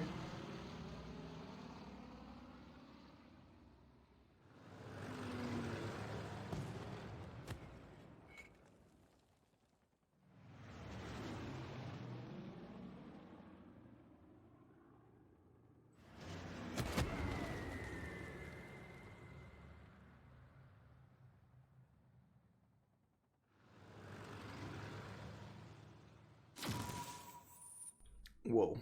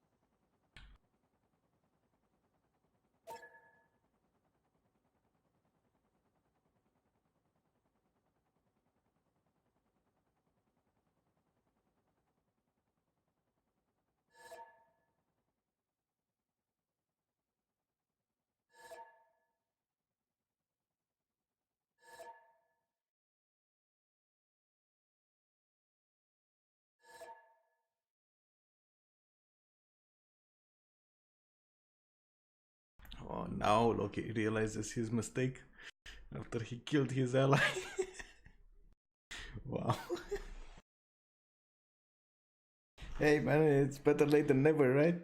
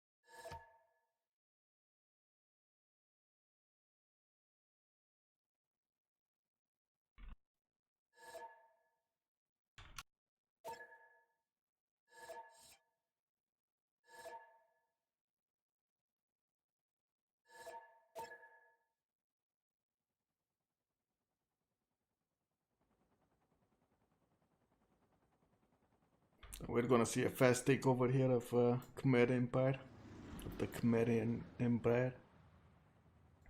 More attacks from bombers.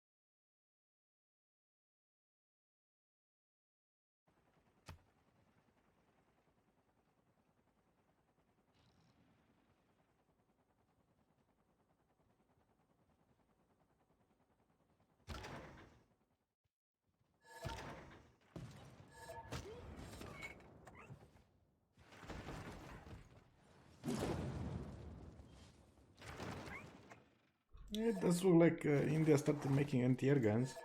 That's gonna make him last a little while longer, especially Inca being occupied right now with Khmer.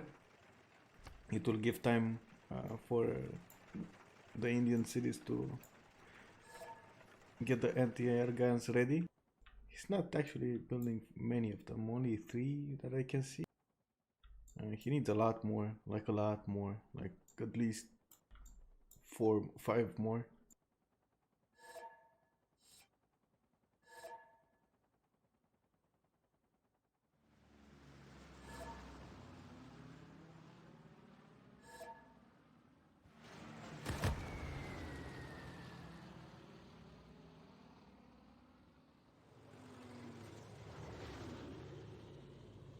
There we go, Yasodam Dharamapura next in line to be taken over by the Incan Empire. I'm curious to see what's Eiffel's plan over here on the east side. What's he gonna do?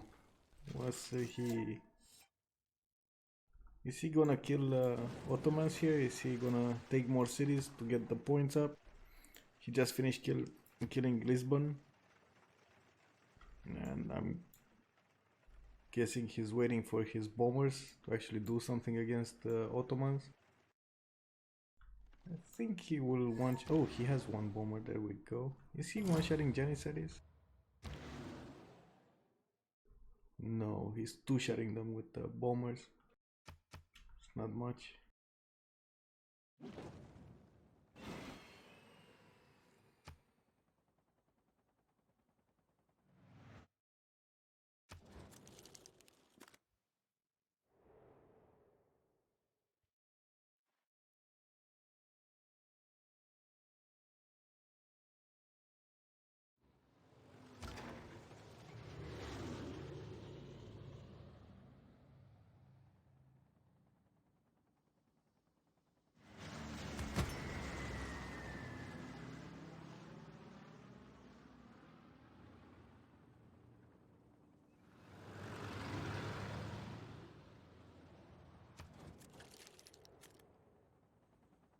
Let's see the bombs go down.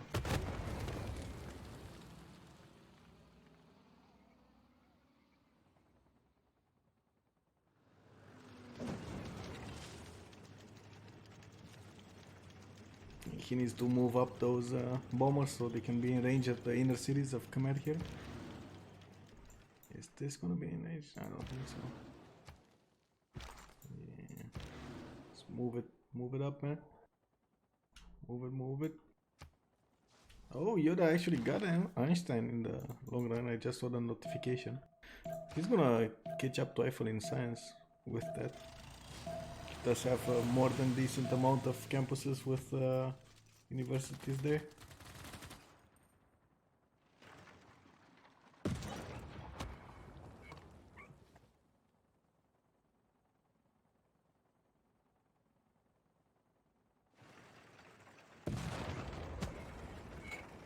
No, I didn't see that Haidan was dissing.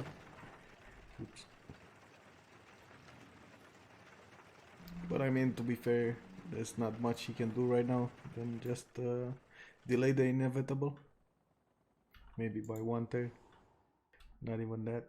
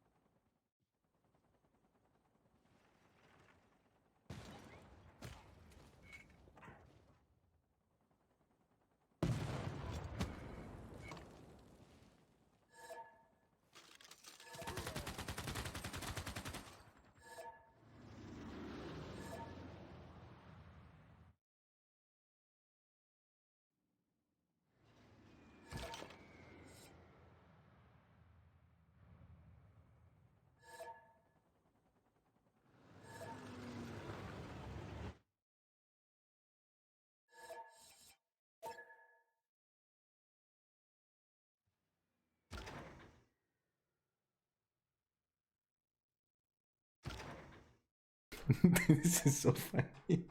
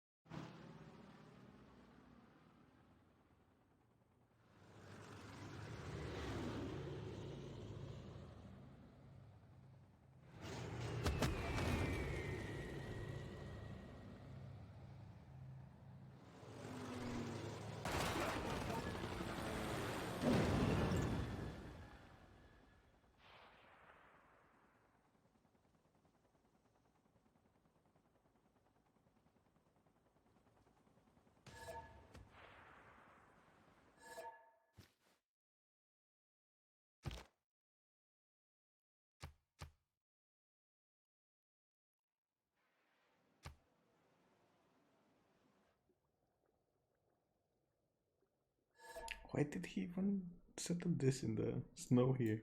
So weird. An extra city for nothing there. So he did not upgrade his field cannons, and or he did he?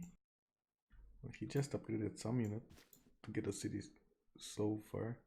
What is that? Victor? Maybe that's Victor. 84 strength city.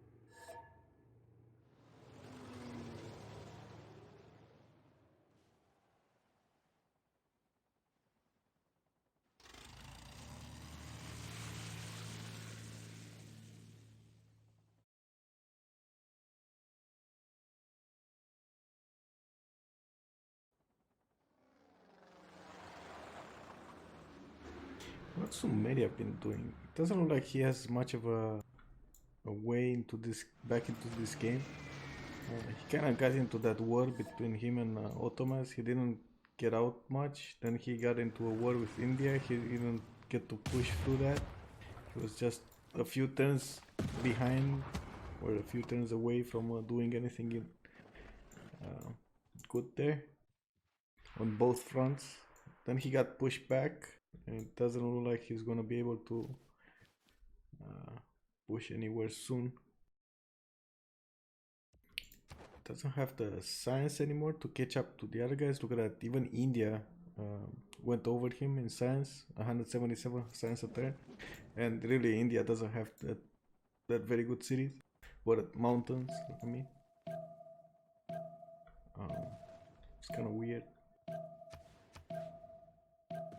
More settlers out, I guess he's going for points right now.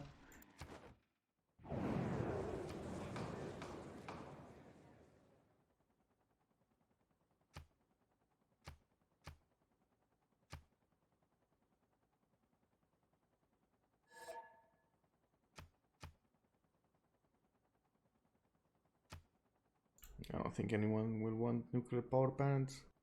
Chosen player gets Diplo victory. Eiffel? Diplo? No, not Eiffel, because freaking Dragon has a lot of points. Lucky G, Lucky G. And World's Fair, because everybody will do that. Okay, cool.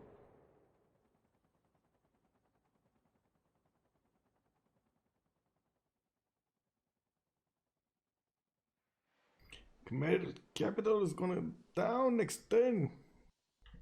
Garrison health 0, fortification health 51.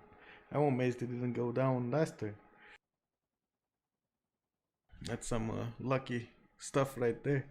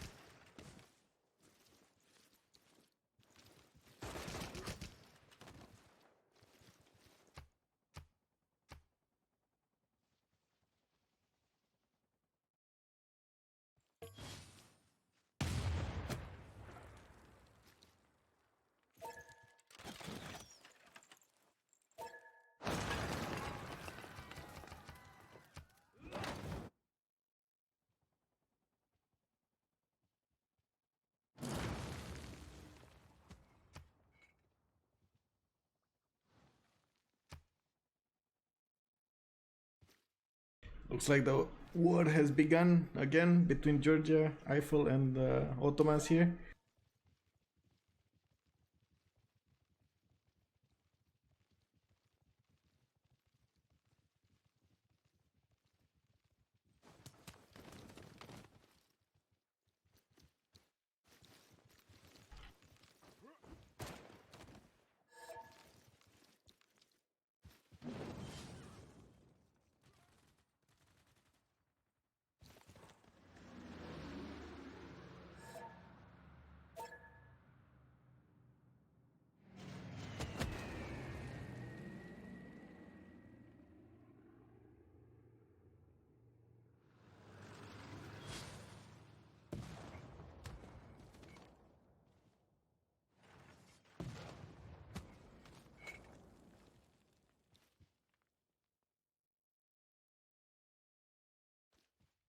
Well, at least Loki unstacked his units.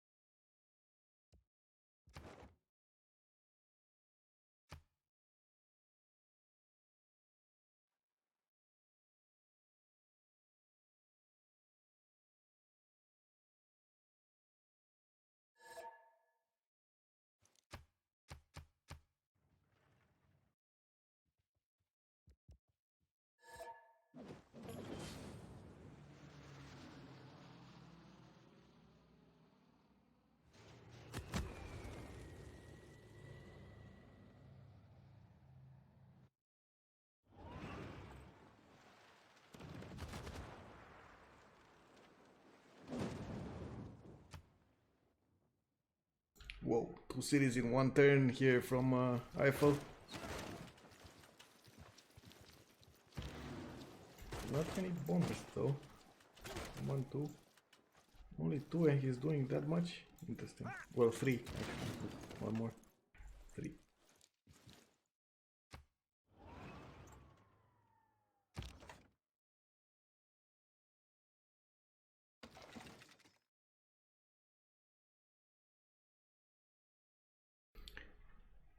They're tight right now.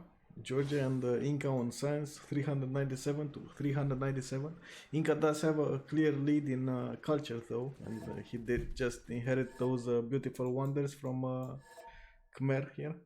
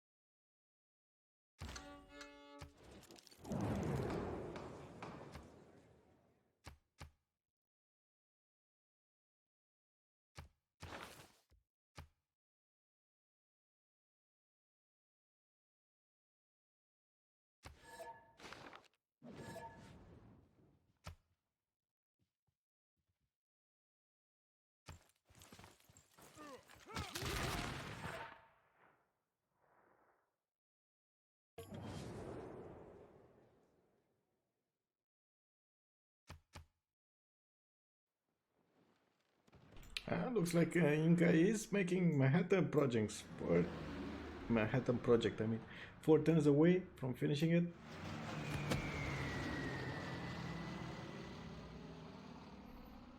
He overtook Georgia right now in science. Somebody pillaged his industrial zone here. Ooh, and Eiffel just got Ottoman city, his capital city. Clever's left ear. That's just weird to say, man. That's the city name. I'm sorry.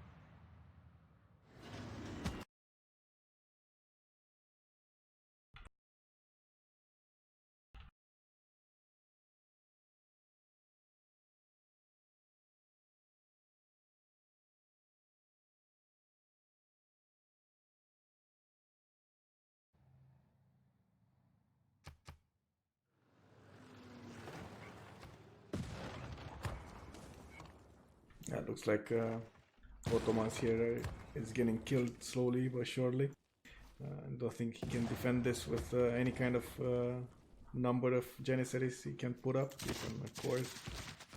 And infantry core units are just too powerful, especially tank cores. Look at this. It's almost one-shotting the Janissaries. Not to mention the bombers are grinding down his walls.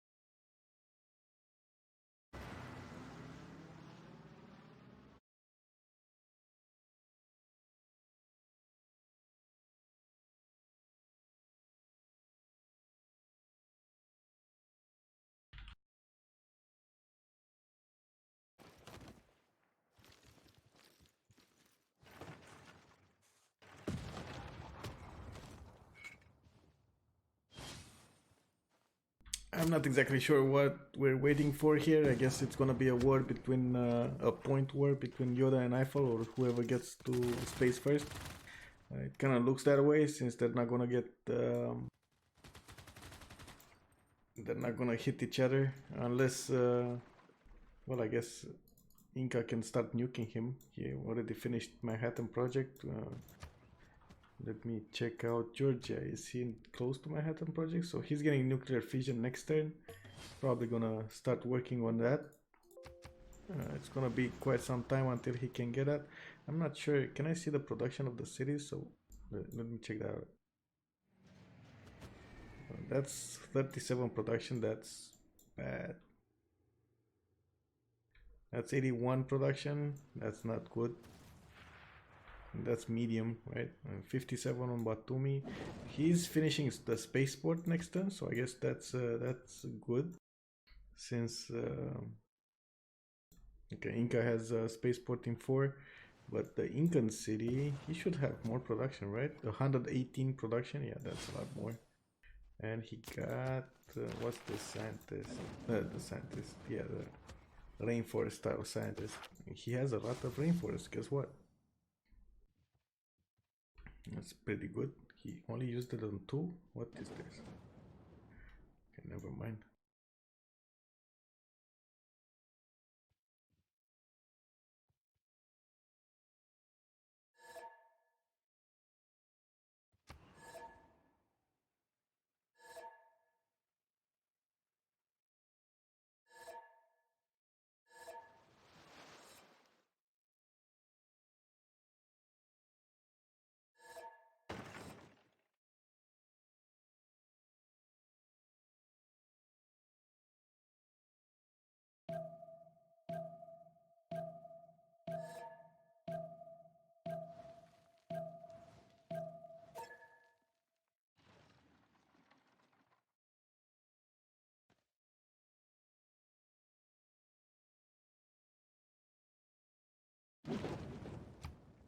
looks like it's gonna be a space race with a mix of nukes here and there. Let's see if we're gonna see nukes on Georgia. I don't think so. Well, actually, look, there's a battleship here. If there's a battleship here, oh my god. There's an aircraft carrier with bombers on it. So actually we're gonna... This is nice. This is actually nice. I'm surprised he didn't get a... He didn't get a sub here. Why didn't he get a sub? It's much better than the aircraft carrier. I guess it's because of the... He needs to take the electricity route. Like, that's top 3. And he's gonna get... Anyway, next turn... So that's 1, 2... That's 4 turns for him. What the... I guess he can buy it from Armag. Does he have the money? 1400 gold in the bank. Yeah, he does have the money. So 5 turns away from nuclear device, 8 turns for another one. How much uranium does he have in the bank? 24 more, so that's another 2 nukes that can be built. And it looks like by the time Eiffel actually finishes off Ottomans here, he's gonna get nuked. And that's the moment we're gonna see a CC probably.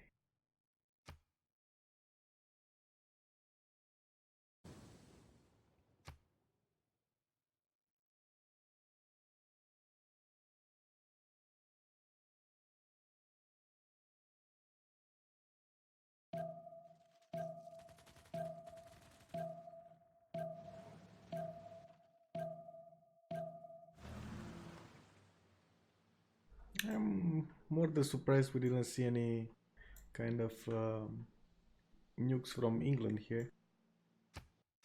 I was half expecting him to go that way, but at the same time, I guess he doesn't have that much experience between the medium to late game time.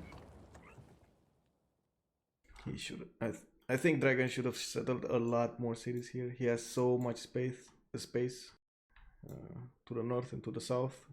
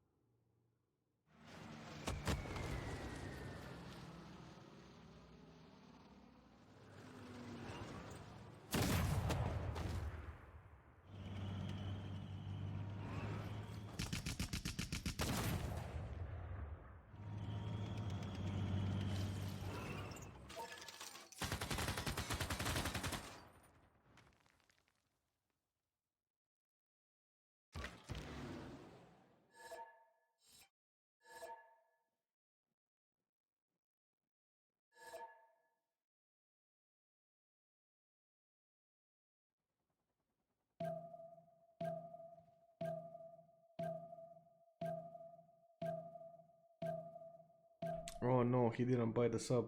Oh no. Come on, Yoda, buy the submarine in Armag.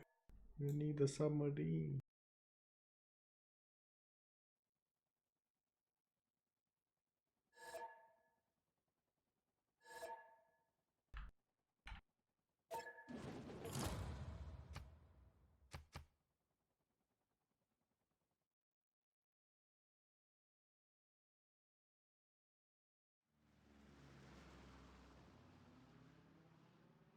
The problem here is Eiffel didn't build any kind of anti-air. That's gonna be quite easy for the bombers to go through and destroy his setup here.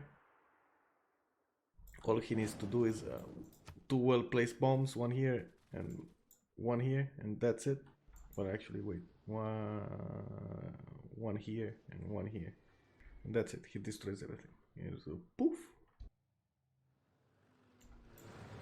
Those cities won't live any longer.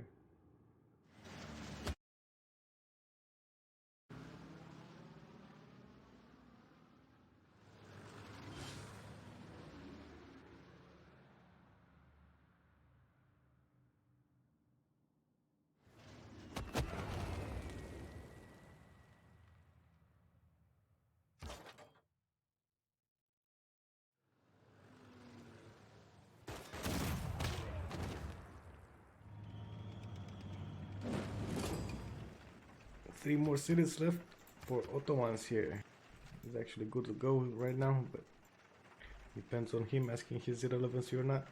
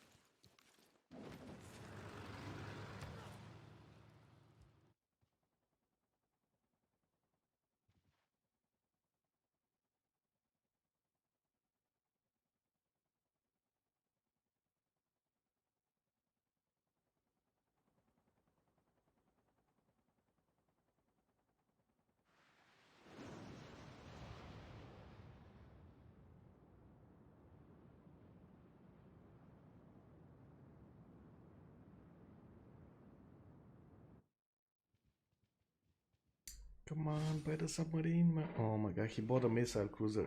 Oh no, does you? Oh. Come on, man.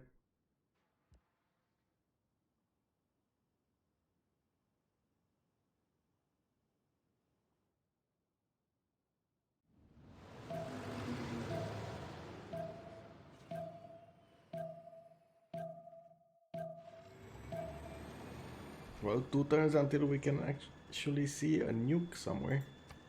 And it looks like 3 turns until Yoda's gonna go launch the Earth satellite.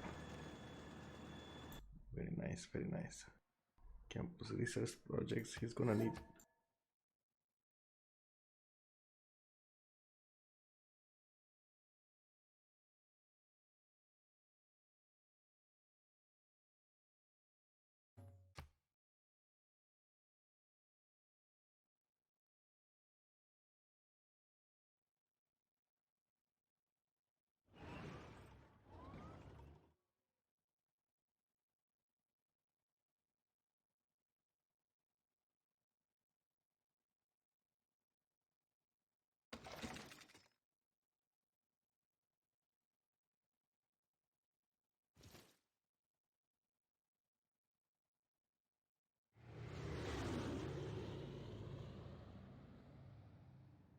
So how many bombers do we see here? 1, 2, 3, 4 bombers from Eiffel.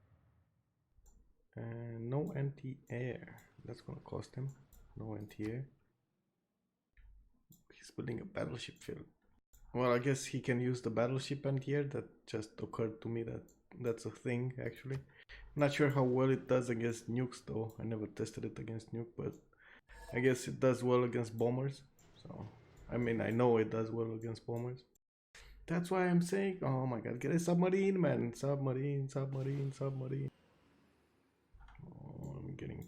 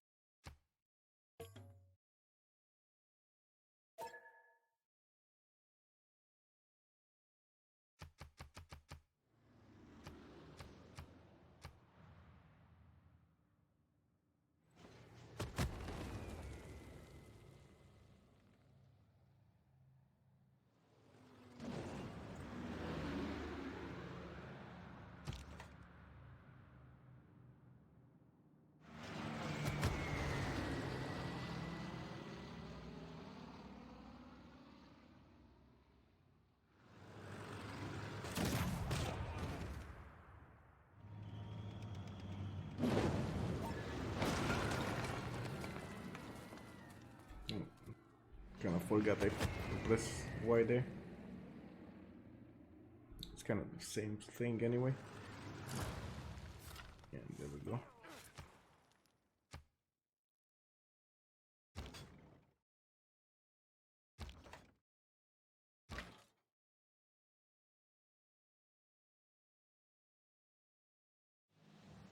So nukes, where are the nukes?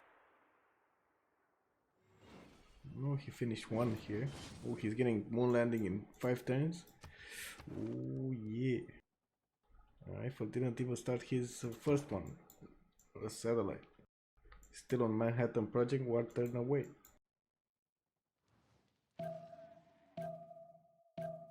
Come on, where are the nukes, man? Get the nukes. Yoda.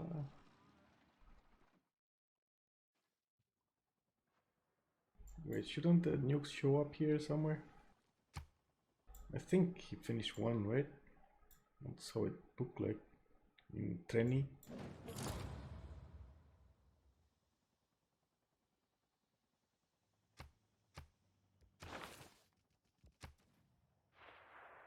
Oh my god, it's the great engineer Sergei Korolev that can get him 750 production points towards space race project construction. That's gonna be immensely helpful if he gets it, and he started making projects for that. He immediately switched off from what he was doing there.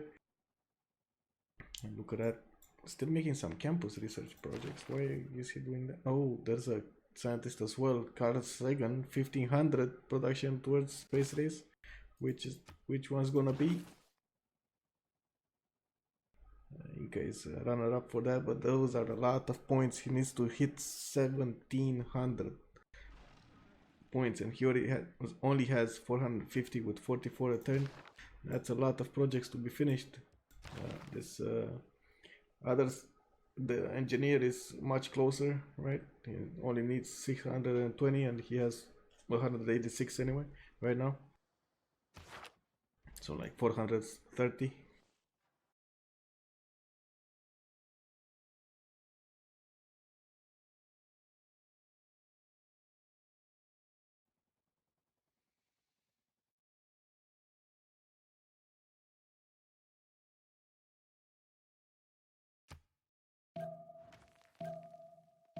More space force being put down by Georgia here.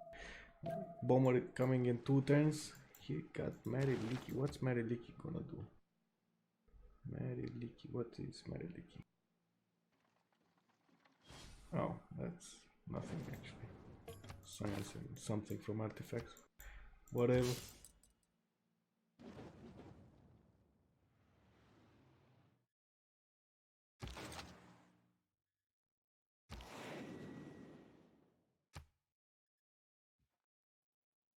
Still no jet bombers from Yoda. I'm not sure why, but I was kind of expecting that as well. No. He could get Giant Death Robot. The GDRs. Not sure what he's taking right now. Or he didn't select any tech. Oh, finally, submarine, nuclear submarine, 2 of them actually. Look at that. Very nice, very nice. We're actually gonna see some nukes, boys.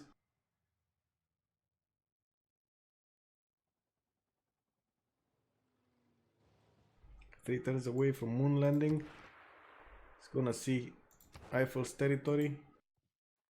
I guess he already sees it, right? Let me check. Yeah, he already does. Actually, wait, he got Earth satellite. What am I talking about? Yeah, sure. It's kind of late here. It's like 2 a.m. Yeah.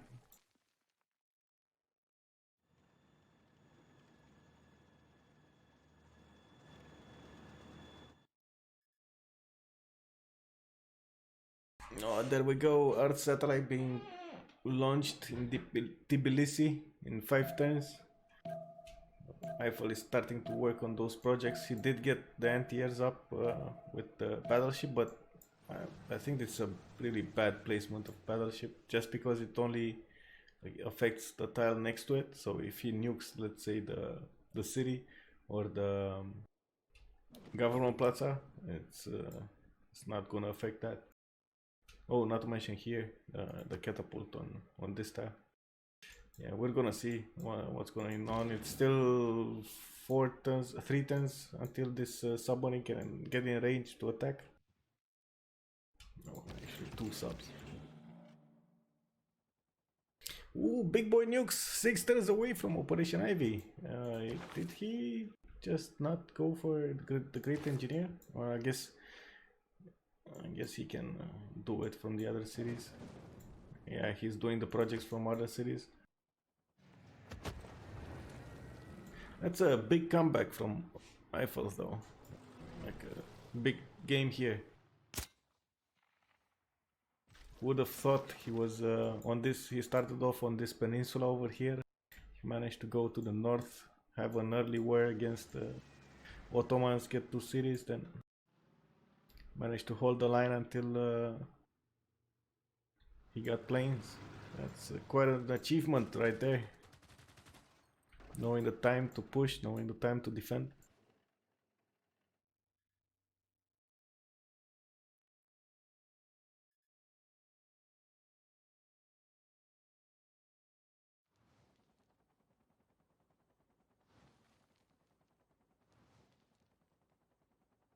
Yeah, it does look like India's putting up quite a defense here with his anti-air guns. It's gonna be extremely hard for any bomber to get through there. I guess that's why most of the bombers have gone on the other side towards Eiffel. Eiffel is the main threat right now to Yoda's win. So that's how I'm guessing that's how he's reasoning right now, to go and stop Eiffel from ever getting the projects done.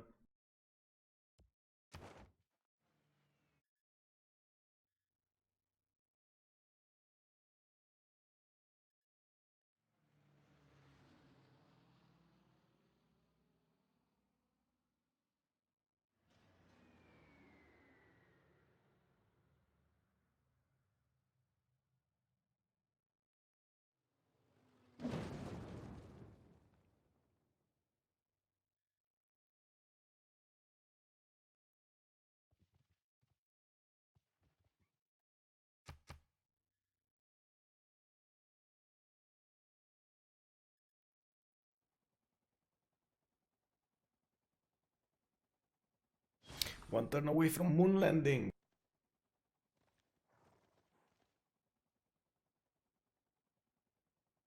Oh, we're gonna see so many nukes drop. Very nice. Nice. I don't know, but I've rarely got to this point of the game to see nukes flying here, especially in streaming or commenting. That's gonna be interesting. Yes, see the nukes, see them fly, see them destroy tiles, get that nice mushroom crowd. It's probably gonna be 1 or 2 nukes, and then Eiffel will probably need to GG to Yoda. I don't think he can put up a defense here. Again, he didn't make any anti-air, and even if he did make any anti-air, it wouldn't have. I don't think he can stop the nuclear sub-nukes. Those are kind of, unless he has like mobile SAMs, those are kind of extremely hard to stop. And it doesn't look like he has mobile SAMs here. Where is he on the tech? So he's at mechanized infantry. Yeah, he didn't research guidance systems, and he would have needed to upgrade them. So anyway, I don't think you can. Well, I don't think you cannot buy them with faith.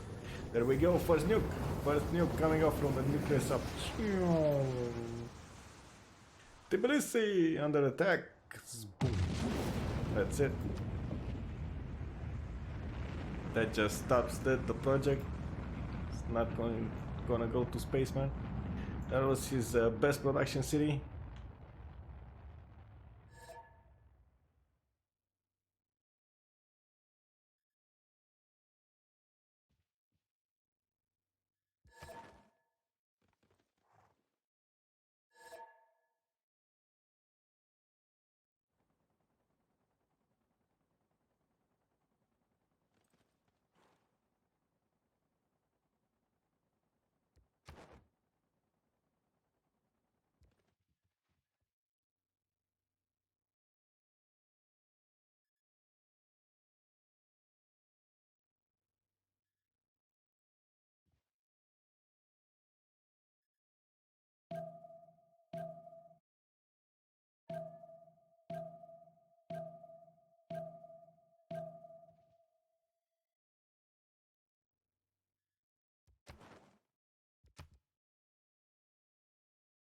Turn 137 CC, I guess, to Yoda.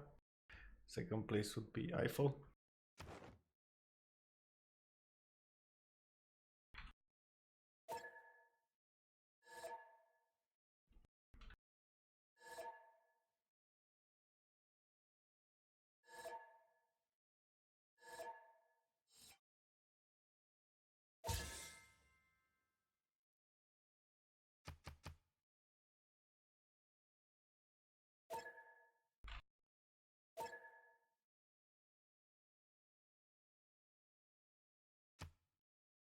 What is this? Concede vote to Yoda, to concede vote to Hayden. What?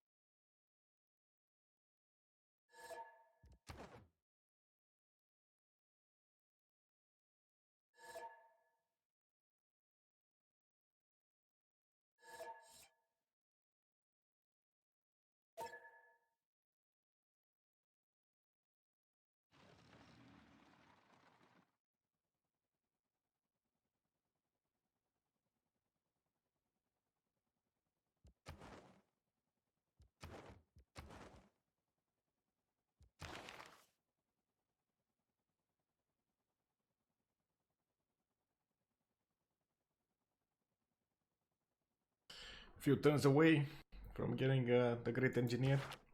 Linka getting the great engineer. He may Actually, is he? No, he's not gonna get another project in. But I guess those were enough. It looks like they couldn't get an understanding of how to CC. So.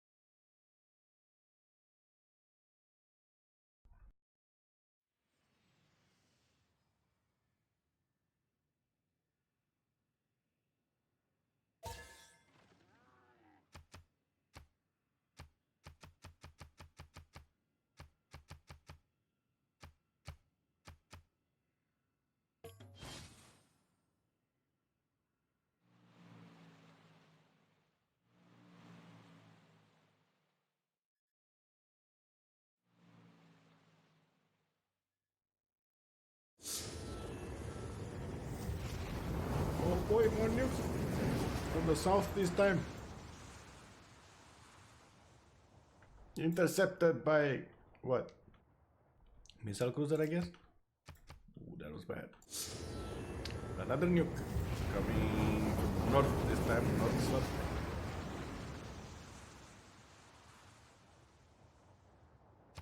Oh my god, he doesn't get it. So it looks like the missile cruiser, because it has 110 anti-air strength, destroyed 2 of the nukes being launched by Yoda submarines. I'm not sure exactly why he launched them in the same space. It would have been, I think, pretty easy if he launched them here on the wheat tile. I'm not sure exactly where he did it, but I think he went for the catapult or the bombard. He needed to send them to a tile that the missile cruiser doesn't actually get it. If you can watch, the missile cruiser only provides defense from air attacks up to 1 hex away. So that's 1 hexagon around it, in a circle.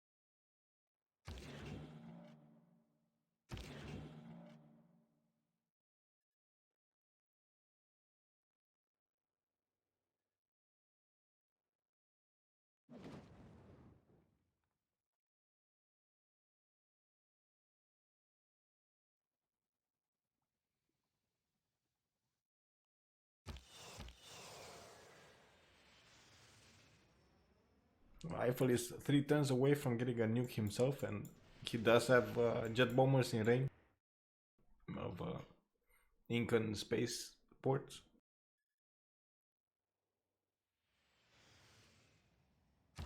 It doesn't look like Inca has his protection on them. Why isn't he putting his... that's weird. His planes on the tiles.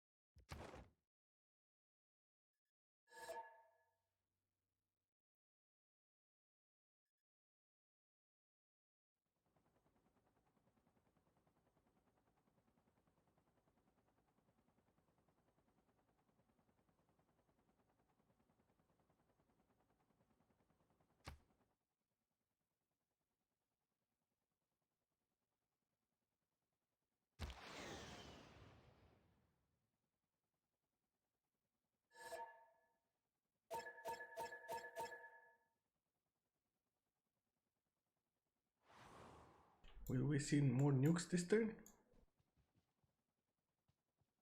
Oh, 3 turns until Gen Death Robot on Inca. Will it be in time though? That's gonna be interesting to know. It's only the first one. He really needs to get to the second tier. I'm not sure exactly what's the second tier. Oh, this one, Cybernetics. He really needs to get Cybernetics. Unless the GDR will be really bad. Meh.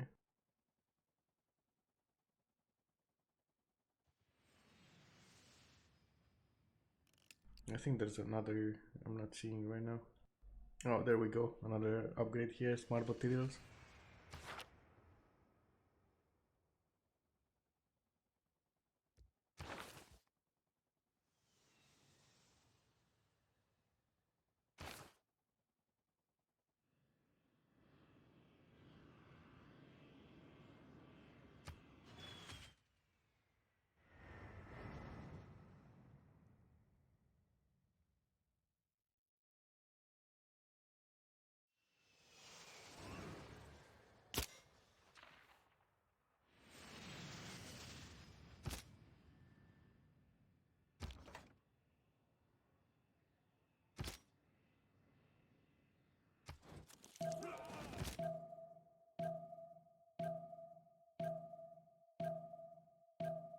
I really want to see. Oh my god, this animation is really long.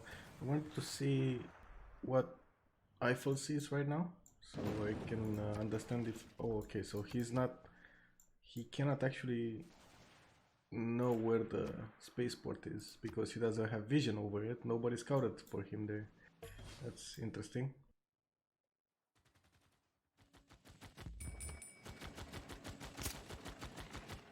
I was a bit worried for nothing there.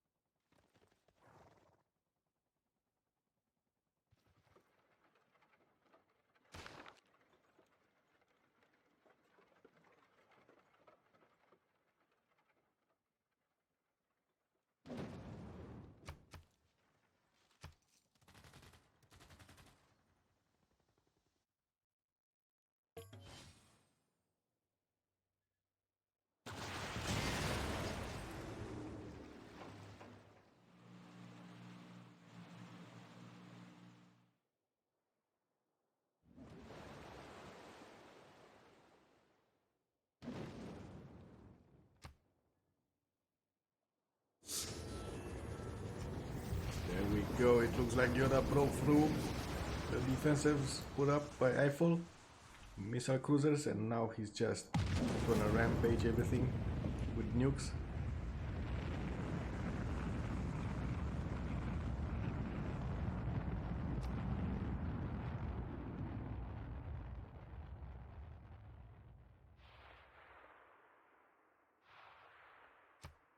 Does he have more? That's the question here.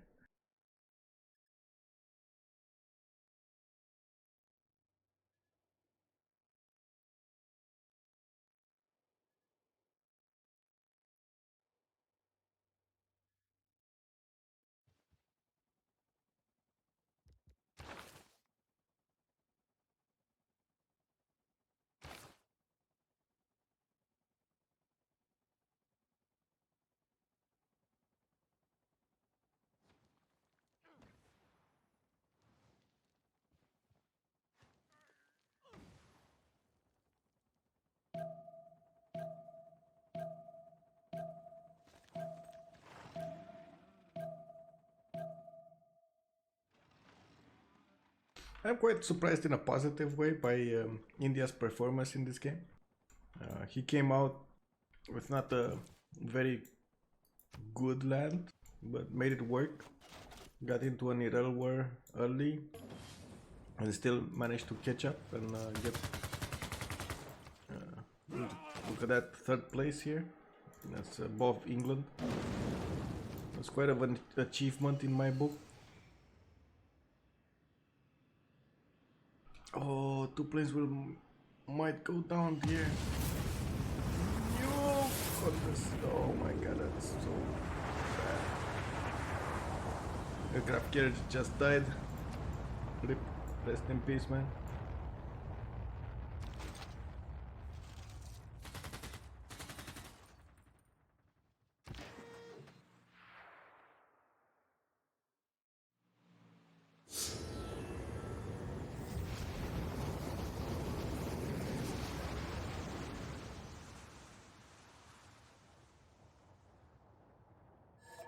Lol. How did that... What? How did that happen?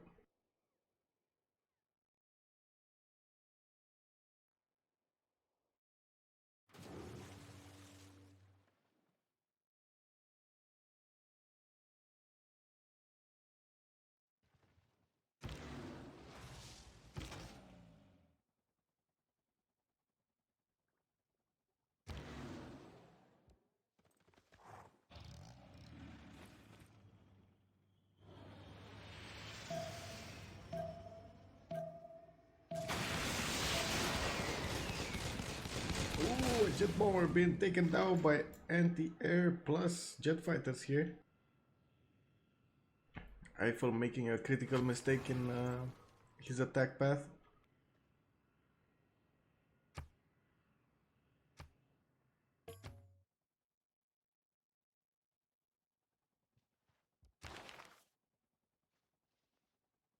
Yoda really close to Carl Sagan. That's the great scientist that gives you 1500 production towards space race projects. He's 2 turns away from finishing exoplanet expedition, and then he's just gonna do the Lagrange station something projects, I believe they're called. Let me see. Wait, I need to actually click on him. And yeah, these ones.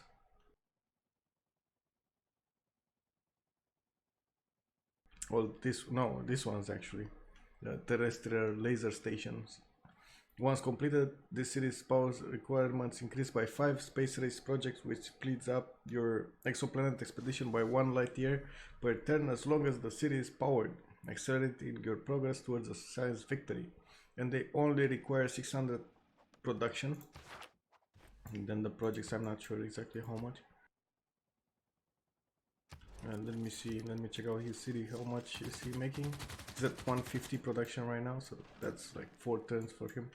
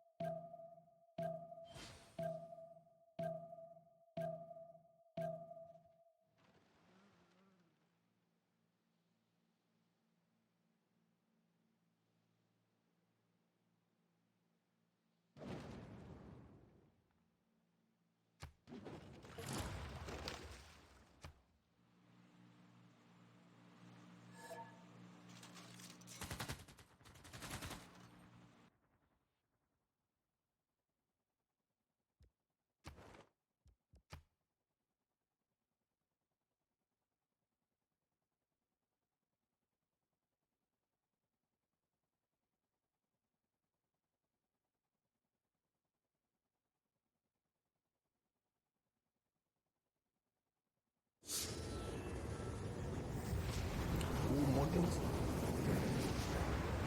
Where? Oh, another in Tbilisi.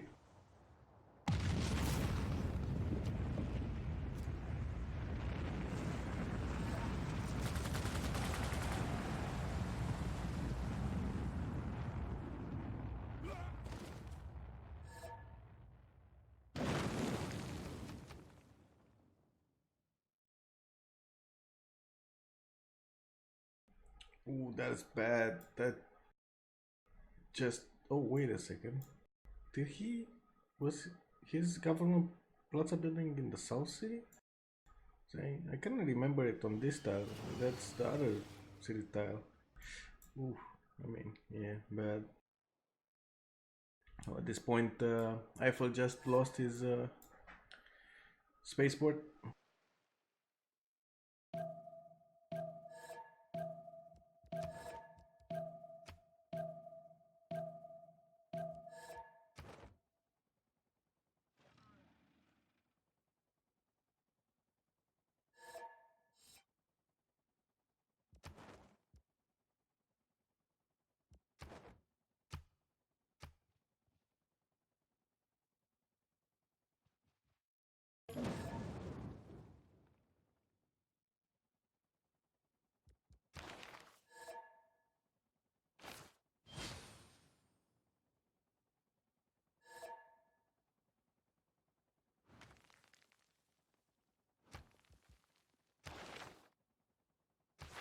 There we go. The terrestrial laser stations are starting to be built here.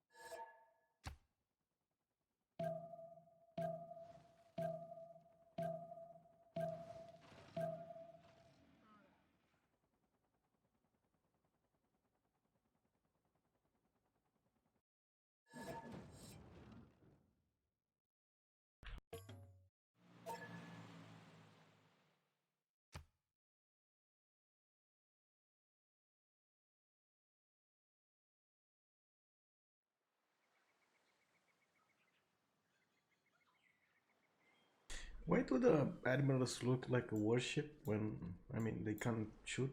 Like, what is this?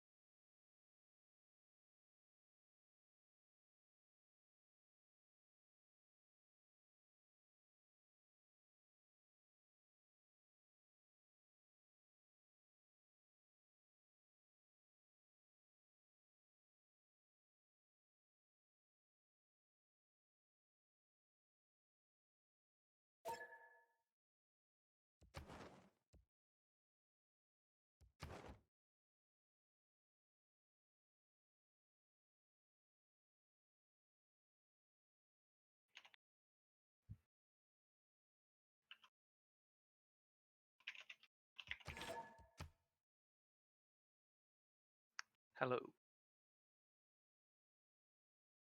Oh my god. So, how do you feel at the end of the game, guys? How was the Well, it's experience? still not over. It is not, but it's the end of the game. I have the veto.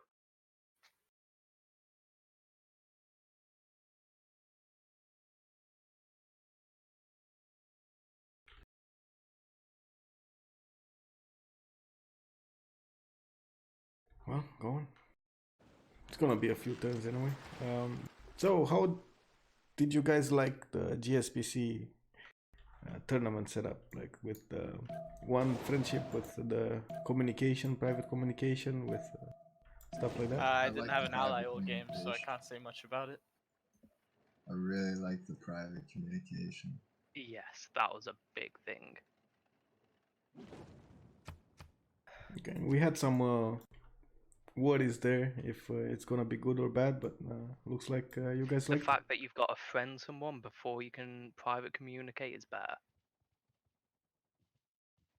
Because you can't formulate any plans. If we be friends, we can do this. It's got to be. Don't nuke me! Nuke him!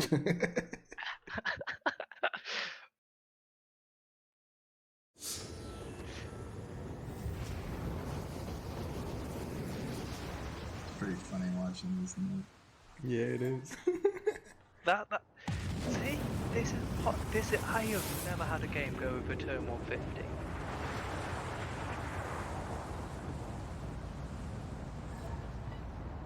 We kind of don't need to go this far into the game to know the result, but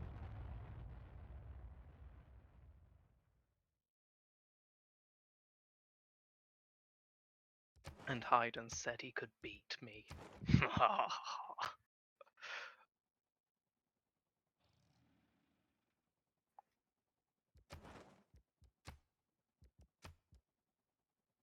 But you're kidding me, right,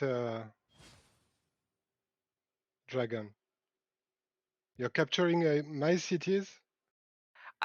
Your city was a free city when I captured it. Oh shit, I could have liberated it to you. I should have done that. It rebels in 11 Can't turns. believe it.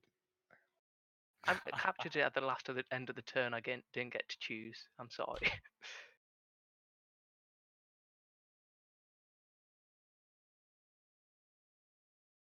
I'm about to rage quit. You can No, ask for but a Nobel really, vote. what is he doing? It's just going down and he's bringing me with him.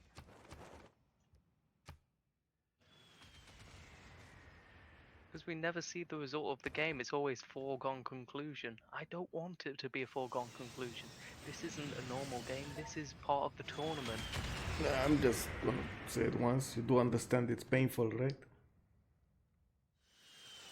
And pain is beautiful. I mean, maybe not for you, but for the other players in the game, it's painful. You can always ask for an Nobel. But you've put so much effort That's in. not a I've solution. tried to help you. Like, from halfway point of this game, all I've done is try and help you win.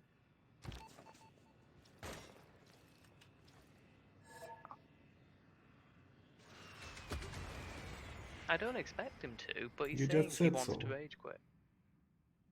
I said you could, not I'm expecting you to.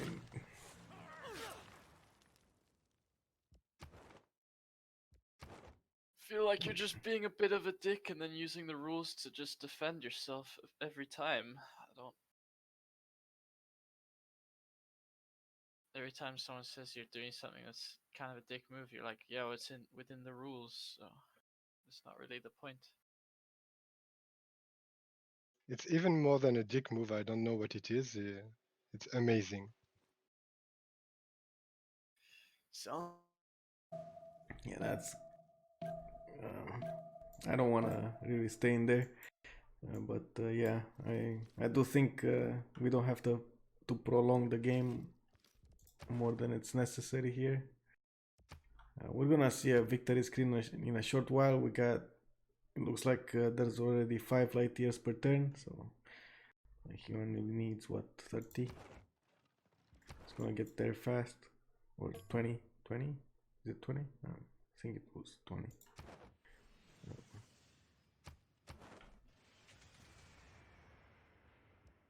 Oh well. It's probably next turn or the turn after.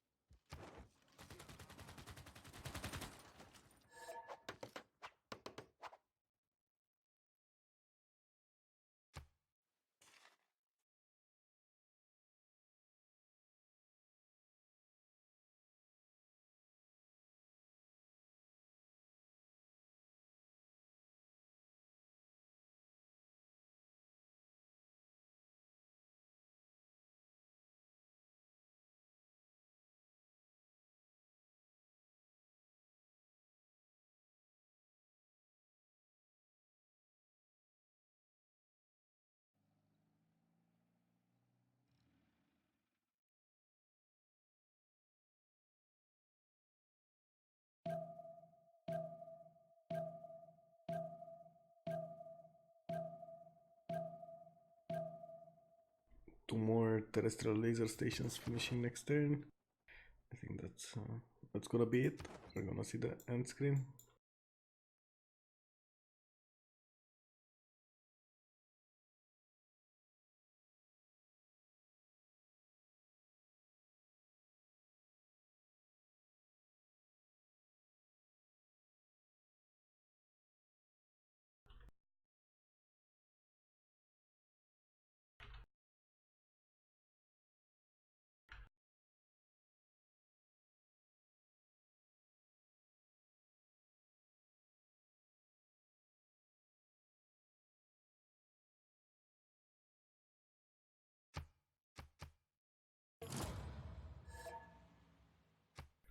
Another 10. Okay. Several light years per turn now.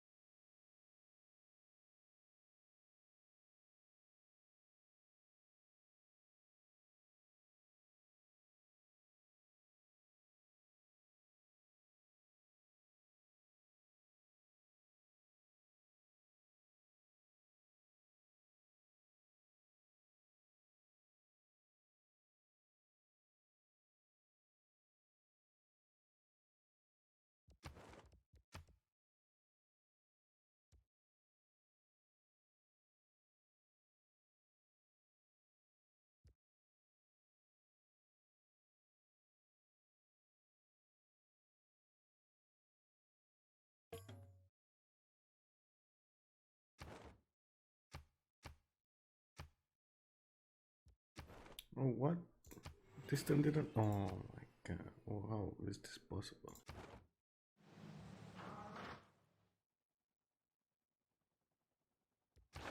What's this?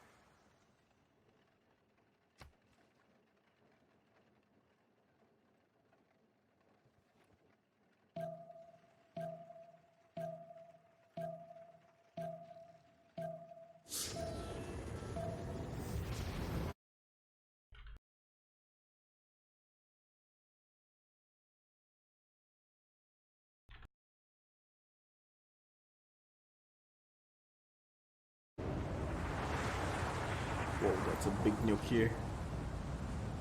And Kara just got wiped off the face of the planet.